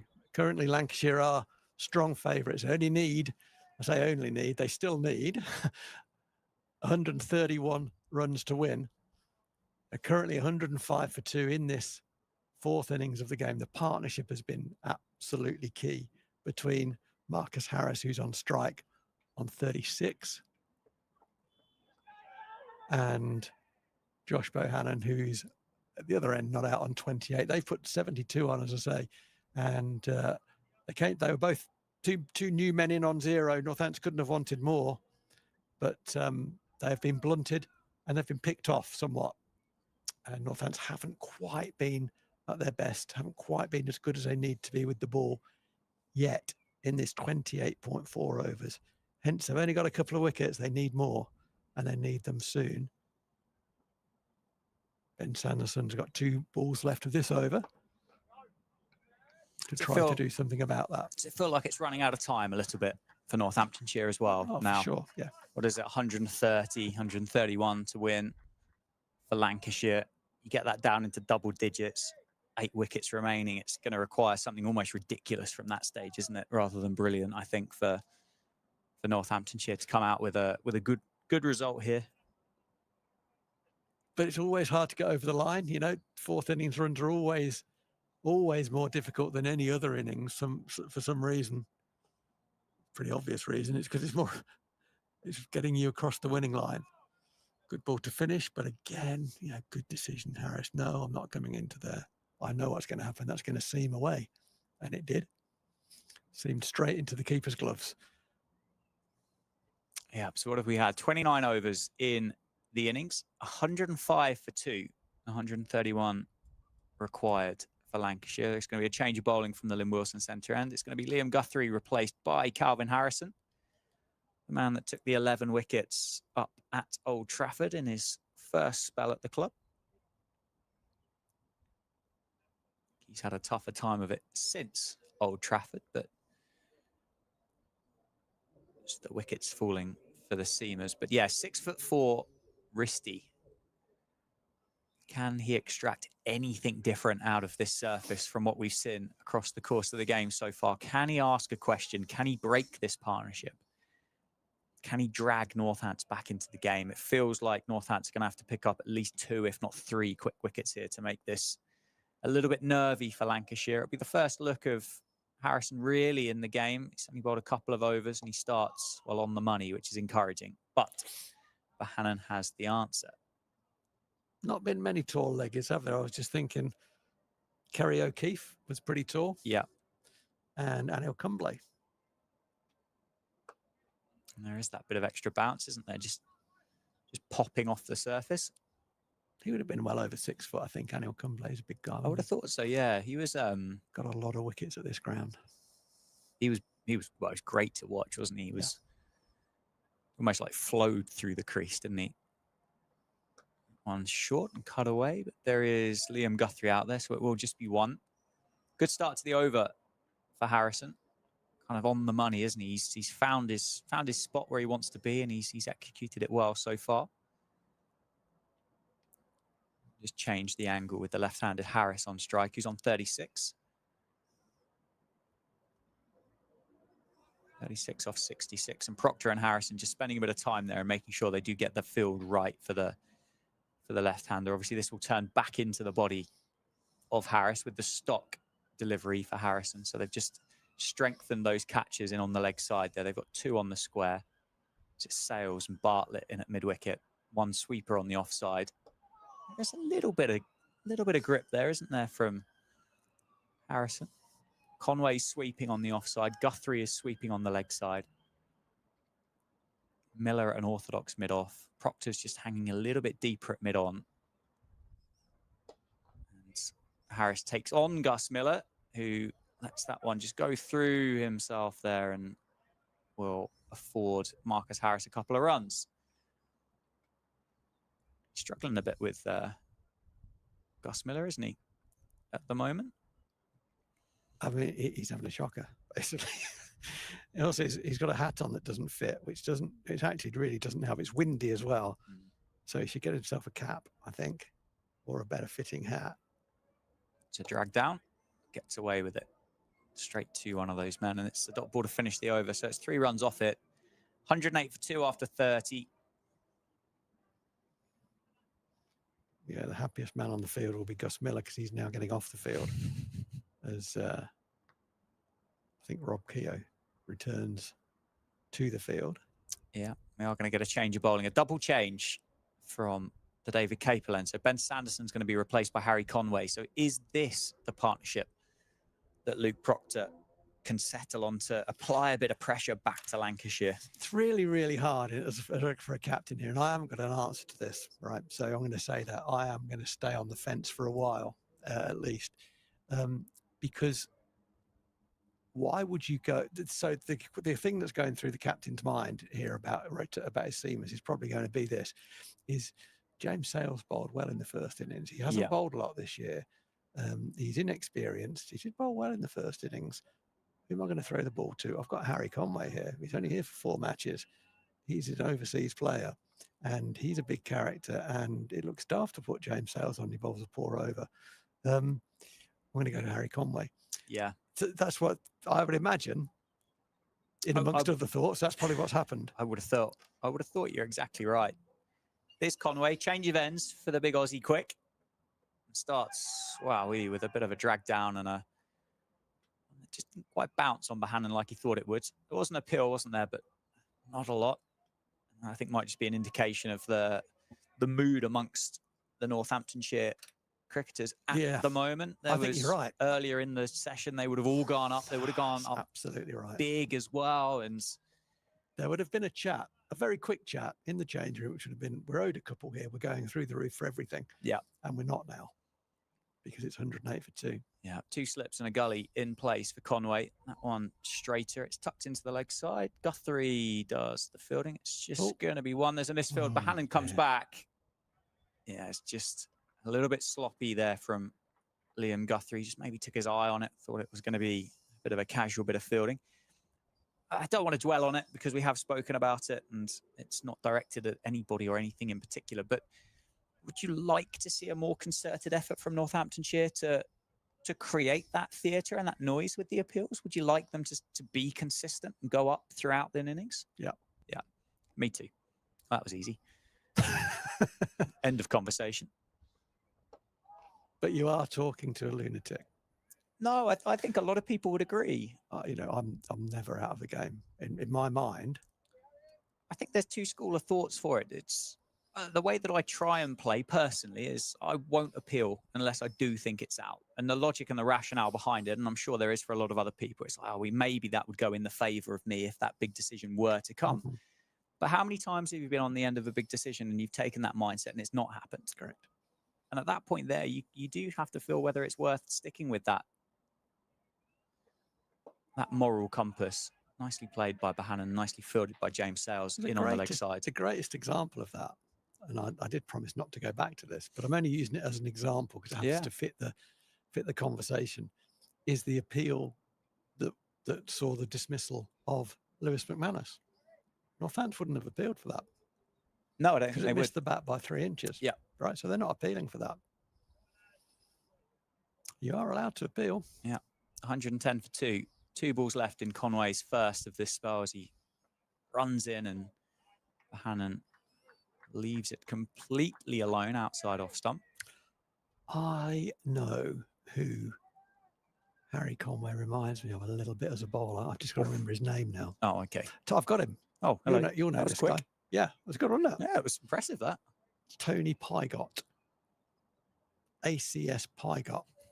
Sussex player. I think he's employed as a match referee by the ECB nowadays. Mm-hmm. But he was a similar height, certainly. I don't think he's quite as big a guy. Yeah. Driven, well fielded by Bartlett in the covers. Make sure the over ends with a dot ball. 126 required for Lancashire. Good start to the spell for Harry Conway.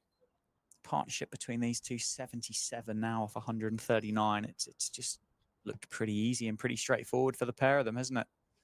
I mean, it has, and I think that's a fair comment entirely. So they've played very well to make it so. Yes. On the one hand, they have. On the other hand, Northampton have not been quite at their best. Yeah, I would say. So the combination of those two things results in they need 126 to win. If they want to do it today, they've got to do it in 40 overs. Yeah, and I think as well for Northamptonshire, they need a couple before it ticks into double digits. They need it being 110 with 6 left. I think anything less than that, I think becomes easy street. It's going to be Harrison to ask the question, and he over pitches, and Harris works it, manipulates it down through mid-on. It's going to be a 4 to start the over, a boundary to start the over. So Harrison now has got all the work to do to get himself back into this. He's played well, hasn't he? Gee whiz, this guy's played well. He's been fantastic. He's not had a bad game, has he? It's been as good as anybody I've seen at Wantage Road since I started here in 2023. The performance of Marcus Harris. It's width on offer, dropped into the offside. They're just going to jog through a single. Wondered whether they might have taken 2 there, but Harris has already done the work, hasn't he? He picked up 4 off the first ball. He came into this game having batted 8 times this year, Marcus Harris. 8 times he's walked out to bat before Wantage Road. We'll come back to Wantage Road in a second. 8 times, and on 3 of those occasions he's got 50, and on 2 of those occasions he had got hundreds or bowled. By the end of this game, he'll have walked out to bat 10 times.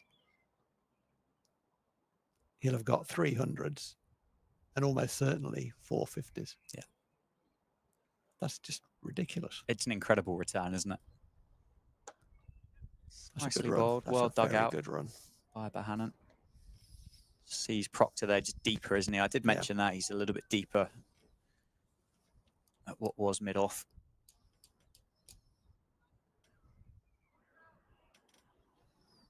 Yeah. I mean, I'm not sure about that deeper position there that the captain got himself in at this stage in this game is what I would quickly say, because Josh Bohannon hit the ball really hard at it, but still got home comfortably. So he's not there to save 1. He can't save 4 if he goes over his head. Why don't you get tight and say, I'm not going to give you the 1. If you want to hit a boundary, you're going to have to go over me. Yeah. And you might do that. And that goes through him, and that's out. That's out. He's made a big mistake there, Marcus Harris. Wow. Come down the wicket. The ball just turned a little bit, but he was nowhere near the pitch of the ball. That was a horrible hack at the end from Marcus Harris, and he was stumped by a country mile. And wow, Northants needed that to happen. You couldn't see that wicket coming. No. And Harris has made a very, very uncharacteristic error. There was already 6 off that over, Phil, as well. 4 of those coming off the bat of Harris.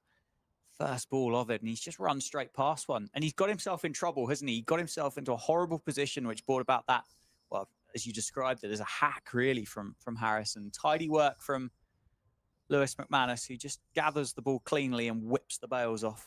Plenty of time. Harris was a long way short. But there is the breakthrough. That partnership has ended. It was worth 83. There is turn on offer. It was worth 83 off 145, and it has taken a huge chunk out of the runs required for Lancashire to be successful here at Wantage Road. They need 120 runs to win. They now just have 7 first innings wickets remaining. Josh Bohannon is joined by the youngster Matty Hurst, 21 years old, batted really well for 59 in the first innings. I will caveat it and say he was dropped on 0. I'm struggling to believe what I've just seen there. It feels incredibly out of character. It was so bad. From the numbers that you've just read out and what we've witnessed from the commentary box window through the course of the game, for Harris just to run straight past one. He's tried to hit him out of Northampton. Yeah, he has. Yeah. That's why I said hack. You know, it may sound disrespectful, but I think he would have to admit, yeah, I hacked at that because he got nowhere near it. Yeah, he came down so early, and he also went leg side of it quite early as well. I mean, he's had a rush of blood there, a huge rush of blood. Big breakthrough. Can one bring 2? It's the man in. Bohannon is on strike, and it's Conway into bowl. It's into the hip. Bohannon's going to look for 2. I think he's probably going to... Oh, I thought they were interested there. That's really well done by James Sales. He's travelled a long way off the boundary to keep it down to 1. It's going to be Hurst then. Will have his first look at Harry Conway in this innings. He was dropped at mid-wicket, wasn't he, by Zaib. There was a hard chance. He hit it really well, but of all the people, Zaib would have expected himself to have taken it. As it was, it went down, and Hurst went on to score 59. Conway starts outside off stump. It needs another one. Rowie, from a Northants perspective, it needs another one. It needs one quickly.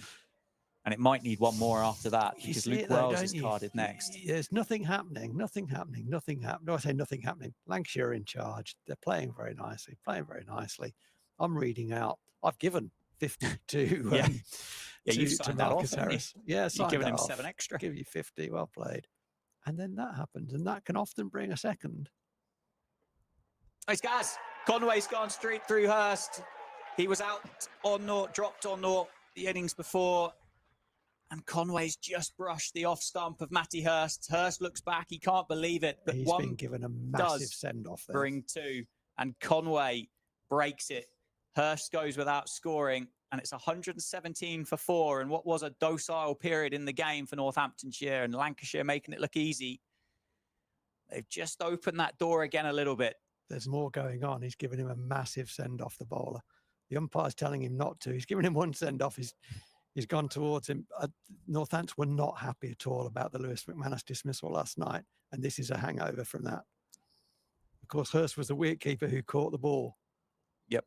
That McManus didn't hit, and he's been given a huge send-off there. What a beauty that is. What an absolute beauty by Harry Conway. Oh, he's loved that.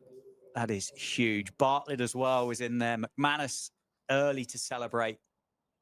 And absolutely superb. Good passion, good energy from the Northants team. This is what happens. Mother cricket. It's one of those, isn't it? It's you do what you do, and it comes back and it gets you. And if you're prepared to go for it, you've got to be prepared to reap what you've sown, unfortunately, in that instance. So, yeah. And I'm not... There's limits and there's lines, isn't there? And those shouldn't be crossed. But there will be a hangover. And that will be directly related to what we saw at the end of play last night. Northamptonshire will feel cheated by Matty Hurst on that wicket. Yeah. There was a noise. McManus hit the pad. There was a noise, and bit of passion. Absolutely. Is that the bit that ignites Northamptonshire? Well, Luke Wells has come to the middle. He had a pretty tricky time of it in the first innings, didn't he? Dropped twice, once on 0, once on 12, and eventually dismissed for 13. Just need to wait a moment here because I think Northamptonshire were about to play with 10 fielders, I think. They weren't, or something's been left behind anyway on the field. Gus Miller's come and done the tidying up. Fortunately stayed on his feet as he managed to pick that one up. 2 slips in the gully. Conway in. Oh, it's down the leg side and it's tucked away. Scrimshaw is the sub fielder. He gets there well. Luke Wells gets off the mark straight away and picks up 2. The nature, you know, when you watch enough cricket, the nature of the way Marcus Harris was out, you just kind of knew another wicket was going to fall. It's like, it's one of those. It's one of those. If Bohannon goes now before tea, then it's going to be very, very squeaky. Northants have got to back that up. They've shown their cards there with that aggression and that send off for Matty Hurst, and they've got to keep it up for the rest of this session now. And Conway has to keep challenging. Yeah, I think it was Harry Conway who was leading that. I say he looked straight to George Bartlett, who he would consider himself got a stiff one in that first innings as well. Then to Lewis McManus, who enjoyed the wicket very much. But I like it. I like to see the passion, that, as you say, the energy. They channeled it well. Yeah. And can they use it? Can they use it for the end of this session? It's just out the reach of safe save. Wells plays it really well. Guthrie comes across and makes sure it stays to just 1. That is the end of the over. So 38 overs remain in the day. 33 have been bowled in the innings. It's 120 for 4. 117 runs to win with 6 wickets remaining. And we've got a little mini session here, Rowie. We've got 6 overs until the tea break. Luke Wells is an attacking player against spin. He likes to use his feet, and he's a very good player of spin as well. But having seen what's happened to Marcus Harris, he might be reluctant to do that. Of course, using your feet doesn't mean you have to have a whack at it. It just means you're getting closer to the ball. That's all it means. But Marcus Harris took it upon himself to try and hit that one onto Kingsthorpe Golf Club. Didn't succeed. He was so. Did you see when he walked off? He threw his helmet, threw his gloves away. Not surprised. Yeah, cruising along, wasn't he? Harrison, the man that got the breakthrough, and he's settling into this really nicely.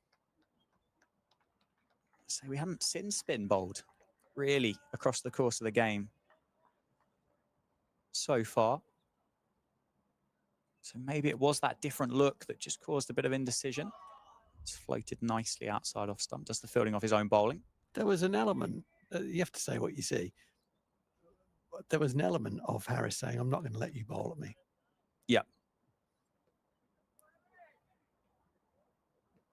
But it was a shot of completely out of character with any other shot he'd played in the 160 runs that he'd scored so far on the ground. Yeah, there was no need. I mean, if he'd had connected and it had disappeared out of Wantage Road, we would have been sat here having a conversation about, well, does Luke Proctor need to bring back one of the seamers?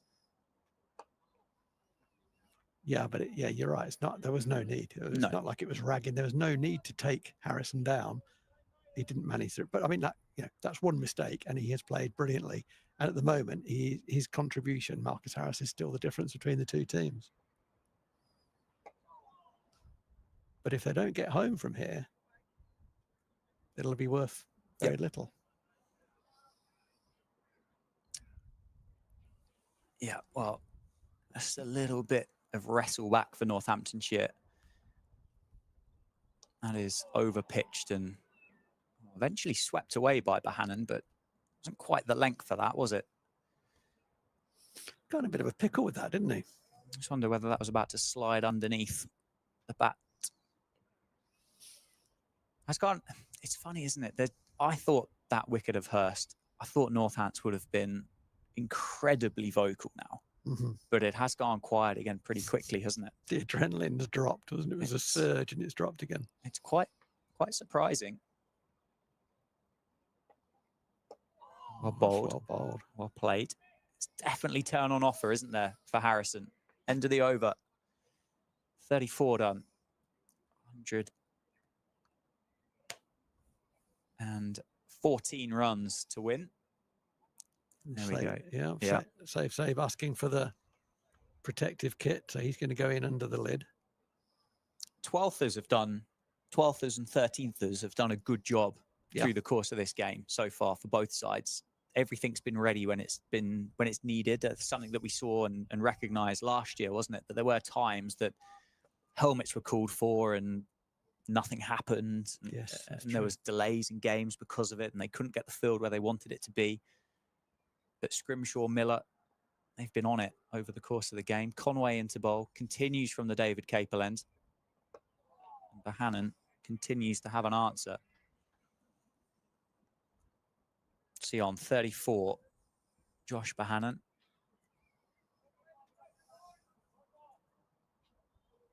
We think, but we 100% sure, but we think he was put down off an edge by Lewis McManus whilst he was stood up off the bowling of Ben Sanderson. That was for 23. So it's cost 11 so far.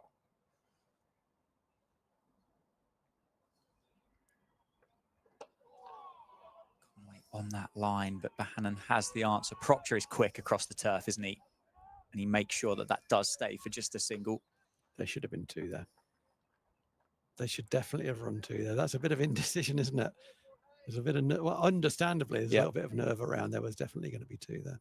Again, it's we don't want to give Northamptonshire another one. Yes, it was. With 5 overs to go before tea. Yep. And rightfully so. Well, if in doubt, yeah, absolutely. It's proving difficult, or it has proven difficult to pick up wickets today at Northampton. Oh, that's a good ball and well played by Luke Wells. It was well played. Conway is in this contest, isn't he? I can imagine he's the kind of guy that stood down on the boundary at square leg, staring at Luke Proctor for the entirety of the time that he wasn't bowling, just waiting for that moment to catch his eye and give him the look as if to say, I'm ready. I want to go again. I'm keen. I'm your man, Skip. Give me the ball. And that is exactly what you want from your overseas, isn't it? Oh, he squared him up. Well bowled. Well fielded by Zaib. Got to him on the half volley. Did enough, didn't he, to take the pace off it, and well tidied up by Calvin Harris, and he moved well from second slip. Yeah, he did well. We want to be bowling at Luke Wells. That's for sure. He's had a pretty modest game so far, hasn't he, Luke Wells? I think he got 13 for 3 in the first innings. Yep. Was dropped twice. Eventually, James Sales accounted for him, caught in the gully, and then he dropped quite an important chance, I think, at gully himself. Ben Sanderson on the 4, wasn't it? 4, yeah. Oh, Catch. It's up. Has it got there? No. Oh! It's not carried. Wow. Rob Keogh stood and watched it the whole way, and it's just dropped in front of him. Can't believe it. The players cannot believe it. We've just lost it on replay there. That's whether Rob's just thought that's just died on him. That's a big inside edge from Luke Wells to get it up to Rob Keogh there. And stunned silence really at the county ground, isn't it? Chances are coming. Can Northamptonshire take it when it arrives? And it's a square drive. It's not going to go to the boundary. I think it's just going to be 1. It is. Well picked up this time by Liam Guthrie. End of the over. What do you make of that then, Rowie? You're giving me a look. I feel like you've got words that you'd like to say. We had a what would you call it? We had a team buy-in during my time, and the team buy-in is that we're going to go for every catch. Okay, now you can't quite do that, because there'll be times when it's a ridiculous thing to do, but they're the absolute 1%ers. Yeah. So you go for every catch, and we'll see what happens. And if it goes through you for 4, it goes through you for 4, but we will go for every catch. I think that if Rob Keogh goes for that catch from the word go, he probably catches it. That's what I think.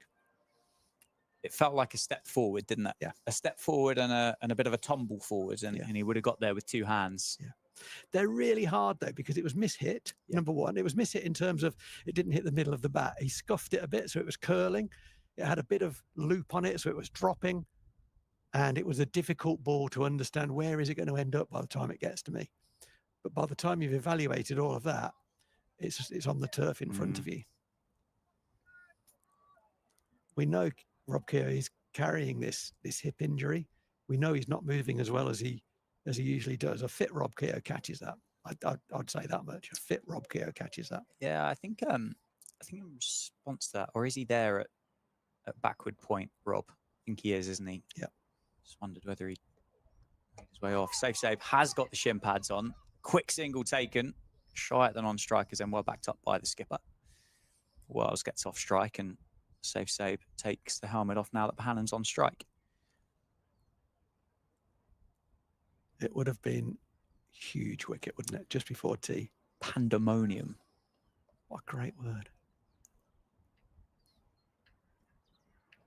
My beans are going a bit here. It's been a really exciting Yeah, it really has. 2.5 days of cricket. It has. It really has. And I think you said yesterday that, well, you said, didn't you? Said, what a feeling there's more cricket to be played here. And it still feels like there's more cricket to be played at the county ground in Northampton. It's 6 wickets for Northants. And the much more likely, it's 110 runs for Lancashire. But I think Northants can. But they should enjoy this little mini session. It's 3.5 overs left. They've just picked up 2 wickets.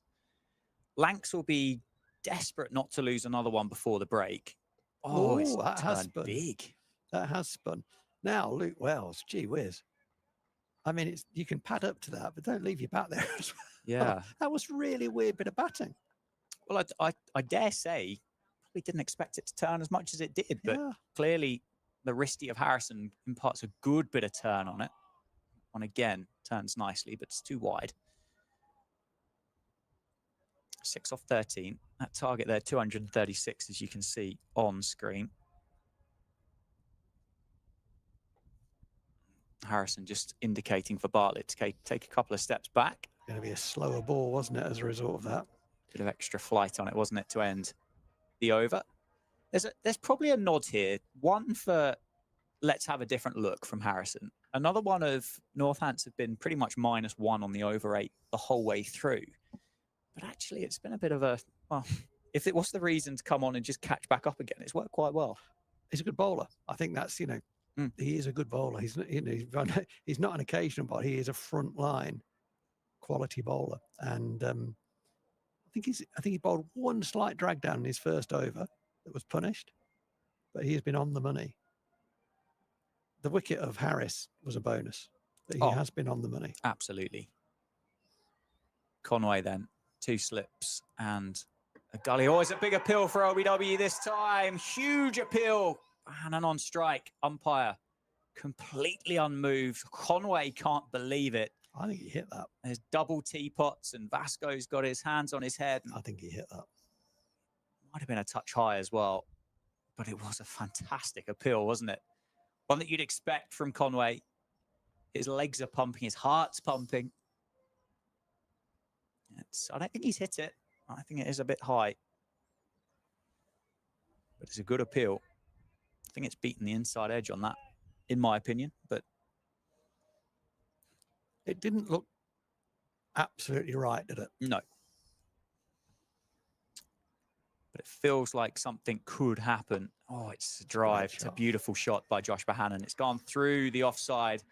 Keogh will give chase, but I think all he'll do is pick it up and underarm it back to the bowler. And Bohannon, as he has done through the course of this innings so far, he's just constantly just pressed the little valve and left a little bit of air out each time he's had the opportunity to do so. He's nicked the dust caps off Northants' 4-door saloon, and he's just going round each corner, pressing the little eye in on the valve and letting a bit more out.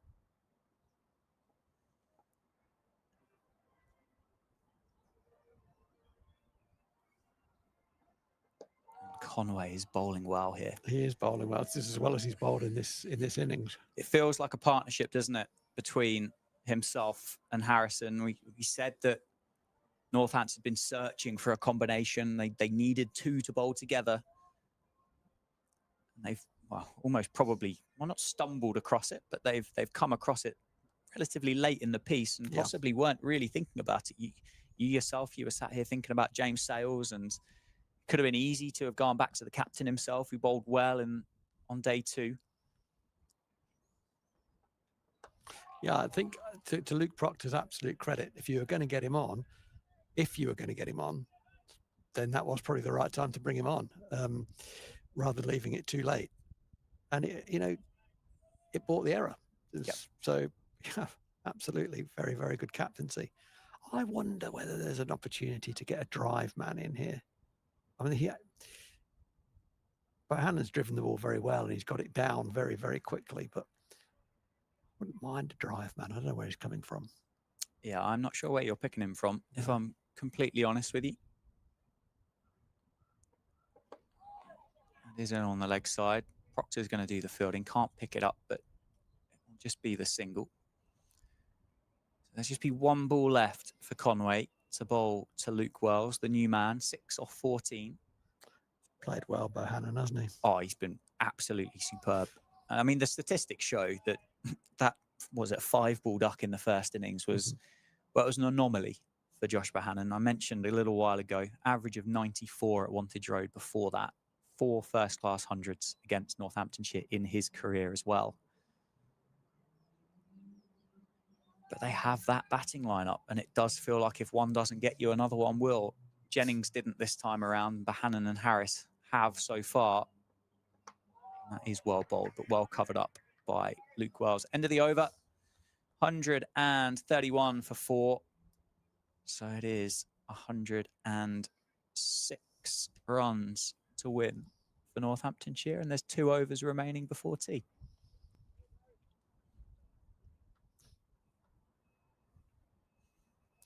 Twists and turns still to come down, I think. Yeah, there's more in this, I think. There is. It feels that way, doesn't it? I mean, Lancashire, obviously, with only 105 still needed, 6 wickets in hand, are still significantly the favourites. But stranger things have happened. Luke Wells looks very nervous, I'd say that. He does. He does. As much as you would like to think you've put away those moments, I'm sure it might still be playing on him. The drop catch from Sanderson. You don't necessarily just forget those moments, do you? They are big, and they could be significant as well. I can remember every drop I've ever, far more than the catches. Yeah. Every drop that I ever managed to affect. Where's that gone? Oh, it's a bump ball. There was a big load up there from Bohannon, wasn't there? It was. Try and attack the offside, but it was straight at James Sales.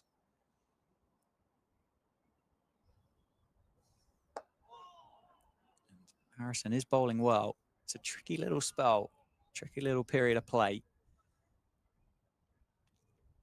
I don't necessarily think Lancashire are going to look to shut up shop here, are they? But they've got to make sure they get through to tea without losing another one. The big shot, the big drive that Bohannon played was a nice bit of batting, actually. It was slower, but loopier ball, and he waited and waited and waited, which made it exacerbated the backlift, really, but he was determined to keep it down. Which he did. And he hit it very hard, didn't he? It was a good stop by James Sales at extra cover. Yeah, it's a fantastic bit of fielding. 1 ball left of Harrison's final over of the session. It's been a good little spell from Calvin Harrison. Wider on the crease. Oh, there's That's a big close. appeal, and he's gone. He's got him. Bohannon has been given. Harrison's got 2 in this spell. I just said how good it's been, and Josh Bohannon has got to go for 41.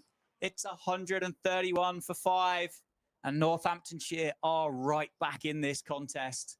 That is huge.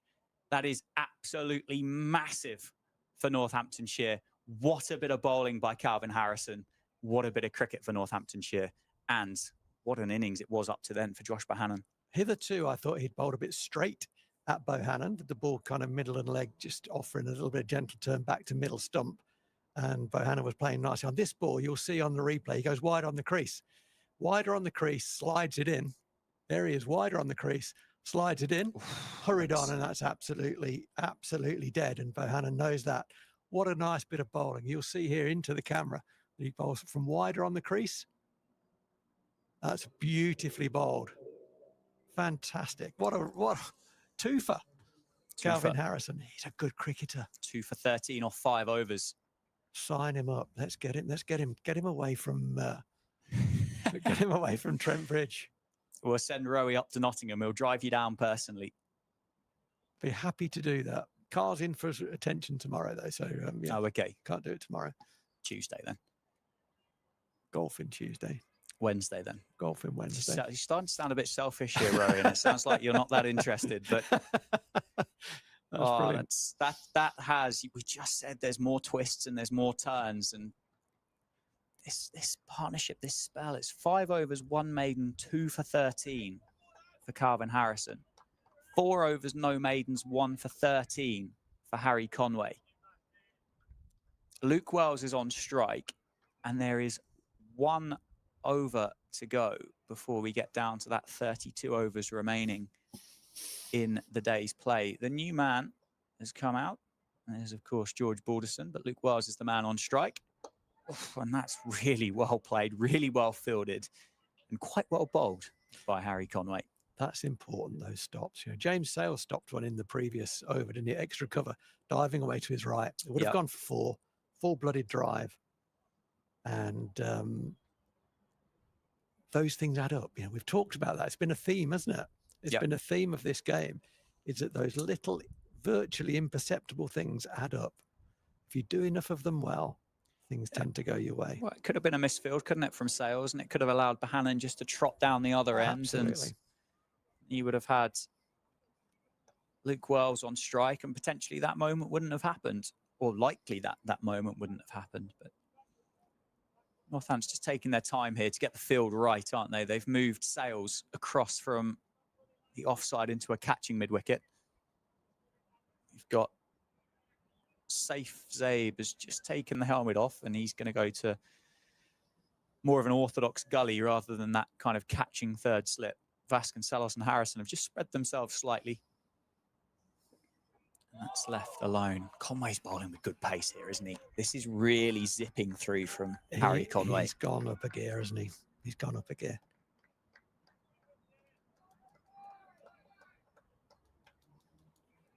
Yeah, I mean, he's led, hasn't he? He's led from the front, really. Brilliant ball he got Matty Harris with. Yes. Yeah, it was kind of, Harrison got the touch paper out, didn't he, with the dismissal of Harris, and then Conway, well, I think he threw more of a grenade at it rather than lit it with the wicket of Hurst.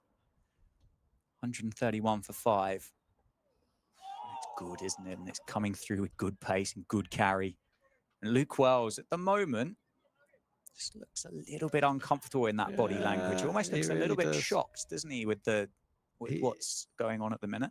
He's tried to communicate, well, what's going on? You know, I've just left. But the fact is engaged. You don't engage there. That tells you how nervous he is. Yeah. New man in as well. He's just faced 18 balls. Balderson at the non-striker's end, yet to get on strike. Oh, wowee. Firstly, what a fantastic leave by Luke Wells. Secondly, that has done all sorts off the surface. That feels like that's gathered pace. It's taken off, isn't it? And jagged back. Yeah. I mean, I reckon if there was another set of stumps on top of that one, it probably wasn't going to hit him, but it's done a lot. Yeah. Is that the dinting? Yeah, it could well be. Bowled with good intent, as we've said. Harry Conway is really flying in now. 2 left in the over. Searching for another one. Oh, and that's wrapped Luke Wells on the gloves. He pulls the bottom hand off the bat and rings it straight away. That's a little victory for Northamptonshire and Conway. Luke Wells is just going to take a wander towards square leg and gather his thoughts and feelings. He's going to readjust the glove, as you can see. Good batting, I think, that just to take a little bit of time to just reset. And there is some noise, isn't there? from Northamptonshire. We're in the game, aren't we? There is certainly a game on. Oh, and it's well bowled, well played. Wells picks up the single off the final ball of the over. So it's 132 for 5 as tea is taken on day 3 in Northampton. So that means it's 103 runs required for Lancashire, 104 to win. 5 wickets remaining for Northamptonshire. And it's Luke Wells and George Balderson, the not-out batters at the crease. But, I mean, what an enthralling session of cricket that was. It was Northamptonshire's at the start. Then it looked easy street for Lancashire through the middle. And that final 8 or 9 overs was, well, spectacular from a Northamptonshire perspective. It was fantastic, wasn't it? I used to play football with a guy who played professional football, and he'd say to me, if we were going down in the game, he'd say to me, let them know they're in the game. And that's what Northamptonshire have done here. We were going down, and it was a bit of, let's let them know they're in a game here. And that has changed things. Absolutely has changed. The big impetus was the dismissal of Marcus Harris, because that wasn't on the cards, and he kind of gave that away. And then from there, 2 further wickets, the dismissal of Matty Hurst, and then the LBW nicely bowled wide on the crease, Calvin Harrison. This is not quite, but it's nearly 50-50 now. Yeah, it's a lot closer than what it has been, I think, through the game. Nice to see the players go up. High fives led by coach Darren Lehman. Streamer is powered by Daffabet.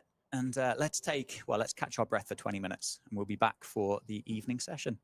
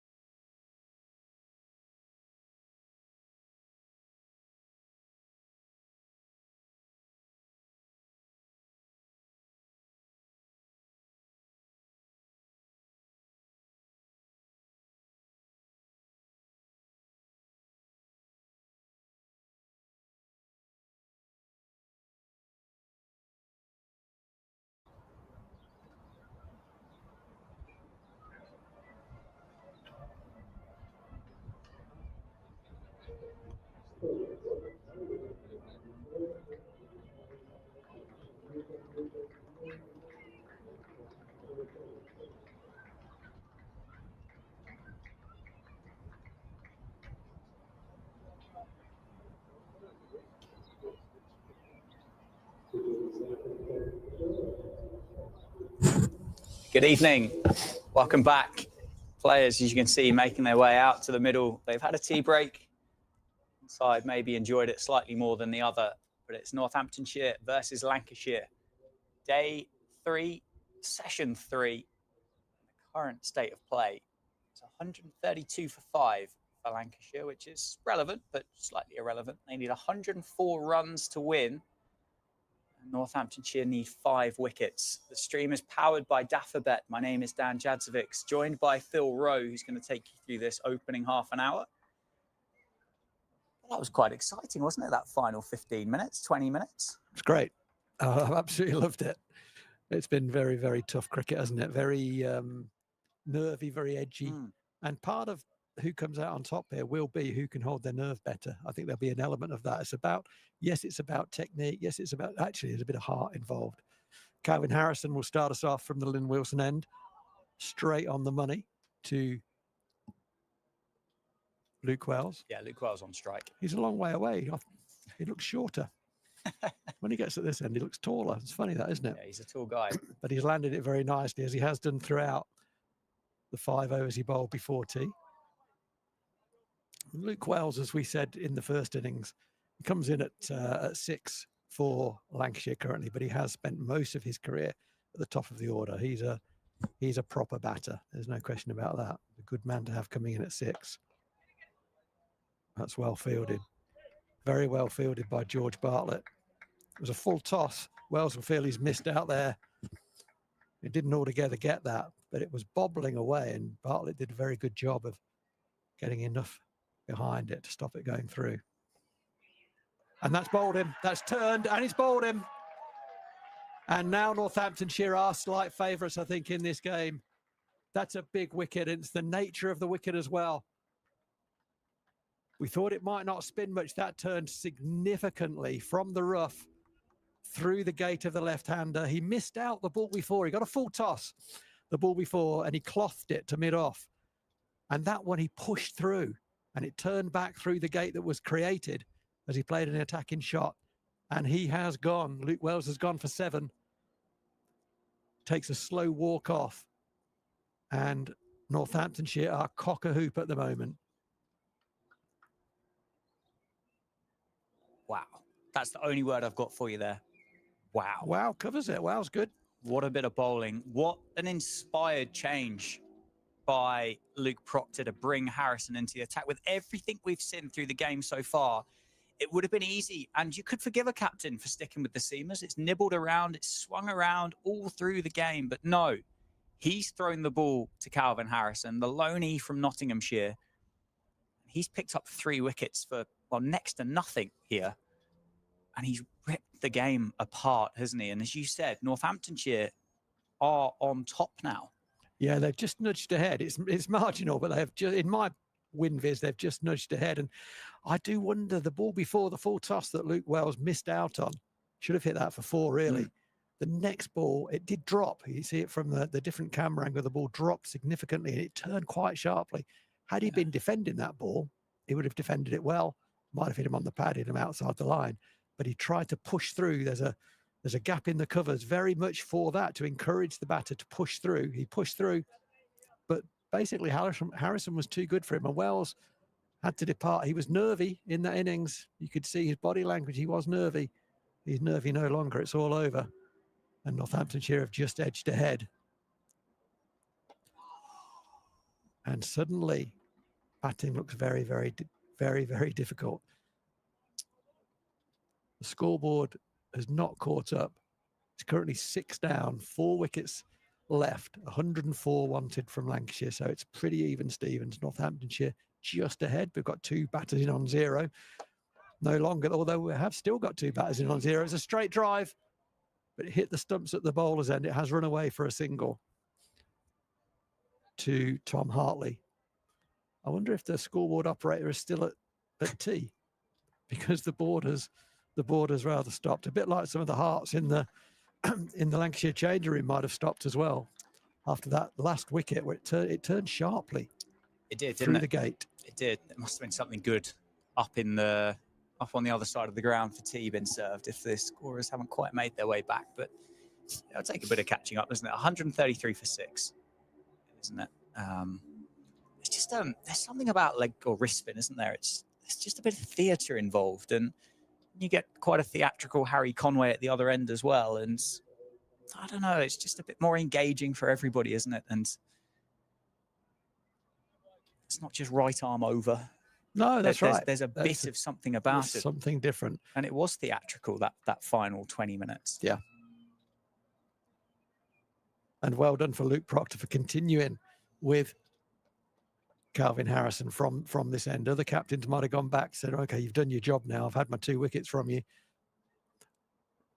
But he's good enough to get a 3rd wicket. And that's a big wicket. You know, Luke Wells is a big wicket. This is a game within a game within a game. Tom Hartley can bat.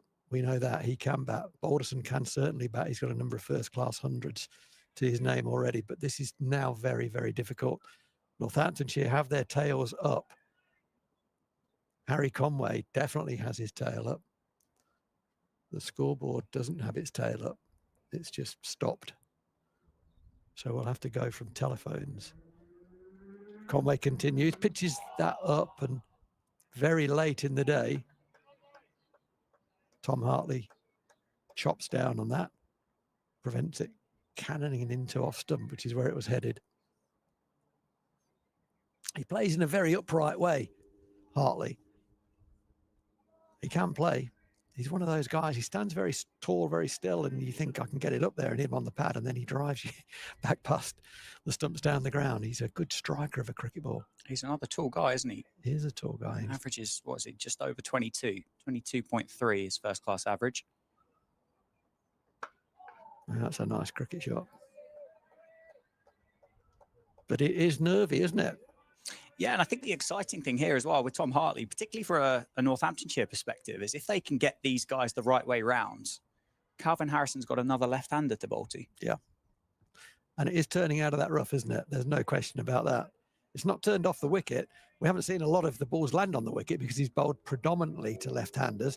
He obviously did pick up the LBW, which slid through the gate to get Bohannon before tea. But it is turning out of the rough to the left-hander. It's banged in halfway down from Harry Conway. And so what looked like a little bit of a last roll of the dice when the ball was thrown to Calvin Harrison has proved to be a master stroke in this game. And let's not forget this all started when Marcus Harris, having hit 6 runs off the over from Calvin Harrison, then ran down the wicket, got nowhere near it and was stumped by a mile. And that started the fall of wickets. 4 have now fallen. It started with Marcus Harris. I thought there's a run there. Nothing silly for Lancashire, is that? Don't take a risk, you don't have to. You mentioned just before tea that Northamptonshire women were playing up in Shropshire. They've secured the victory away from home. They've beaten Shropshire by 71 runs in that T20. So a good result for the county up in Shropshire. Congratulations all involved. Head coach David Ripley. Another win. Field to green. Oh, that's well bowled. It's squirted away off a thick inside edge. Down to the man on the backward square leg boundary. He'll keep the strike, will Tom Hartley. And that's no bad thing if you're Calvin Harrison, because you very recently ripped one out of the rough back through the gate of Luke Wells to dismiss him, to pick up your 3rd wicket, Northants' 6th. There's still the best part of 100 required. As I say, the scoreboard is not currently operating. So there'll be a bit of hesitation as we have to go from the BBC website, basically. I think the old analog, or the one over by the supporters' hut is, I think it's 134 for 6. Can't quite see that, but I will adjust my position so I can. Thank you. Slow turn, not out of the rough that time, more off the pitch itself. Yeah, it's 2 for Hartley, and you can see on screen there Balderson at the non-striker's end. I think he's yet to face, actually. The ball that got Wells turned sharply, didn't it? Gathered off the wicket. So it's loaded with spin. And when it hits that rough, it jagged out of that rough off the wicket. It just tends to go in with the arm a wee bit. Oh, he's done him on the outside that time. Oh. Playing for spin. It was a bit flatter, that one, skidded through. Beat the outside edge. Things are happening. Calvin Harrison has been very, very good. He was very good there again. So was Tom Hartley in defence. Both sides will be extremely anxious. Northants are now within 4 wickets of a first victory of the season. What a victory that would be. And Lancashire, as we've said a few times, have played for, drawn for. They would have thought at one time in this innings, when Bohannon and Marcus Harris were together, he put on the best part of 80. They would have thought, okay, we just need to keep batting sensibly and we win this game. But things have changed considerably. It's well bowled again from Calvin Harrison and well defended with no great drama by Tom Hartley. So we are going to see George Balderson on strike. And he's going to be facing the big unit that is Harry Conway from the David Capel end. Yeah, and I think our digital scoreboard has caught up as well. Good news. Thank goodness for that. Someone was standing on the lead or something, stopping the data flowing through. I think that's how it works, isn't it? Much like a hose pipe. I'd have thought so. I can't think how else it works.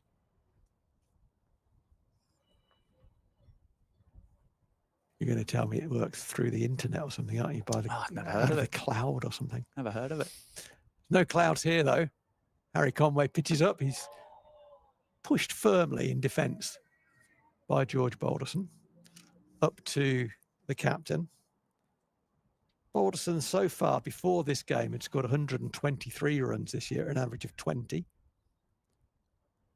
He has 150 to his name this year, but he is a very accomplished cricketer. He's bowled very, very well in this game. And now he's got an opportunity to show his team that he's equally adept with the bat in hand. So the field that that Harry Conway is bowling, so he's got 2 slips. He's got a gully. There is a man out on the point boundary. It's Liam Guthrie. There's no one else from him all the way around to the captain, Luke Proctor, at sort of wide mid-off. There's a mid-on, Rob Keogh, a mid-wicket, and a long leg. I've missed someone somewhere. There is an unknown fielder. There are 2 men out on the leg side. Okay, there are 2 men out on the leg side. There is a wall. To be fair to me, there is a wall that obscures me seeing that side of the ground, so I can be forgiven. I was guessing there was one. There's actually 2. Thank you, cameraman. Appreciate that. And there they are. It's a short boundary and there are 2 men policing it. It allows Harry Conway to bowl straight, try and get LBW. And if he does get flicked behind square, there are 2 men, hopefully, from a Northamptonshire perspective, preventing the boundary. It's tight, Dan. It's tight. It certainly is. It's enthralling. It has been throughout the entirety of the game. It does feel like Northants have just got themselves ahead. And they are ahead now. There's a big appeal for caught behind. And I didn't see a finger go up at any point. But George Balderson has left the arena. Perhaps it was a nod. I'd rather see a finger go up, to be honest. But there may have been a nod from the umpire, from Tom Lungley, because George Balderson slightly hesitated, but it was a big nick. And that's another big wicket. I'm just interested in seeing Tom Hartley's looking round to the changing room, almost to indicate who he thinks should come out next. I'm not sure exactly what the communication is, but I'm pretty sure the communication is in the huddle from the Northamptonshire perspective, which is, come on, boys, 3 more balls, 3 more wickets. That's all we need. And what a very good dismissal that was. What a good ball from Harry Conway round the wicket, pitched. It wasn't full. It was back of a length, but it nipped away from George Balderson.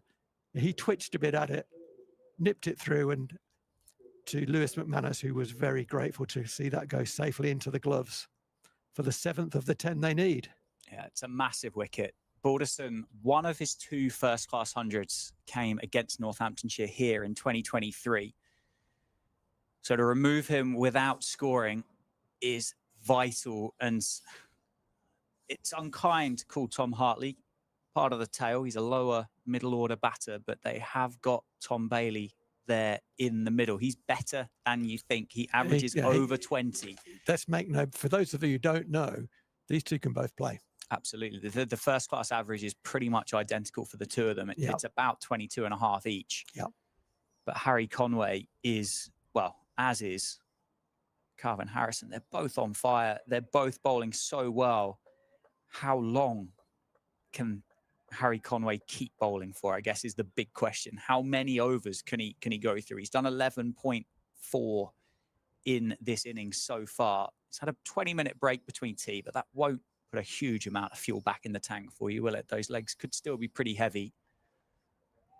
But I dare say there'll be a bit of adrenaline pumping around the big Australian as well to keep him going. And plus, he's going to be looking for a few extra wickets here. There's 3 left for Lancashire.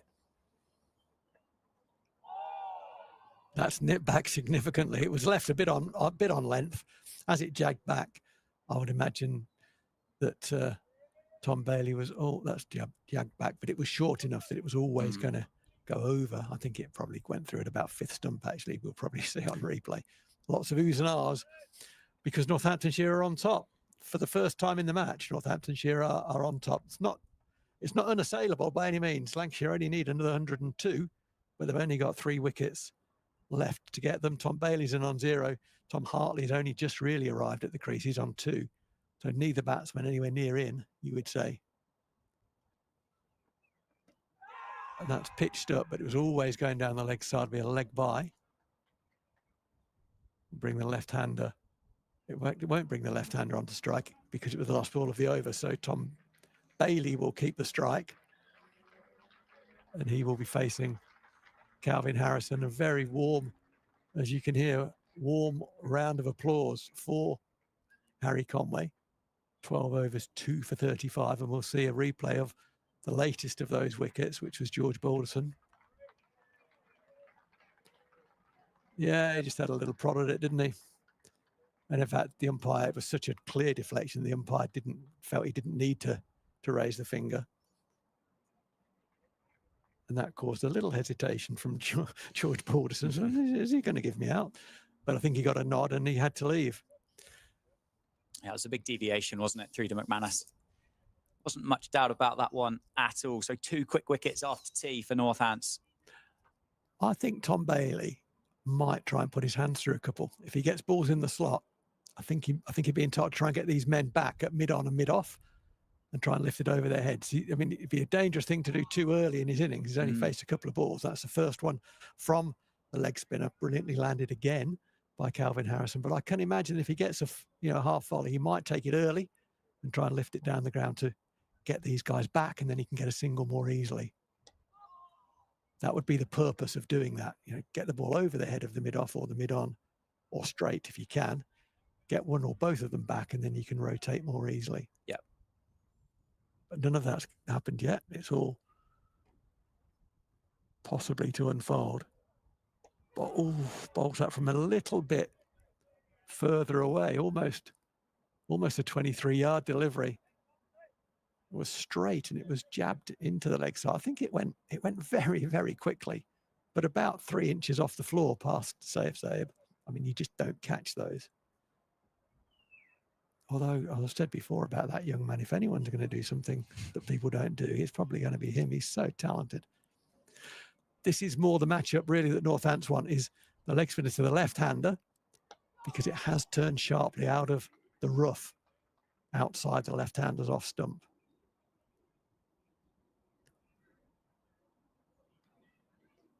It's fascinating, isn't it?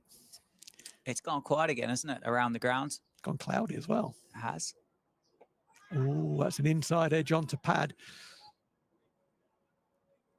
Zaib was up very early there. I mean, the ball landed in the middle of the wicket. It's nowhere near reaching him. I'd like to see him staying down at short leg. He's always so eager to get involved in everything. Last ball of this 8th over from Harrison.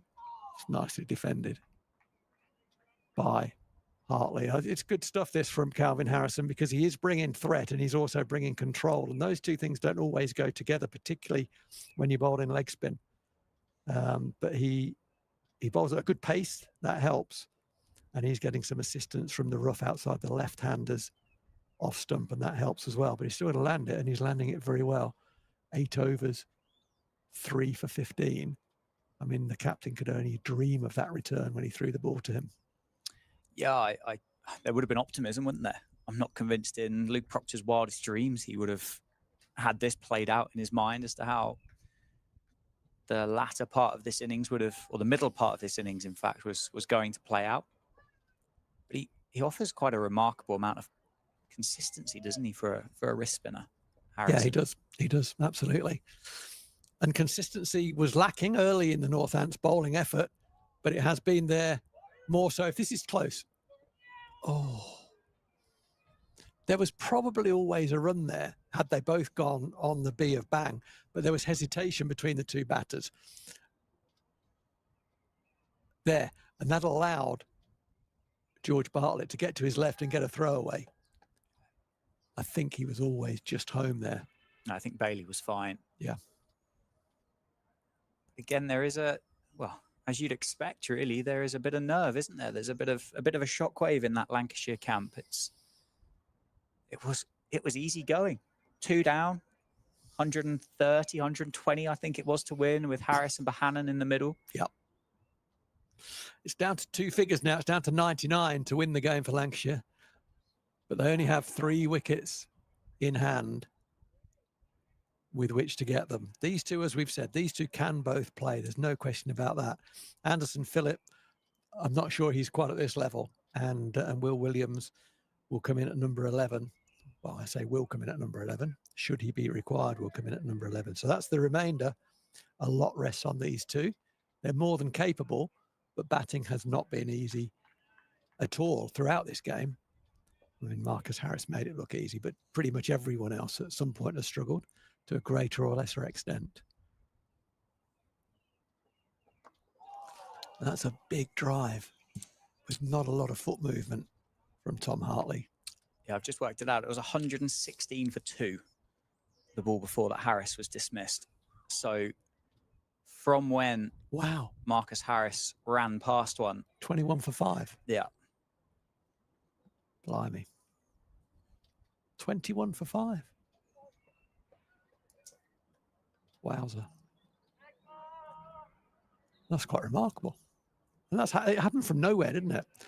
We talked about it at the time, but the dismissal of Harris just came from absolutely nowhere and has turned this game on its head. Yeah, it was a shot that wasn't needed at the time, was it? It wasn't needed. There was already 6 runs off the over, I think, off those first 4 balls, including 5 off the bat of Marcus Harris himself. And yeah, he charged at Harrison just to try and hit him for 6. And it was a big 6 as well. It wasn't just it wasn't I'm going to use my feet to put you off your length and knock you into a hole somewhere for a couple, but if I get there I might go through with it and lift it for 6. It was I'm coming for 6. Yeah. And he missed it by a mile. But let's talk about what's happening. It's very tense out there. Tom Hartley facing up to Harry Conway. He's on the money again. He's got a very simple method batting as Tom Hartley. Very simple, very upright, plays very straight, and he has a lot of time as well. And Tom Bailey, as we've said, is no slouch. Sorry, Dan. No, Tom Hartley's just it's an interesting story, isn't it? He kind of took that England bowling position away from home during the winter. At the time that he took that kind of lead role, Lancashire had signed Nathan Lyon for the county championship, which bumped Tom Hartley down the order. You're not going to play Nathan Lyon just because Tom Hartley's now England's first choice spinner. Mm-hmm. It's kind of and obviously not at all related to his batting, but I wonder what could have been with Tom Hartley in his international career had Lancashire had not made that signing of Nathan Lyon at the time. It was the signing had clearly already been done, hadn't it? That it had been agreed, and it was unfortunate timing, I guess, for everybody, Tom Hartley in particular. But had that signing had not been made, I wonder if we would have been still talking about Tom Hartley, the England finger spinner, rather than the Shoaib Bashir or the Jack Leach. Well, I'm a fan of him. I think he's a very, very good cricketer, all-round cricketer, actually. As is this guy, Harrison, who's bowling to the right-handed Bailey. It's short. He tries to create a little bit of room and play it away on the offside. It was slow off the wicket, and he nearly dragged it back into the stumps. That would have been a very sorry death. Didn't do a whole lot wrong, but the ball kind of died on him a little bit. It's the one that slides on you got to worry about. That's floated up, nicely driven, but there's a man out on the cover boundary. I just wonder whether Calvin Harrison needed to bowl that floaty one there, or whether he could have just try and bowl more balls at Tom Bailey, line him up a bit. I don't think he's going to be upset by having the left-handed Hartley on strike. It's either or, isn't it, at the minute? And that's nicely bowled. A little bit straighter than the rough. Well, it's where he's found his success, isn't it? He's had 3 lefties and he's got them all out. Well, Sorry, no, with Bohannon as well. I apologise. Yeah. That's nicely bowled. But yeah, there are 2 games here. There's a ball that lands on might say on the pitch, or on the middle, more the middle of the pitch, and there's the ball that lands in the rough. The latter has the ability to spin and bounce. That's a different delivery. Just floated down the leg, so well fielded, Harry Conway. Very, very good. It was a leg by. I don't know if it was a top spin. It was a different release, or it was a slide at the front of the hander. It looked different. We're too far away to tell exactly what it was, but he just rehearsed a slider. Didn't quite get his line right. Last ball of the over now to Bailey's pushed him on the back foot, slightly misjudged the length of that, did Tom Bailey. And having made a slight error in judgment on the length, he then didn't make another error. He simply said, I've been done on length, so I'm just going to drop the bat on that, which he did. Yeah, just pushed it through a bit quicker, didn't he, as well? So you see a young leg spinner bowling with some confidence in Calvin Harrison. It's good to see. There's going to be a change at the David Capel end. Harry Conway has left nothing out there, has he? He's given everything to the cause. He may be required later on as well, but for now, his work is done, and he did it very well. And it brings Ben Sanderson into the attack, and it won't be lost on Lancashire supporters or the Lancashire changing room that currently Ben Sanderson is wicketless in this innings. Yeah, and that doesn't happen very often. No, it doesn't. He's had a tough start against Leicestershire, didn't he? He didn't pick up many in that first innings, and then picked up an absolute hatful in the second. But he is just returning from injury, so he clearly hasn't played back-to-back championship matches for a while. Whether that might be just impacting, because you've said the line and the length's not been quite right, has it, for Sanderson? I think the pace hasn't been there, but just the consistency not so.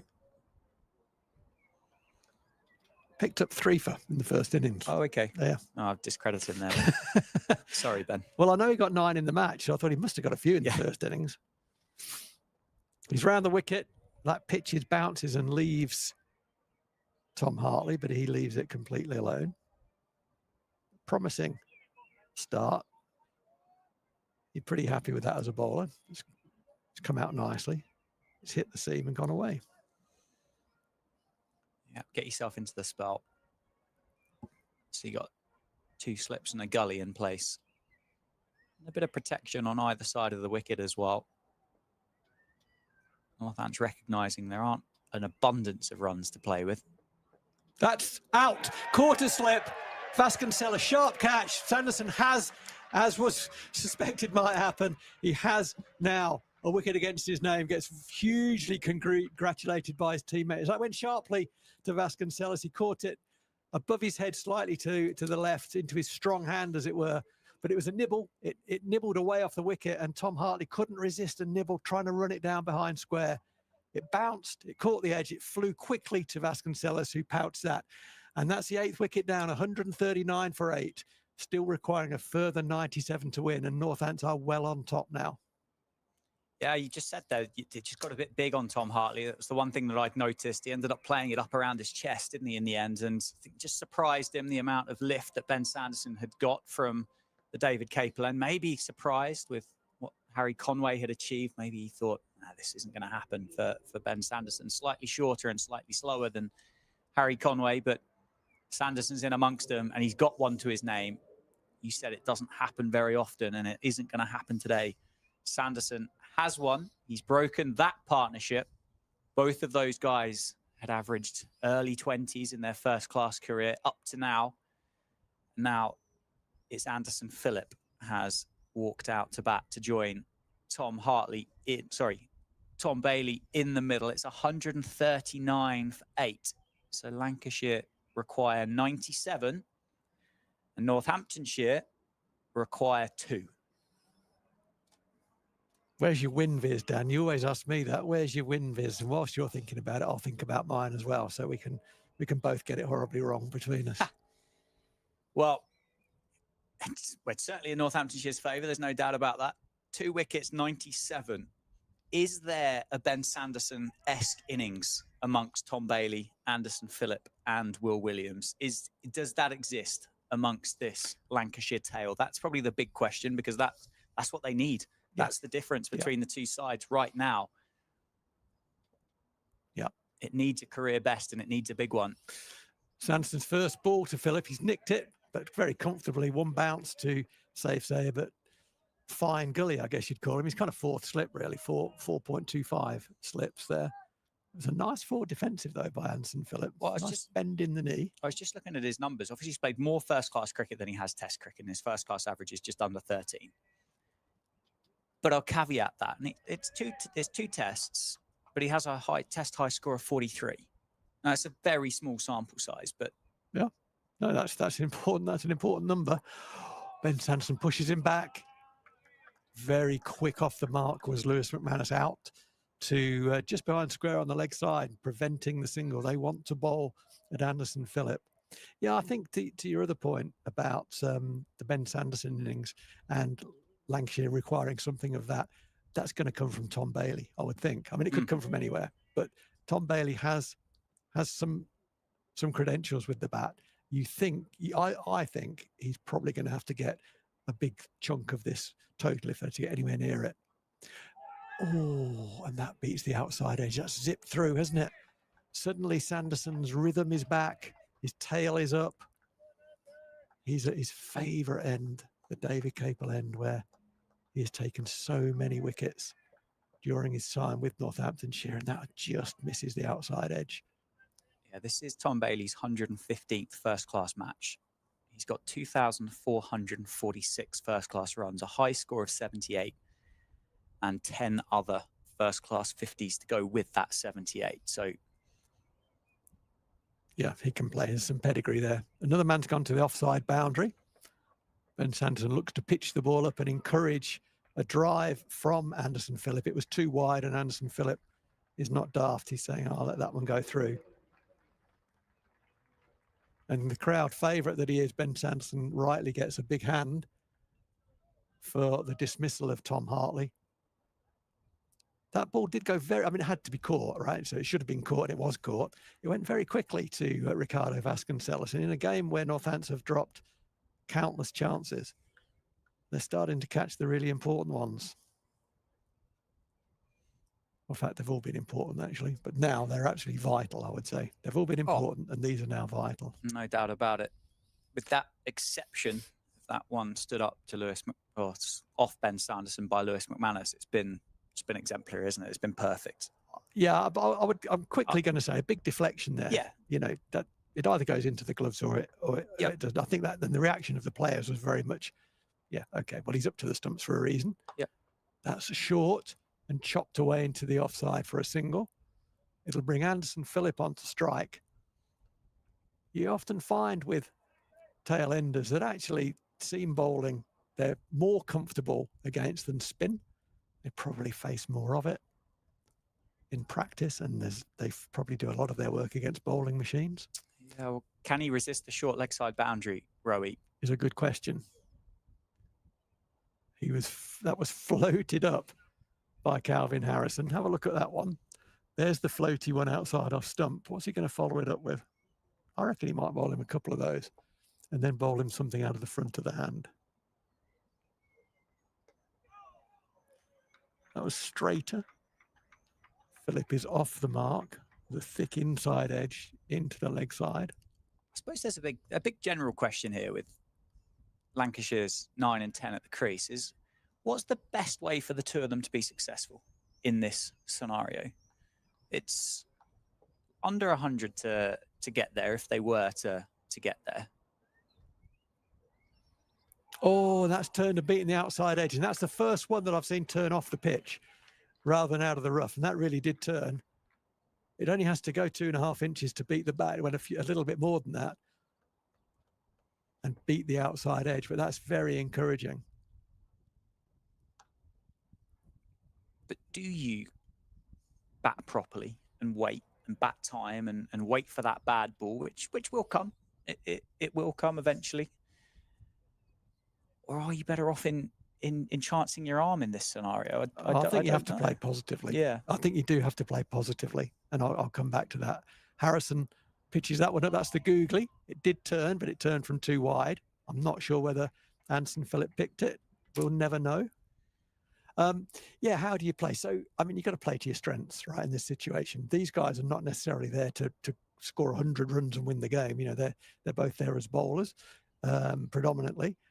But can they, you know, there's a balance. I mean, I think Ben Sanderson started in his normal Ben Sanderson mode and then just thought, yeah, actually, I'm just going to take this on a little bit. Yeah. And he did that very successfully. There was some judgment in the balls that he tried to hit, particularly early on. He wasn't hitting at every ball. Later on, when he got on a bit of a roll, didn't he? And he was hitting at most balls. But yeah, to your point, I think that Tom Bailey particularly can look to put his hands through a few, particularly if he gets a bit of width.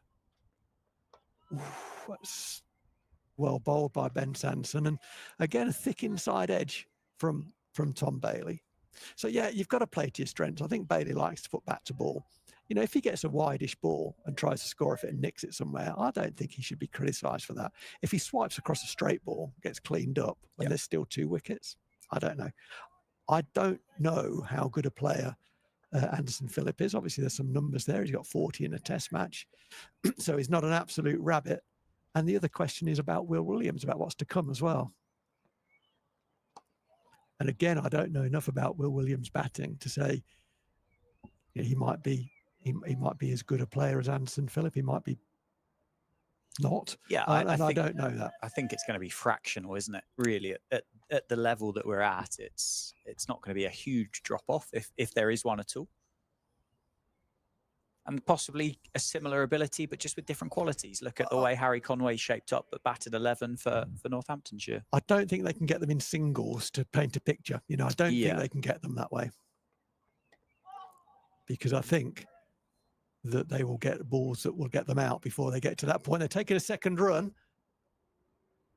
It wasn't altogether clearly communicated between the two of them.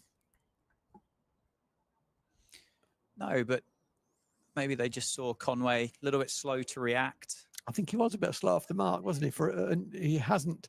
You can't criticise him for being slow off the mark very often. For a big guy, he has fielded very well on the boundary. That one, he was a little bit slow too. Maybe a nod by Bailey to want to stay on strike as well, face as many balls as possible. Yeah. Ben Sanderson will think, I'm going to get Tom Bailey out before they get 92 runs. And Tom Bailey will think you're not. At least he should be thinking that. His body language says to me, well, firstly, he's not very happy. Doesn't look full of the joys of spring. It's a lovely spring day, but there's not a lot of animation there. It doesn't look like a man who's going to counter attack and take the game away. It looks like he's going to try and get himself in and dig deep.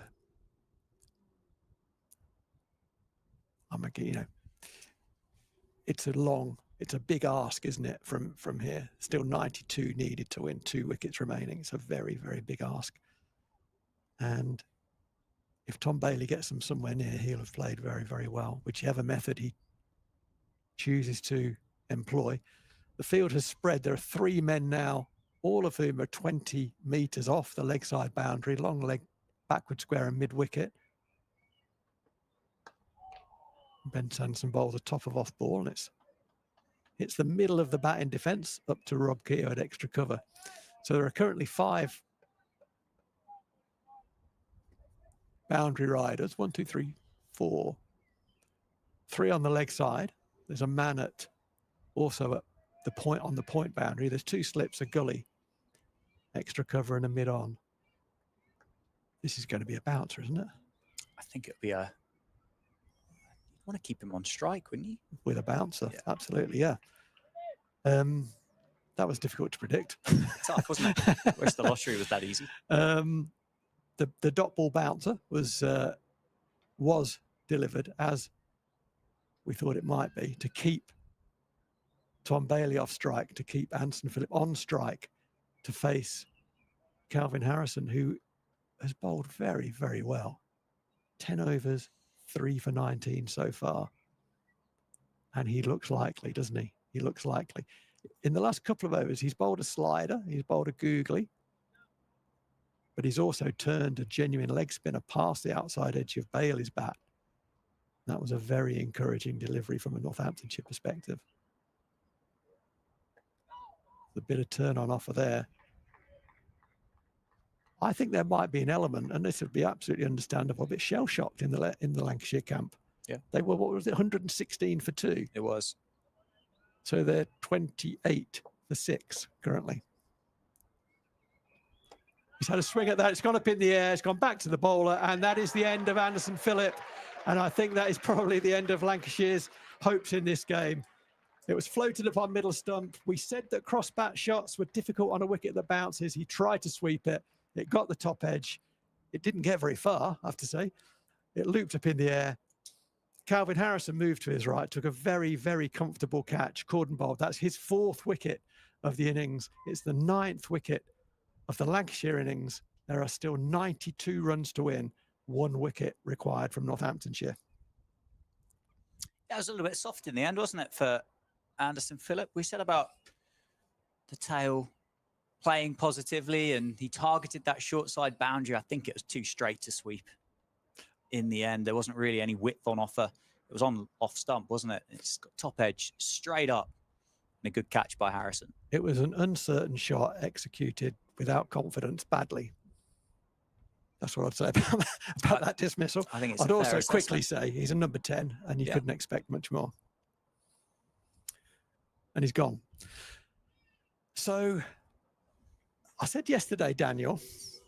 Yes, Philip. I said there's a lot of cricket still to play here. You weren't wrong. And I didn't predict this in that. I just thought it might be tighter than it looked like it was going to be. And actually it hasn't been, because Northamptonshire are on the verge of a comprehensive victory. Yes, I mean, you said you gave the number of, what, 60-40 at the start of the innings? And I'd say it's very much north of 95 at the moment in the favour of Northamptonshire. It's not over yet. Let's not kind of start popping the nice bottles of French champagne any earlier than what we have to. Give it a few more deliveries maybe to chill. But Will Williams is the new man. And there's a big appeal for caught behind. Umpire unmoved. Harrison searching for a fifer. Would be his 2nd in a Northamptonshire shirt, first of which came up at Old Trafford with that 7 for 119. 3 balls of this over to go. 3 balls for Will Williams to survive, really, to give Tom Bailey the chance to free his arms up. And I think at this stage, Tom Bailey probably would be absolutely within his rights. So I'm just going to clear the ropes a few times and see if I can make a dent in this and see what happens from there. That one is floated up a little bit from Harrison. It's jabbed into the ground.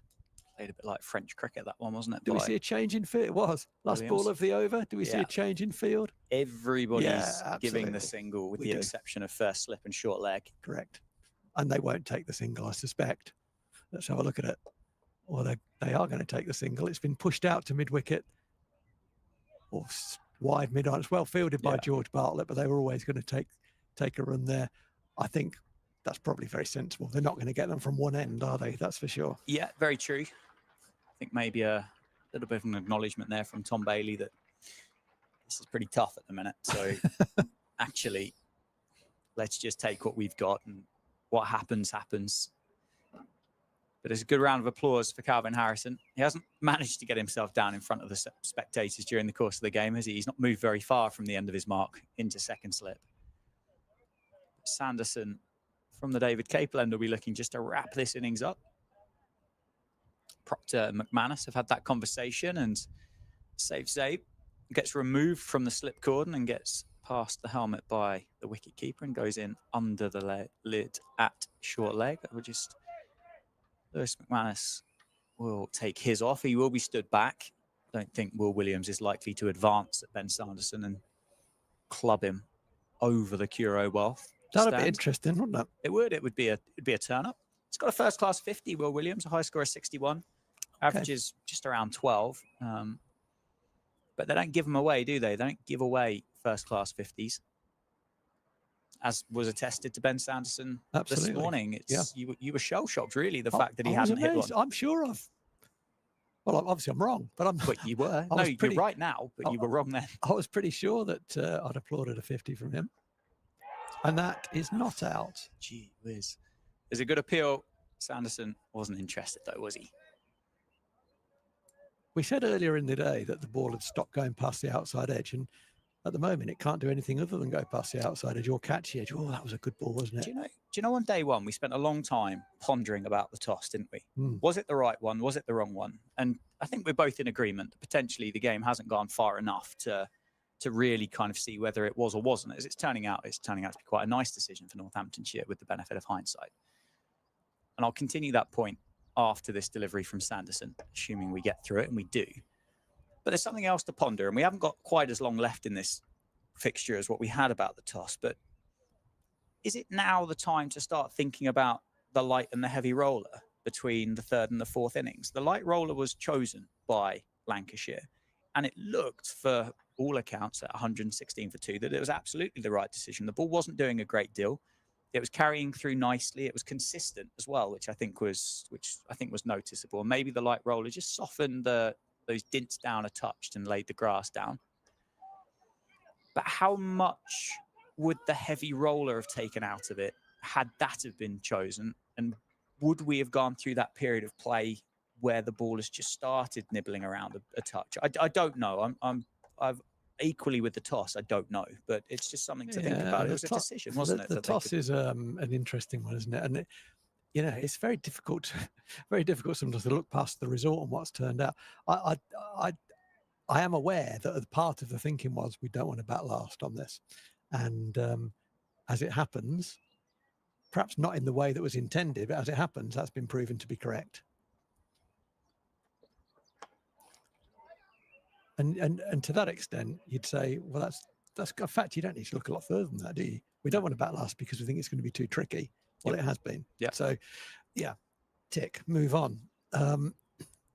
These are big decisions, aren't they? And there's been a couple of them around the country already. We saw, where were we, down in Kent, that Kent won the toss. Dusted, isn't it? Kent won the toss, put Glamorgan into bat, and have lost by an innings and 160.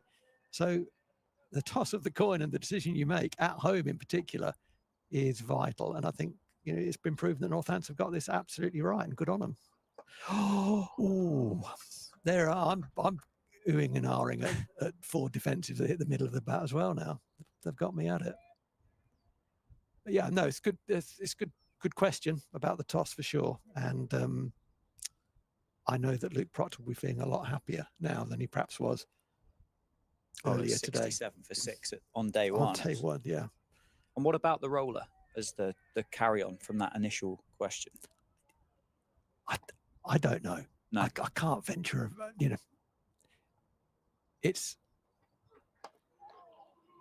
There are too many uncertainties for me to, or for anyone really, they'd be guessing, wouldn't you? You'd be guessing. Yeah.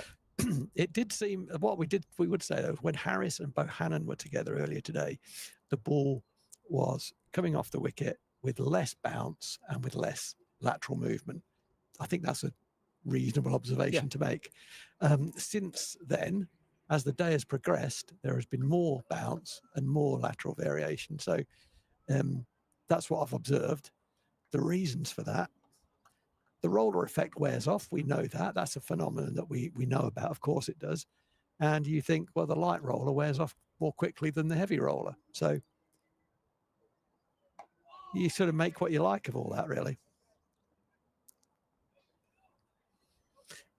There have been no violent shots played, have there? Apart from the one that saw the end of Anderson Phillip. Yeah. The attempted sweep shot. These two have played very orthodoxly. They've got it down to 88 required, but I don't think they can get there in ones and twos. That has turned. Plays it very, very late, does Will Williams, very late. And what that means is that he's playing it almost behind the front pad. Mm. What that means is that the front pad is exposed. So a slider could catch the pad before it goes anywhere else. And he's got to hope that if that does happen, he's outside the line of the stumps. But he's playing it with very, very low hands, very late, almost in a very old-fashioned way of playing spin, actually. Well, that immediately changes his technique. Especially say they can't do it in ones and twos. I don't think they can. And I do kind of agree with you, but with the 9 and 11 in at the middle, classically your lower order batters got that kind of drop kick down towards cow corner mid wicket, haven't they? Yeah. It's fraught with danger against the leg spinner. But what else? What other option could they have? I don't see them suddenly being able to lift him over cover for 4. I don't know. I don't know whether traditionally a 9 and a 10 possess that cricket shot as a general rule. Well, you don't have. I mean, I'd say Tom Bailey. You don't average 20 if you haven't got some shots. Yeah. Okay. So, and he does. So therefore, I'm going to say he has. I think I've seen him put bat to ball before. So he's going to. I mean, he may well, as this progresses, he may well have spells where he does go a little bit more on the attack. But I think overall, with still the best part of 90 required, I don't think they're going to get there if they push and prod, because I think one will have their name on it. That's my point. So if they, for example, if they get a short wide ball and decide not to try and score off it, I think that's a mistake. Yeah. If they try and eliminate any risk from their run chase, I think that's a mistake. I think they have to be able to score. And then it's about the management of risk. So yeah, on your pads, turn it away for 4, the drop kick, as you say, cut shots, generally lower risk than others. And what Northants have got to do is stay patient. Stay patient. Don't go searching. Draw an error. But it's a lot of runs, right? Yeah. What's the highest partnership in the game so far? It was the Harris-Hurst one, wasn't it? Yeah. Well over 100, wasn't it? 120, 130 maybe? I think this would be the second highest if they got there.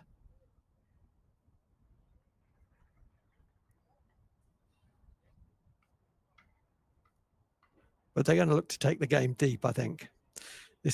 Currently, things might change, but currently it looks like we're going to take it deep. We're taking no risk. We're going deep. We're going to get as close as we can in ones and twos. If we get a 4 ball to score off, I think they have to try and score off those opportunities they get. Yeah.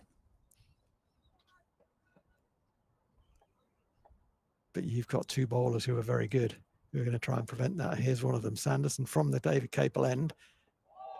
It's a good bumper. He does bowl a good bumper. was well played by Will Williams, got under it very well. But a well-directed bumper at that. There's only one man out on the leg side boundary at fine leg, a very traditional fine leg, not too square, is Liam Guthrie. 2 slips. James Sales is back in the catches. As Zaib's gone under the helmet at short leg. James Sales has gone back into gully. There's a point, an extra cover. Short leg, square leg, mid on. Oh, that's a lovely leave from Will Williams. I've enjoyed that. Very stylish leave from the young man. So Will Williams, Aussie? Kiwi. Kiwi. So that 50, would that have been in, do you know where that was? Oh, I'd have to do a bit more research on that for you. So, well, yeah, please don't, because there's cricket. There's more interesting things going on here. I don't want you to have to take your eyes away from it. Sanderson, 3 balls left of this, his 14th over. Goes wide on the crease. It bounces a bit. Williams played that very well, actually. Bottom hand withdrawn, got it down quickly.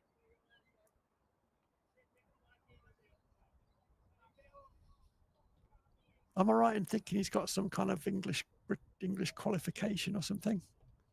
So is he not overseas? I don't know. I might be making that up. What can you have? You have a couple of overseas, can't you? And you're playing 11. Yes.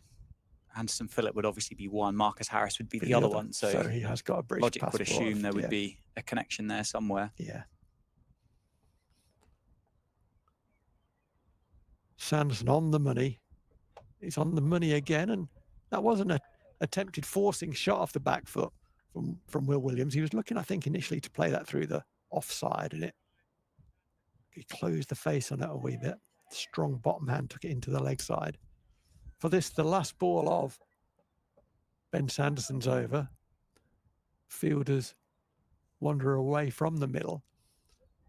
An extra man has gone out onto the leg side boundary. Actually, that's all. So would it be another bouncer? It's not. It's turned nicely into the leg side for a single. So Will Williams will retain the strike. I think, is there going to be I'd be surprised if there's going to be a bowling. There's not. No. It was just that James Sales' hat fell off. And I thought, really? We're going to bring James Sales on for the first over of the innings. But no. Simply, his head wasn't big enough for his hat. No, maybe one more at the other end for Sanderson.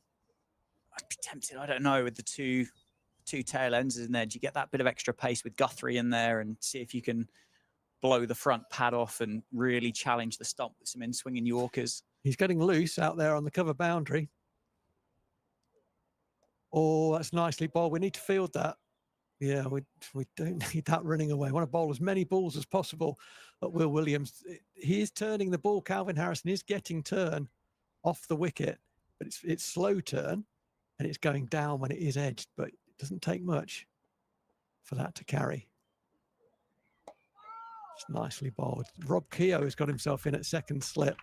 He's on his knees because he expects if he does get an opportunity, it's going to be very low. That's why he's starting as low as he is. He can't get a lot lower. The short leg, 2 slips. Nicely bowled, nicely played. He's only bowled one attempted slider so far. Will Williams, he didn't bowl any sliders. Calvin Harrison. That one's turned away. They're going to pick a couple up. Vasconcelos is herring after it, but he's not going to be quick enough to prevent them coming back for a second. There's no man. In fact, there's no man behind square on the leg side at all. I found Will Williams' 50 for you. Oh, well done. It came in 2023 against Surrey at the Oval. Went in at number 6 as night watchman. 61 off 220 balls. Okay, well, that's a good effort. 7 fours and a 6. Well played, sir. Well played. 2 balls of this Harrison over to go. They're going to pick up another couple. Or are they? No, it's only going to be one. Slight hesitation between the 2 batters. Harry Conway is quicker than he appears to be as well, as we've said a couple of times. So it brings Tom Bailey onto strike. He's not faced a ball for a little while. He's only going to be able to face one ball right now.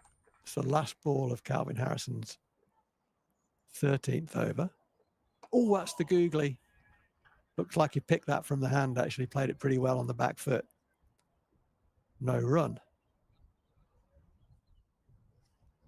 Partnership is worth 9. So they've got to do that another 10 times. Yep. 83 runs to win. That's a big ask. Certainly is. Certainly is. He's going to be Sanderson to continue. This will be his 5th in the spell. 4 overs, 1 maiden, 1 for 6. So far, got the wicket early, didn't he? Of Tom Hartley. Just bounced a bit more, maybe what Hartley was expecting, but I don't exactly know where he was trying to play that one. Maybe it just cramped him for a bit of room. But he's bowling to Will Williams now with 2 slips and a gully, and it's in, and he plays it well. Just dead bats it into the leg side. I think that innings of 61, then, if he went out at night watchman at the Oval, I think the Currans were playing, Dan Worrell was playing at the time, and it turned out to be a good victory for Lancashire in the end as they overturned a first innings deficit as they ran through Surrey in the final innings. It was 5 for Tom Bailey and 4 for Will Williams. But it proves he's got some mettle about it. He's got some stickability. You don't stick them out there as a night watcher if you're expecting them to walk back a couple of balls later. There is a pushy drive from Williams. Sanderson returns back to his mark. They've got to keep the energy up, Northants. They can't just expect this to happen, can they? They've got to keep working. They've got to keep chatting. They've got to be aggressively patient, I would say. That's if that's not a contradiction. Heroism. Aggressively patient. But don't go searchy. Don't go funky. But keep hammering the ball. For Van Sanderson, keep hammering the ball into that top of off area. Keep asking the question. 153 for 9. And that is targeting the pads. And Will Williams just runs it down into the leg side. Gets past Zaib. Think it bounced just before him. And it's going to be another one chipped off the target for Lancashire. You've got 3 left in the over. She say it's felt like a long time, which is a testament to Northamptonshire, really, is the fact that Tom Bailey hasn't been on strike. Yeah. They've bowled to who they want to bowl at. Will Williams has already surpassed Tom Bailey with the balls faced. He's faced 28 in comparison to Tom Bailey's 21. That's amazing. It's a fantastic game. It doesn't always work. Sometimes it might be coincidental, but it has worked for Northamptonshire. They've done what they've wanted to. And that one's tickled down the leg side. Bailey's going to look for a couple. They're going to put Guthrie under pressure. It's in the hand. It's in the air. So well done, Liam Guthrie. Just the one. Do you know, it's interesting. Liam Guthrie's gone finer there, hasn't he? So earlier in the game, it's a bit of a soapbox thing for me, to be honest, is that fine leg goes too square and gets beaten on the inside. It's interesting now that runs are an absolute premium. He's in the right place. Yeah, I suppose with that squarer position, you're trying to cover off 2 areas, but those ones that go fine, they go so quickly that you stand no chance of getting there. Correct. And you almost end up in a bit of no man's land. You have to have that perfect flick off the hip to find that man on the deep 45, rather than the one off the thigh pad or off the backside or off the outside edge. It just runs down there. 2 balls left for Sanderson. Well played by Will Williams, and it just feels as it did in that Kent game. It just feels like that switch has just been flicked and the pitch has gone a little bit flat again. Yeah, I think so. But Northamptonshire will hope that they've done the damage. They'll hope that they've ripped the heart out of this Lancashire lineup, and they just desperately need 1 wicket to get their first victory in 2025 under the new head coach, Darren Lehman. Lancashire will be looking for the same, won't they? They've got a tougher ask. They still need 81, but they're winless in 2025 as well. It's a bit of one hand, one bounce by Zaib, who pushes it at the stumps to Will Williams, who I don't think's back foot had moved at all. It's 155 for 9 or 55 overs. Just a bit short there, I think, in that over, Sando. I think, if not all, almost all balls were played by batters pretty much off the back foot. I'd like to see that length a little bit fuller. Yeah, Harrison is going to continue. It's 8 overs, 1 maiden, 2 for 11 after tea. For me, he could bowl the rest of the overs. I mean, obviously that wouldn't be sensible because we'd get to a stage where you need to change it. Yeah. But I can't see him being taken off in the next 5 overs. I think at the moment, I think if it is starting to just flatten out with lateral movement from the seamers, it makes absolute sense to keep him going, doesn't it? The way this game's played and all the things that have happened over the course of it. It's edged away and well fielded by Ben Sanderson. There's going to be a big appeal, isn't there? Yeah, there's a sneaky look here, Rowie, and you can tell me I'm being stupid. And it's not close because the current man I'm about to talk about has currently got shin pads on and a helmet. But the left arm finger spin of Zaib has got an uncanny knack of just getting rid of the last batter. That's turned round the corner. Vasconcelos is going to give chase. I think the ball's going to win, though, and it is. It's a good boundary for Lancashire. It's been a long time coming, and Bailey has added 4 to his name. Just off the edge there.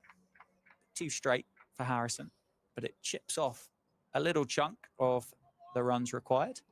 But he feels like he just has that kind of uncanny knack of just picking up the number just the end. He does. And I don't necessarily know what it is, but we've seen it a few times. He bowls at the stumps. Bowls straight, doesn't he? Straight. Yeah. He's quite quick as well, quite skiddy as you'd expect. Yeah. Slides it on there. 76. Yeah, they have got Williams back on strike. He's looked really organised, to be fair. Pace off. There's a chance here if Harrison can get round, and he can't. Bailey unmoved. Don't know whether that reaction from Williams was a, yeah, sorry, I got that wrong, or what are you playing at, Tom? There was a single there. But he got sent back, didn't he? It would have been tight, wouldn't it? Yeah, a bit of a kamikaze run. I suppose Harrison did have to run around the ball to get it, which would have given Lancashire a chance. But no, I don't see Zaib getting the ball in his hand, but he has had that knack of getting rid of them. Yeah, his strike rate will be remarkable this year. In fact, probably got it here somewhere. Let's have a look at it. Yeah, I would imagine he bowled a fair few overs up at Old Trafford, which might have... 36.8 is his strike rate. Yeah. How many wickets has he got this year? He's got 6. 6 wickets. Well bowled, well played. And another over ticks by. 160 for 9. Bailey on 15. He'll be the man on strike. And Williams on 8. Yeah, I think you identified there it's gone a bit flat. And as a result of the captain seeing the same as we've seen, there's going to be a bowling change at the far end. Liam Guthrie back into the attack. Yeah, pace. See if there's any movement through the air. It's a change of ends for Guthrie. I don't think he's bowled from the David Capel end in this fixture. No, he hasn't. He did for a period of time, didn't he, during the Kent game? And I think we were both in agreement that it looked a bit better from the Lynn Wilson centre end. But he has managed to extract swing throughout the course of the game. Yeah. The reason he's bowled the majority, well, there are 2 reasons why he's bowled predominantly from the Lynn Wilson end. One is probably as important as the other. One is Ben Sanderson lives at the David Capel end. And the other reason is that the breeze tends to come a little bit across the ground that way. I mean, that way, it's been, as we're looking at left to right, enabling him to swing the ball back into the left-hander. So it kind of works for both bowlers in that sense. So the breeze, and it is a reasonable breeze now, isn't helping him to swing the ball back into the right-hander. But I think you're right. I think it's airspeed that the captain is looking for. And I expect him to be targeting the stumps. Fast as you can, Liam Guthrie, and starts, I would say, as much effort as he possibly can, put through the crease, and there's a slip for Bailey, which I don't think there was 2 anyway, but it certainly prevented Lancashire looking for a second, which may or may not prove beneficial to Northamptonshire. This is one of those situations where, I mean, I'll say what's on my mind, is that we've said a few times that Guthrie's is an attacking bowler, so we'll leak some runs. That's accepted because he does get wickets. What he will give, as well as airspeed, he will give some more scoring opportunities. And it wouldn't surprise me that a wicket is brought about when they try and take one of those scoring opportunities. It's the nature of lower order batting. Defend the good balls very well and then get out trying to play a shot. There's 2 slips and a gully waiting. Guthrie spears that one in short. Williams gets out the way of it well. Good take by McManus down the leg side. He's been very tidy, hasn't he, Lewis McManus, in this game? Yeah, he has. He's been good. He's been good. Good stumping, wasn't it, to remove Marcus Harris? There would have been a lot of pressure on that, wouldn't it, as the ball went past the inside edge, just to make sure that hits the middle of the gloves, close the hands properly around it, and then look at where those stumps are to take it back and just whip the bails off. There speaks a man who has gloved a stumping in his time. A few. There are two aspects to the stumping. Hey, you can't stump somebody if the ball's on the ground, can you? And you're scrabbling around for it. Although Lewis has done that. He has. Change of angle. Oh, Oh, big appeal for LBW. I assume that's pitched outside leg stump on the angle. that for a moment had a look of it. Sometimes the ball hits the bottom of the thigh pad and goes back onto the stumps. Yeah. Yeah, it's a pretty ordinary appeal. Yeah, it's a pitched outside leg. Josh Cobb got out twice in the same season that way. Oh, okay. That's a death, isn't it? Change the thigh pad. He used to have a huge thigh pad, so I don't know whether after the second time he did change it. It was very unlucky. Looks threatening from this angle. Just feels natural, doesn't it, to the right-hander. It swings back in to Williams. He just hasn't quite got the line right at the moment. But I think it's a good change for Northamptonshire. It's a point of difference, isn't it? And Northamptonshire, with this attack, they've got that, haven't they? They've got this left arm pace from Guthrie. They've got the height of Conway, and they've got the metronomic consistency of Ben Sanderson. It's quite a nice mixed seam attack, and that's not even talking about Luke Proctor as well and James Sales if they were to throw the ball either that way. It's well bowled and well defended by Williams. It's interesting that he bowled around the wicket to Tom Bailey and he's come over the wicket to Will Williams. I just assumed to a right-hander, Guthrie would live on this angle all the time. Yeah, but he as I say, he came around the wicket to Tom Bailey. So he's obviously seen something that I'm not sure about. Oh, it's a good bumper. Okay. It's a good bumper. Williams has done well there, I think, to drop that down safely on the leg side. And it's a dot ball to finish. He's going to get more of that because he didn't play that particularly well. I mean, he's number 11, right? So he's entitled not to play it very well. But the way he played that suggests to me that he might get a few more. Yeah, just a little mental note there, isn't there? I assume as well that'd probably be met with a safe save at short leg as well. We need someone in, yeah. James Sales has done a good job under the lid at short leg as well.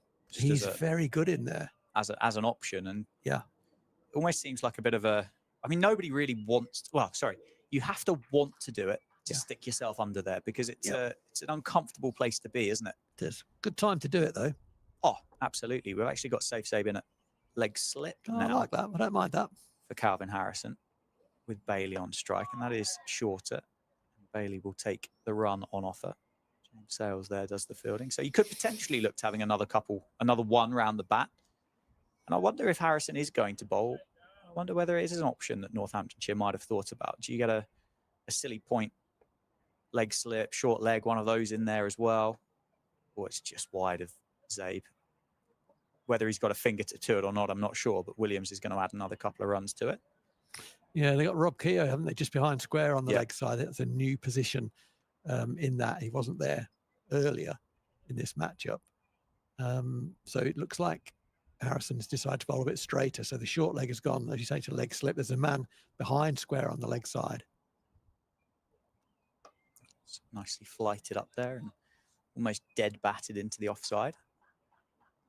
I think that's it with Sales there at cover. I don't really know if he's stopping one because they're not really playing with any aggression through. A big appeal for LBW, but I don't think that had a great look for it because they're not really playing with any kind of power on the front foot through the offside. They're waiting for that drag down. That will naturally go square, and you've got Guthrie out there protecting the boundary. So it'd be 1-2 worst case scenario. Could you get him in catching? Oh, well bowled. Where I think you could. There is an argument for another catcher, no doubt. Mm. Where would you get him in at short leg? I think you'd have to, wouldn't you? Have to go short leg. You'd have to go short leg there. I haven't seen much or anything go through silly point other than the drag down, and I mean, you're not going to catch those, are you?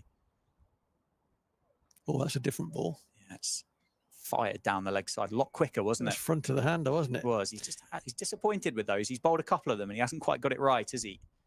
Just waiting to set them up. But that's just my thought. And I think the other thing as well for a 9 and 10, it just gives them something else to look at, something else to think about. Yeah. Oh dear, I can't just drop this here on the leg side or the offside. And he hasn't landed his slider particularly well, has he? No. You need to get one right though. Every time I think about a slider, we're on a coaching camp in South Africa. Rob White, who's now an umpire, there was a handy leg spinner and he was bowling in there, and Gary Kirsten was a guest coach. I was lucky to spend a bit of time with Gary Kirsten over a couple of days. That was fantastic, actually. So Gary Kirsten's wandering around the nets and he happens to line himself up in the net that Rob White is bowling, and Rob White bowled a slider. And Gary Kirsten, obviously being Gary Kirsten, picked it and said, oh, was that your slider, mate? Come back to that. Fired in by Guthrie. Well played, Bailey. But straight to the plan, Bartlett out there. So Rob White, for reasons that he still doesn't understand, said, yeah, that was my slider. What a slider is that it comes out of the front of the hand and it tries to skid. And Gary Kirsten said, yeah, thank you. Thanks for that. And walked on. And Rob White came straight over to me and said, I've just told Gary Kirsten what a slider is. Why have I done that? I think he was nervous. Yeah, I can understand why. It was brilliant. Just a batting god, wasn't he, Gary Kirsten? What a great coach that guy is. Well, that as well. Not only a phenomenal playing record, but he had a 1-to-1 with Rob. Rob asked him if he would, and they went in early. And Gary Kirsten, before or after the slider? It was after. Oh, okay. It was after. We'll come back to that. Short ball, which you predicted there would be a couple more of. Yeah, it's just too short, wasn't it? Time Williams did take it. But we need another man out there. Absolutely. That was a bit late from that captain. We needed a man there before we bowled the bouncer and he had a whack at it. Anyway, he's going there now. Yeah, so Rob asked Gary if he would have a 1-to-1 with him. And he said, yeah, we'll need to go in early, though, because I don't want to take up time from the rest. Typical Gary Kirsten, what a good guy. So they went in early, and Gary Kirsten said to me, do you want to come in as well and have a look and help me out, or whatever? So I did, and it was one of the best hours that I've ever spent, and I learned a lot in that hour from Gary Kirsten. Oh, how's that feel this time? No again, says the umpire. Partnership's just building, Rowie. It's worth 21. But it's been good. They've played very well. They've played very well. Lancashire require 71 for the last half an hour has looked an improbable victory here at Wantage Road. But they have batted well. They've looked good. They've looked organised. Will Williams, 10 off 45. He's out, and it's all over. Him this time. Guthrie's got him, and Lancashire, Northamptonshire have won. They've picked up their first victory in 2025. Huge celebrations, huge scenes from the home side. They've enjoyed that. They've loved it. Look at those celebrations, Phil. We haven't seen that here for a while. That is passion. They love it. I love it too. That's fantastic. What a win that is. So happy for everyone involved in that win. It didn't look likely for large parts of that game. But actually, you know, Ben Sanderson's innings this morning gave hope. And at the time when Marcus Harris ran down the wicket, missed the ball from Calvin Harrison, the game changed significantly from being strongly Lancashire favourites to them, you know, a couple of hours later, having lost by 70 runs. What a performance from Northamptonshire. And I'm absolutely delighted. Look at Harry Conway there, embracing every single one of his teammates, lifting his captain up off his feet with one of the biggest bear hugs you could possibly wish to see.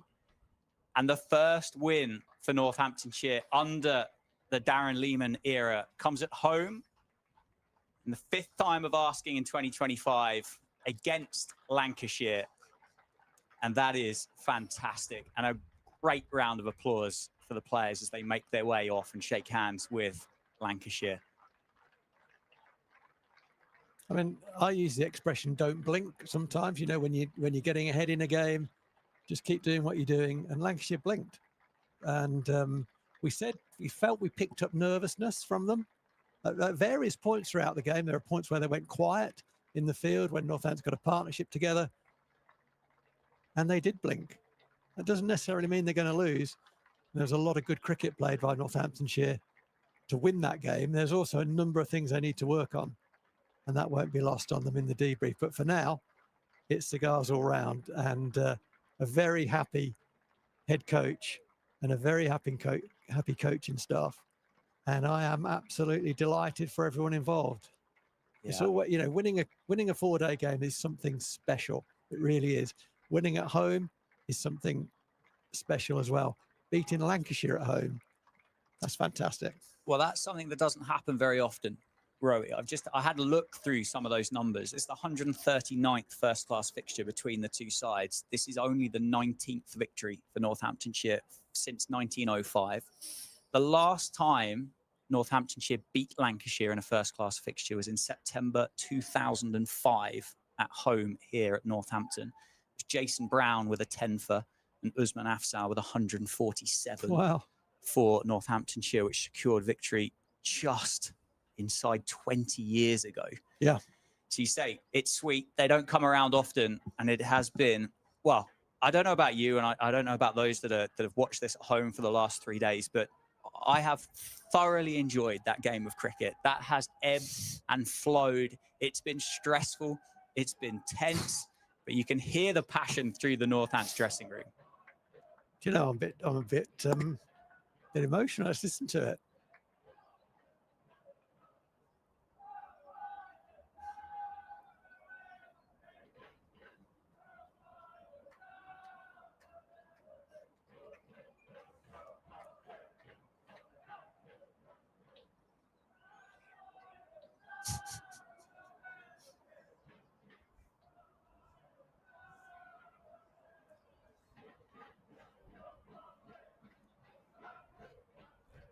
You beauty is normally what follows that. Went a little bit early. You can forgive them that because the 12th men weren't actually involved in that, but they went a little bit early, absolutely forgiven.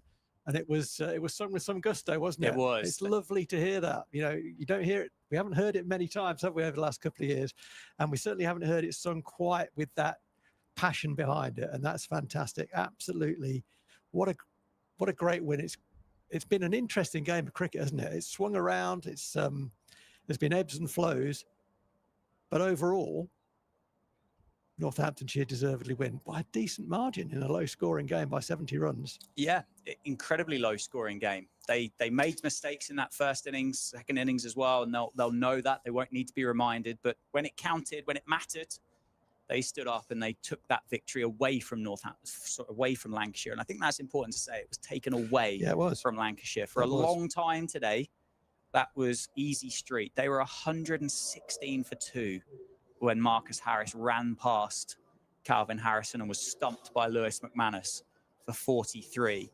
And since then, it tumbled. There was a period of time, it was 21 for 5, 28 for 6. Northamptonshire had restricted Lancashire 2 and eventually winning by 70 runs. And yeah, 3 for Liam Guthrie, 4 for Calvin Harrison. Not to be mistaken, 2 incredibly important wickets for Harry Conway, 1 for Ben Sanderson, and wicketless for Luke Proctor. But what a performance that was by the home side. And I don't know about you, I'm pretty exhausted. Yeah, I'm shattered. I'm off home. I'm pretty exhausted. Well, folks, thank you so much for joining Phil and I over the course of those 3 days. We've really enjoyed it. We hope you've enjoyed the game as well, and the commentary, the stream powered here by Daffabet. The players are going to be enjoying the rounds that George Scrimshaw and Gus Miller have just taken up for them. And we'll see you in a couple of weeks. Northamptonshire go away to Glamorgan next weekend, and we'll be back when we welcome Gloucestershire to the county ground.